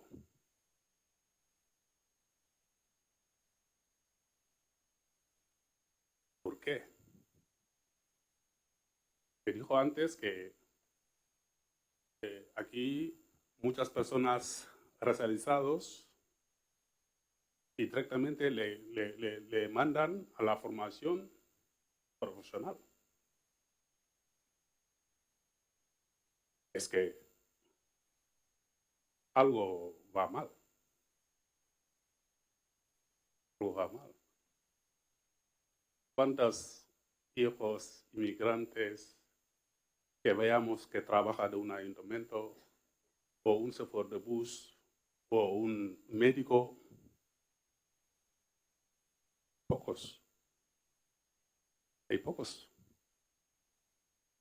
Claro, al alumno si le dicen que tú no tienes capacidad como un blanco, pues esto ya es que el alumno que puede pensar, ¿no? Entonces yo creo que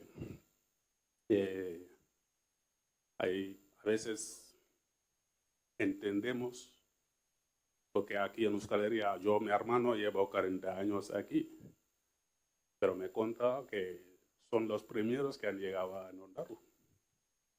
Entonces yo creo que llevamos poco tiempo, ¿no? Para todo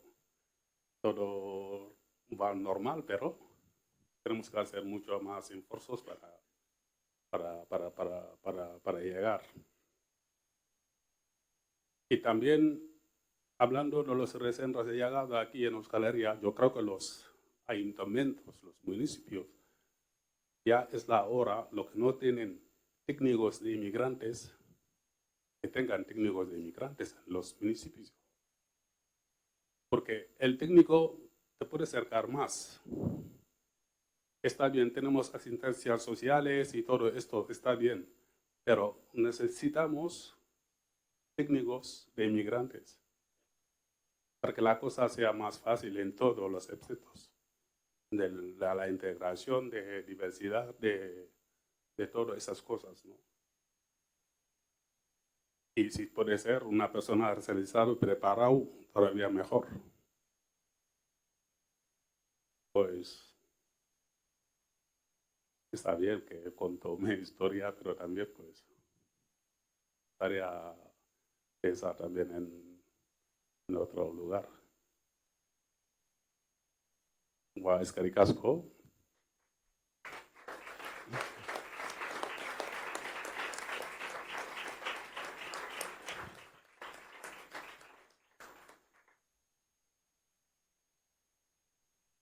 Eskerrik asko zure lekukotasunagatik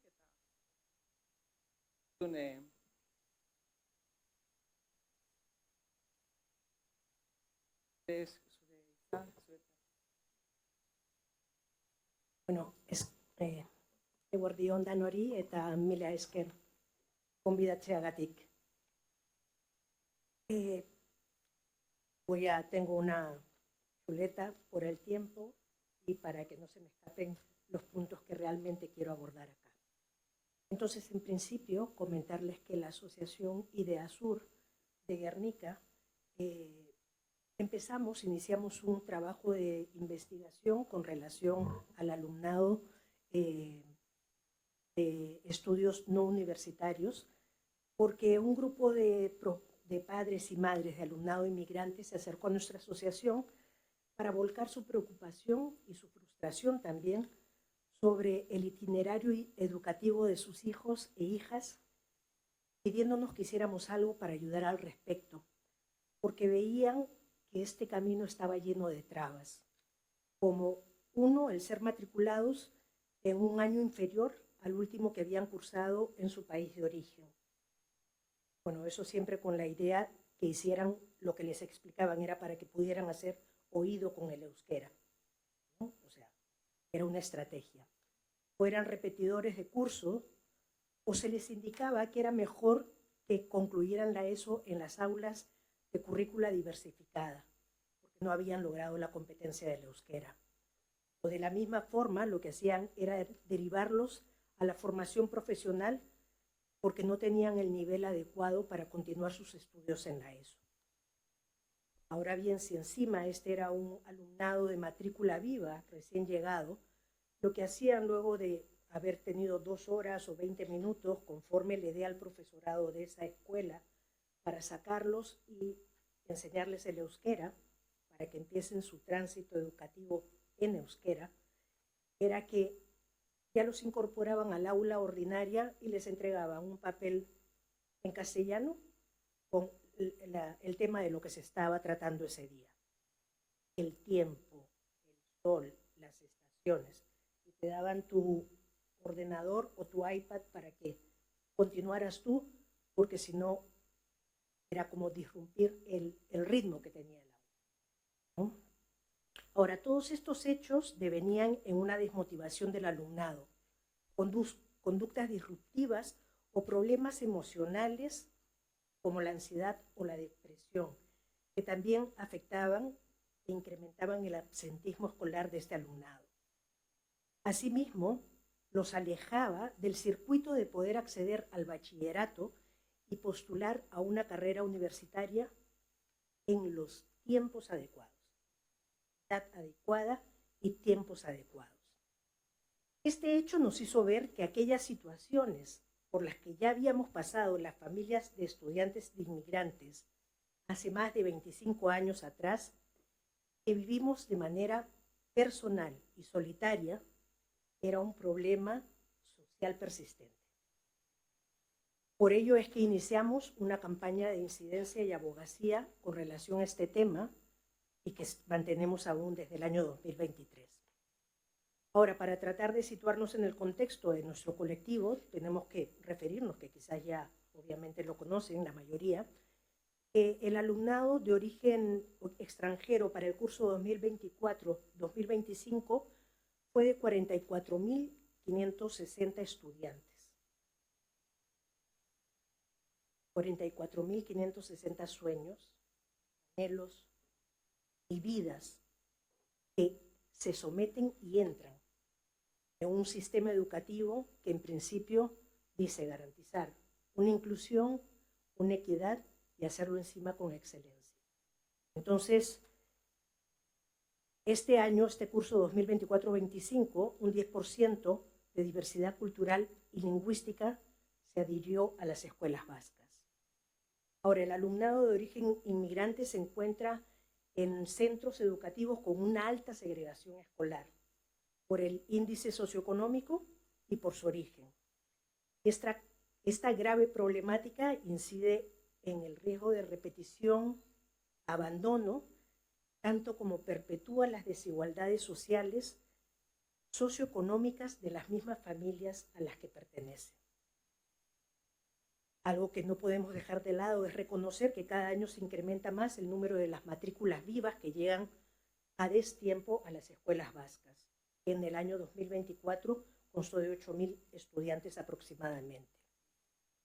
Estudiantes que no saben la lengua vehicular o ninguna de las 2 lenguas oficiales y cuyas circunstancias familiares y personales están afectadas tanto por la gestión de la incertidumbre en el sentido de conseguir trabajo, vivienda o regularización, así como por el manejo de un duelo migratorio que afecta a las familias como un todo y a cada integrante de la familia de manera particular.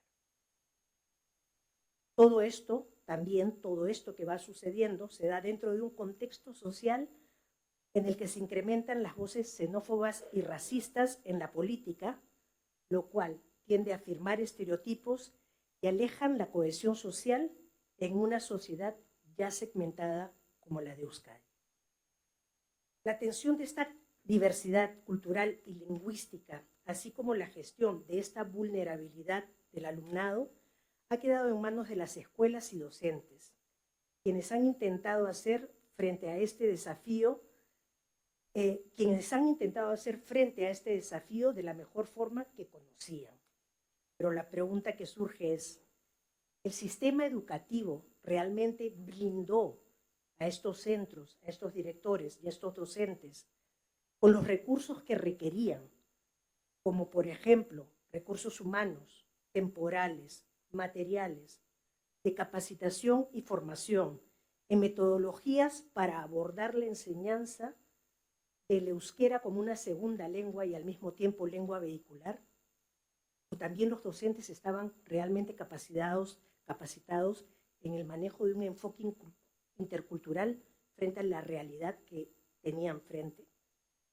Con relación a esto me gustaría comentarles una pequeña, no es anécdota, bueno, es anécdota porque es particular, no porque sea graciosa, ¿no? Que recién nos contó un padre de familia, que fue convocado, un padre de familia de infantil, fue convocado por la docente que lo citó. Cuando llega el padre de familia, pues asustado, ¿qué puede haber sucedido? La docente le dice, tenemos un problema y te he llamado para decirte que tu hija cante en castellano. Entonces, él se quedó, bueno, ¿cuál es el problema? En una zona euskaldun, ¿cuál es el problema? Pensaba que era otro asunto más grave, ¿no? O grave. Le dice, es que aquí estamos tratando de preservar la lengua, por lo tanto, el euskera es lo que prevalece y tenemos que evitar estas conductas o que se hable en castellano. Ignorando que este padre de familia es de una escuela, es de una pareja mixta, una realidad en la comunidad autónoma. 2, la lengua de la familia. O sea, entonces, ¿hasta qué punto se averigua realmente quién es tu alumnado, a quién tienes enfrente? Y yo no sé qué correctivo puede haber aplicado esa profesora, porque cuando esta niña llegó a su casa, solo hablaba en euskera. Y la madre le decía, por favor, háblame en castellano, que no te entiendo, háblame en castellano. Y la niña, bla, bla, bla, en euskera, solo en euskera. Entonces, ¿cuál habrá sido el correctivo? Porque ahí se perdió una oportunidad hermosa de poder poner en valor el intercambio cultural, la realidad de la diversidad que existe en Euskal Herria, de poder cantar en castellano. Entonces yo invito a otra alumna y le digo, ahora tú cántame, enséñanos una canción en euskera, valorando y no contraponiendo una lengua sobre otra, ni una cultura sobre otra.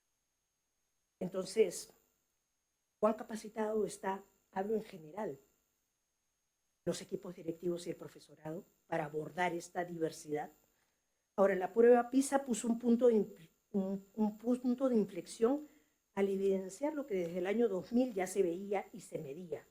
Existía una brecha en los resultados entre el alumnado migrante y nativo, solo que esta vez fue la mayor diferencia y brecha en comparación con el resto de las comunidades autónomas del país. Entonces surgen preguntas como, si una persona, si un alumno, alumna, no termina de aprender la lengua vehicular en condiciones, ¿cómo puedes estudiar las materias impartidas en esa misma lengua que simultáneamente estás aprendiendo? ¿Cómo desarrollas la comprensión lectora o la producción escrita? ¿En qué momento, entre el deseo y la realidad, el alumnado que está en un programa de inmersión lingüística puede dar el salto cuántico lingüístico, pasando de lo que ha aprendido como yo vivo en la casa roja que queda cerca al Monte Gorbella, a la comprensión de los algoritmos, el cálculo de densidades o la resolución de problemas matemáticos, todo en euskera? Tenemos que recordar que el 78% de la población de la comunidad autónoma tiene el castellano u otras lenguas como su lengua materna.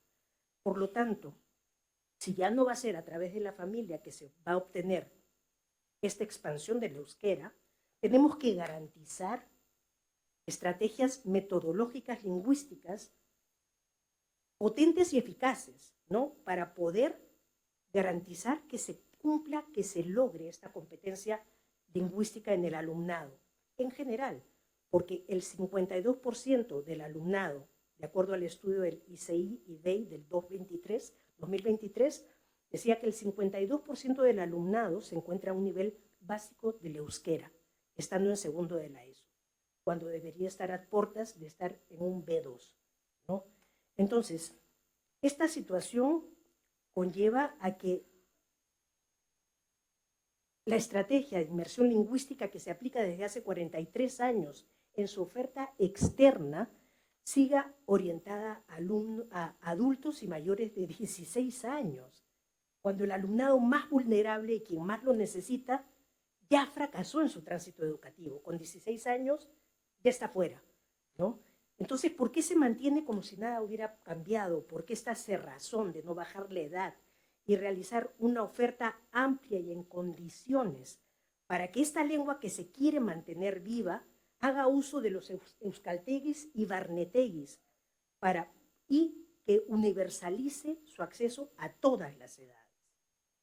Porque esta situación lleva a que tanto el alumnado de primera generación inmigrante como el alumnado, los nuevos vascos y vascas, hijos de padres, descendientes de inmigrantes, tengan deseos truncados y anhelos que no se realizan acá, porque desean en una gran cantidad poder continuar con estudios universitarios, como lo revela un estudio que hizo Estellas en Vitoria-Gasteiz.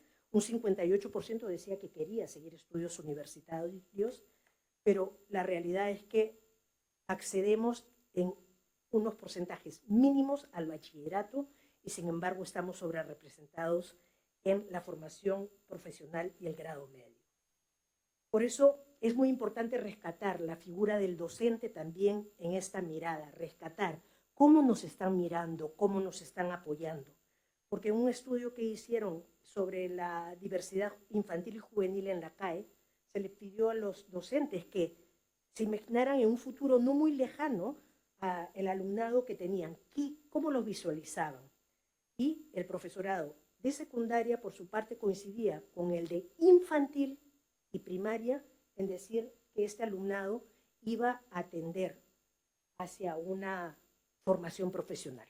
Eso era un poco lo que quería. Y no tanto hacia una formación universitaria, cosa que no es una realidad. Entonces, definitivamente estamos ante una situación de injusticia social que vulnera el derecho humano a la educación en su sentido más amplio y desatiende la tarea asignada a la educación escolar como potencial nivelador social. Es por ello que desde esta plataforma deseamos que las personas que tienen poder de incidencia en las políticas educativas recuerden llevar consigo esta situación, ya no como un reto, sino como una tarea pendiente que lleva más de 2 décadas esperando ser resuelta. Es que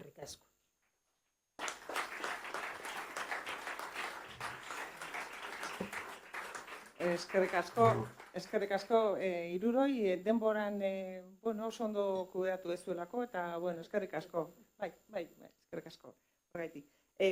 Baina badaukagu tartetxo bat, bintzat 3-4 gai oso importanteak atera dira, arrazismoa, esango nuke, gizarteratzean bertako gizarteak duen erantzukizun historikoa kaso, teknikarien beharra eta eskolaren erronka handia, ez?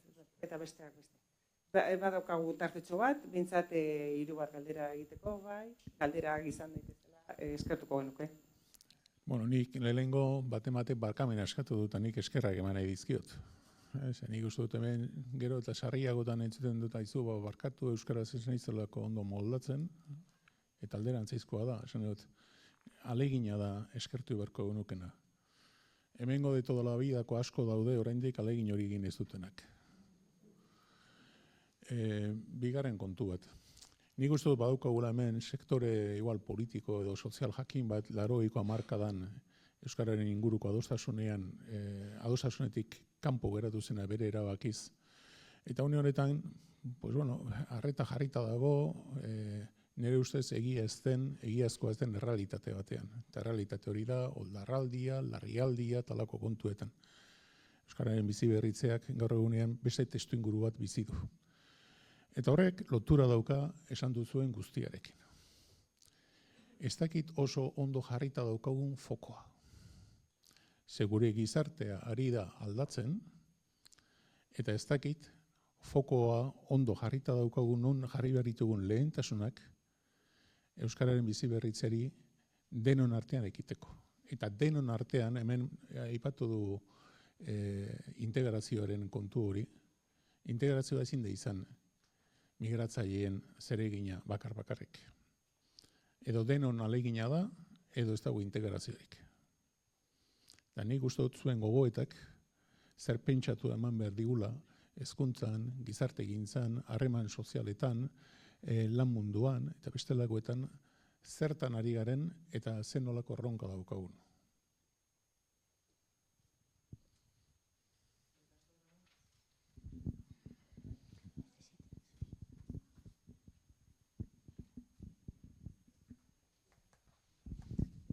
Una pregunta a Mamadou.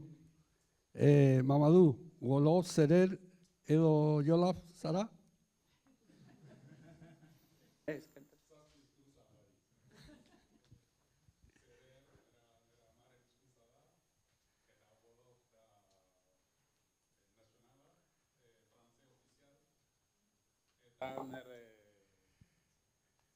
Barkatu. Bai. Fulada, nire ama Serer, eta Senegalez da Wolo.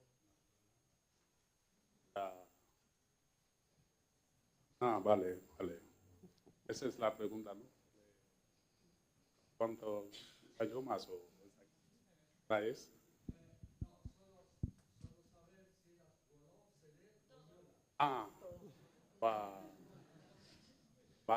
Nire ama es usada Serer. Entonces me considero que soy Serer. Vale, pero Senegal hablamos 14 años.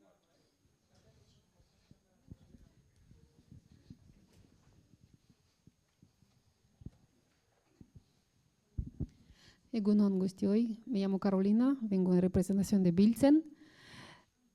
Primero felicitar a los tres ponentes, empezando por Mamadou, eres un valiente. Bueno, siendo Aranzale. Y un poco cogiendo el hilo de Mónica, la pregunta que has hecho, ¿cómo nos ven también, ¿no? desde el euskera? Quizás esta reflexión tendría que ir asociada a la mesa anterior, pero también creo que a la vista de estas sociedades, algunas personas, algunas colectividades, hay idiomas que están estigmatizados. Hablo de idiomas minoritarios y no tanto. Quizás, bueno, habéis escuchado o hay unas confusiones, ¿no? Por ejemplo, el colectivo rumano, que es un colectivo también muy numeroso, ¿no? Pues aquí pues dicen, bueno, se consideran como ciudadanos europeos de tercera o se les confunde muchas veces con la comunidad gitana, ¿no? Pero sin embargo, los rumanos hoy en día están muy orgullosos de su país, de sus raíces, de su idioma, es decir, no es el caso, ¿no? Es el caso de ruso, que hoy en día muchos niños en aula, ¿no? Que hablan ucraniano o ruso a la vez, pero no quieren abrir la boca porque es un idioma efectivamente hoy que está pues bastante estigmatizado, y así podemos seguir la lista de los ejemplos de los idiomas. Por lo tanto, yo creo que lo que está haciendo Mónica, ¿no? Estamos como en una lucha, pero no es una lucha, es un camino. Es un camino que queremos marcar, ¿no? Pues quitar los prejuicios, los estigmas, ¿no? De algunos idiomas que efectivamente se miran con miradas un poco incómodas y construir esos puentes, ¿no? Con los idiomas oficiales de aquí, con los idiomas nativos, idiomas de orígenes y idiomas maternos, paternos, oficiales, cooficiales, dialectos, etc. Entonces, felicidades por los tres porque sois unos valientes. Eskerrik asko.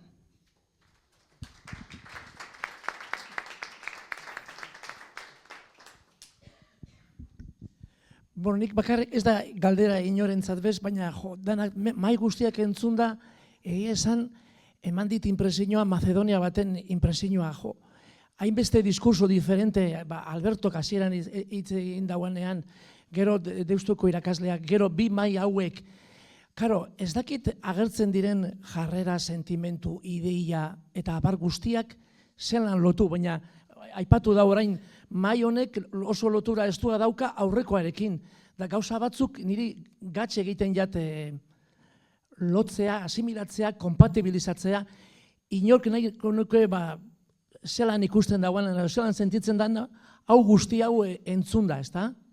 Ez da galdera bat da, impresio bat.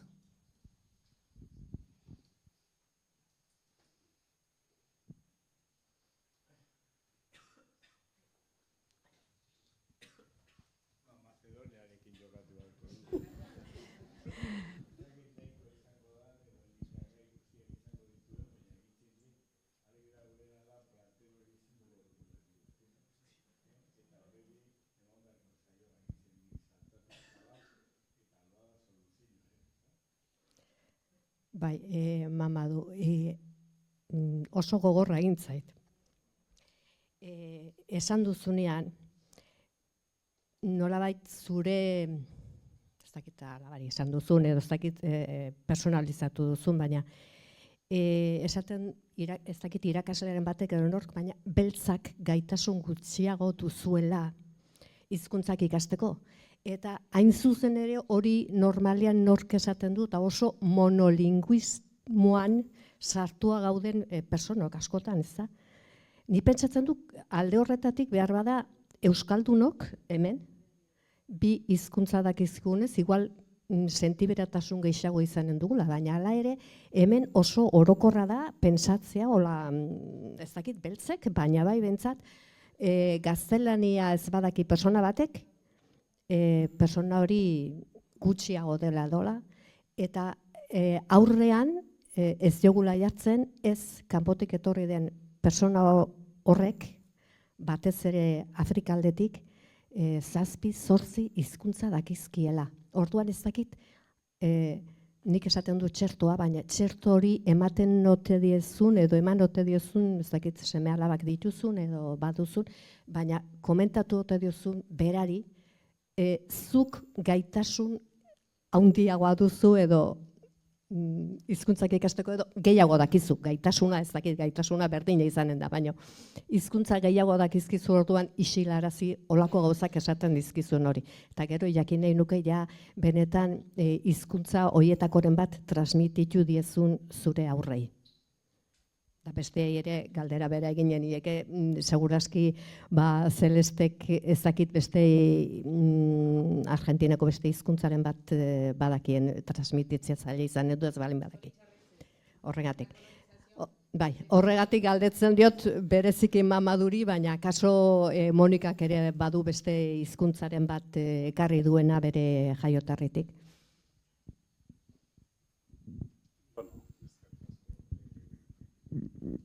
Gracias. Hace 14 años hemos formado una asociación que se llama Dankan Danka. Dankan Danka en Wolof da Poliki Poliki. Que Poliki Poliki el Cartea. Entonces, el Cartebat, Euskalduna, que está Senegal Dara, que da el Cartebat mixto. A veces trabajamos de la diversidad y la cultura y todo eso, ¿no? Y yo de verdad que mis hijos, yo para mí, pues yo desde antes de nacer ya teníamos la asociación, porque a mi hijo mayor tiene 11 años. Entonces la asociación es mi primer hijo, ¿no? Y seguimos con la asociación todavía. Han nacido de esta organización. Yo veo que mis hijos ya están metidos, ¿no? de la asociación, aprendiendo diferentes culturas, porque no solo senegales. Vergara viven 52 nacionalidades diferentes. Y entonces organizamos cosas entre culturalidad, cada año pues organizamos cosas diferentes. Para mí, pues mis hijos y otros hijos también inmigrantes también están ya, ¿no? creciendo, ¿no? de esta forma de vivir, ¿no? Y mis hijos hablan euskera, herdera, serer, la idioma materna, y hablan wolof. Porque desde que han nacido todos los años vamos a Senegal, vacaciones. O sea que yo estoy haciendo todo lo que puedo, ¿no? Para que se crezcan de otra forma, ¿no? Antes se dijo que yo hoy en día siento soy euskaldun, pero mis hijos sienten que son senegales y euskaldun. O sea que cuando ustedes está que tengan ese pensamiento, que crezcan así.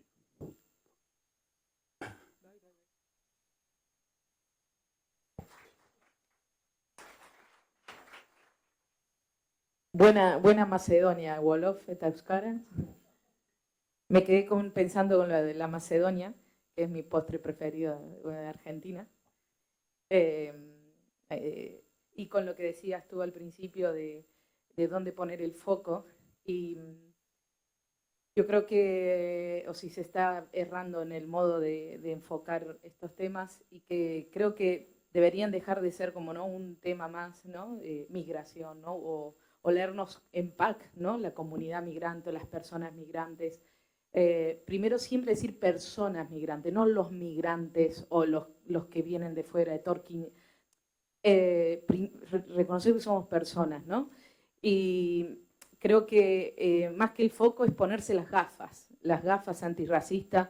Mucho le costó a la sociedad ponerse las gafas feministas y poder leer con las gafas moradas las cosas que nos estaban pasando como sociedad, pero también en la intimidad, en los vínculos personales. Y nos fueron allanando el camino para esta lucha, así como fue la lucha contra un machismo estructural, la lucha contra el racismo estructural. Todos, incluso dentro de ese abanico diverso que somos las personas migrantes que venimos con distintas historias, duelos migratorios, procesos migratorios muy duros, unos, otras, perdiendo lenguas, perdiendo todo un pueblo, familias y tal, con situaciones lingüísticas distintas, diferentes historias, posiciones ideológicas diferentes, distintas religiones, también de salud, psicológicamente. Muchas de las personas, por ejemplo, que están en situación de calle, no pueden ser tan valientes, porque, joder, no solamente podemos integrar a las personas valientes que se animan a conocer esta lengua, sino hay personas que no pueden llegar a ser valientes porque tienen una historia muy dura de vida. Entonces, creo que el foco es, así como tanto costó hacer ese trabajo con ese machismo estructural, y que muchas veces hay que volver a repasar por qué habíamos empezado esa lucha, con esto lo mismo, las gafas marrones o del color que quieran, la Macedonia que quieras, ponerse las gafas del antirracismo, porque como se dice en muchos espacios de lucha antirracista, no basta con no ser racista, sino también con ser antirracista. A mí también me pasa, yo también tengo microrracismo, como he tenido también en mi historia, ¿no?, micros machismos o no tan micros. Entonces, eso con lo que decías tú. Y después lo de la Macedonia, pensar que Euskal Herria va a ser una Macedonia, o sea, dentro de unos años, y ya está siendo, el euskera deja de ser blanco y pasa a ser de otros colores también, y eso es una responsabilidad institucional, pero también es una responsabilidad nuestra. Si queremos que esta lengua perviva y muchos años más, pues hay que meter más fruta en esa ensalada y saborear, porque también eso enriquece nuestra cultura, y no es solo que los de afuera se integran, sino que tiene que ser una escucha mutua y tener claro que del otro lado quizás no estamos con las mismas baldinchas para ese encuentro. Entonces muchas veces puede ser un choque, tener paciencia, porque hay otras luchas previas para poder llegar a abrazarse y a encontrarse con una humanidad que la tenemos y que somos. Es que ricasco.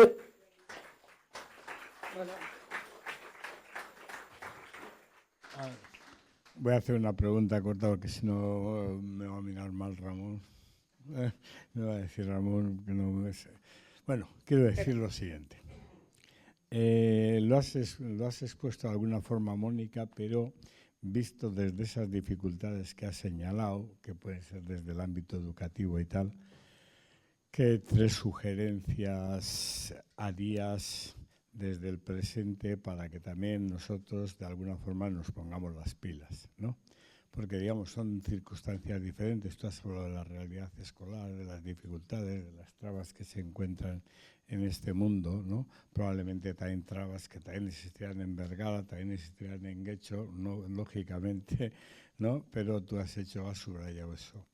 Y a mí me gustaría que nos dijeras o que nos sugirieras, pues, yo qué sé, 2, 3 cosas que puedan en un momento determinado mejorar, profundizar todo lo que pueden ser desde los itinerarios educativos hasta las cuestiones que hoy por hoy pues puedan estar siendo una pequeña traba, simplemente eso.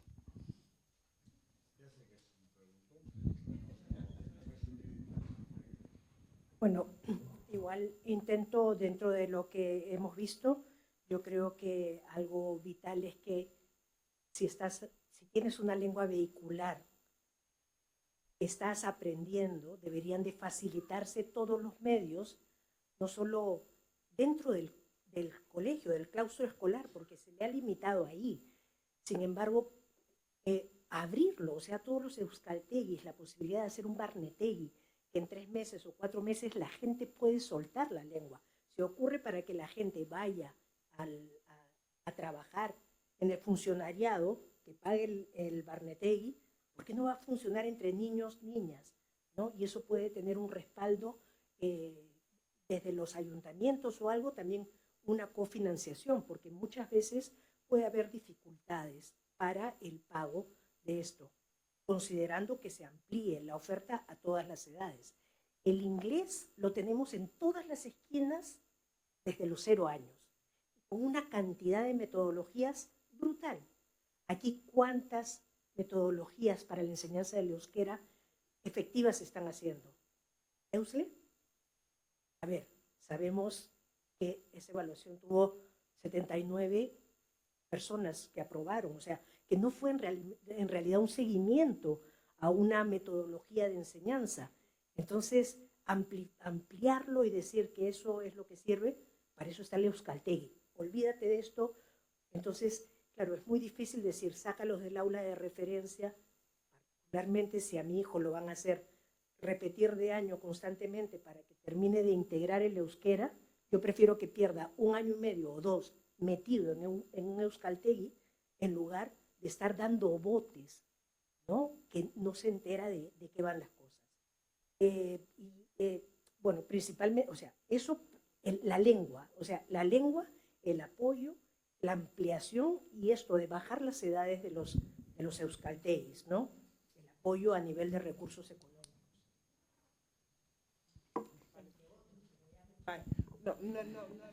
Quiero. No, ese es jarraito.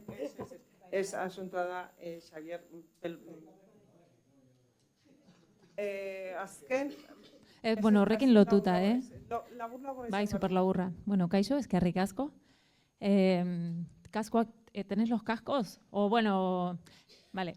Nik gauza bera pentsatzen dut, nik barnetegietan ikasi dut euskara, eta esaten duzu, euskaltegietan, barnetegietan, ratioa da 8 pertsona, 10 pertsona, eta D ereduko gure ikastetxetan umeak doaz 20-25, nola ikasten dute 25-ek?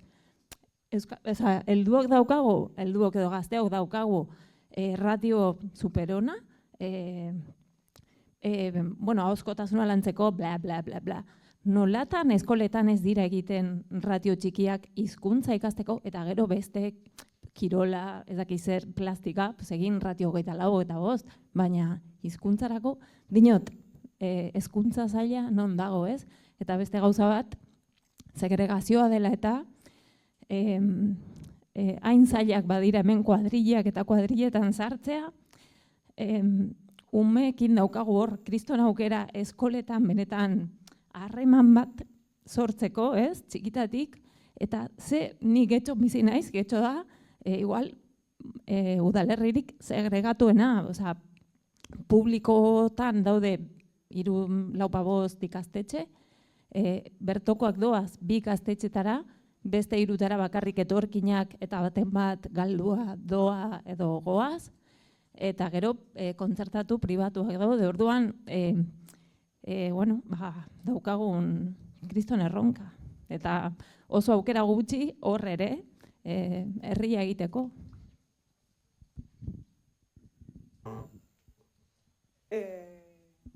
Uste bukatu behar dugula. Gaia oso komplexua dela, ez dago zalantzarik. Bukatu behar dugu, Carolina. Bucatua, bai. Carolina, bukatu Una cortita. Cuando los coros vascos van a cantar Boga Boga en Wolof, entonces sí, realmente vamos a tener el euskera, el nuestro, y esta diversidad va a aparecer como con más facilidad. O sea que, aupa, dang. Bueno, orain bai.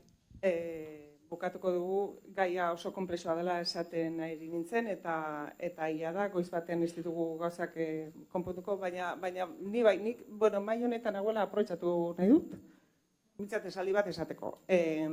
Honetan lanean ari gara, duela 20 urte gitxi gora bera. Orduan hemengo migrazio portzentaiak 3,4an edu 3,4an zeuden, eta orduan ja esaten genuen, ja heldu behar zitzaiola kaiunin, serio, eta denek ez daukagu ardura berdina, ez daukagu norbanakoak edo administrazioak edo hezkuntza sailak edo Eusko Jaurlaritzak ez dauka ardura bera, eta nik uste berandu gabiltzala. Garaiz gabiltza, baina oraindik espabilatu behar daukagu, komunitate euskalduna, hizkuntza aniztasuneko euskalduna lortu nahi baldin badugu, espabilatu behar daukagu, eta nahiko berandu gabiltzala irutzen zait. Eta, bueno, jak hemen nagoen, hori esateko gogoan eukan. Ez daukagu denok ardura bera. Eta hemendikan, euskaltzaindiari bai, Eusko Jaurlaritzari, hezkuntza sailari, zerbitzu sozialetik, udaletxe guztiei, foru aldundiei, azken 15 urtetan dagoen aurrekontu bat teknikari berriak, migrazio teknikariak sortzeko, non daude, norak badaki. Bueno, ordu, hemen nagoela aprobetxatuz, espabilatu behar daukagu, 150 hizkuntza gutxienez 150 hizkuntza badaude, detektatu ditugu, osea, venga, lanean. Eskerrik asko denak. Bueno, jendea honezkero guztio nekatuta gongo zarete. Euskaltzaindiko sustapen batzordeko idazkaria naizen neurrian eta mintegi hau eta jardunaldia antolatzen jardun garen guztion izenean parte hartu duten guztiei mila esker. Azkenean lehen baten Mazedoniaren aipatu du, baina gure gizartea askotarikoa izan da, egun oraindik are gehiago da eta etorkizunean izango da. Eta gizarte hau alkarrekin egin behar dugu.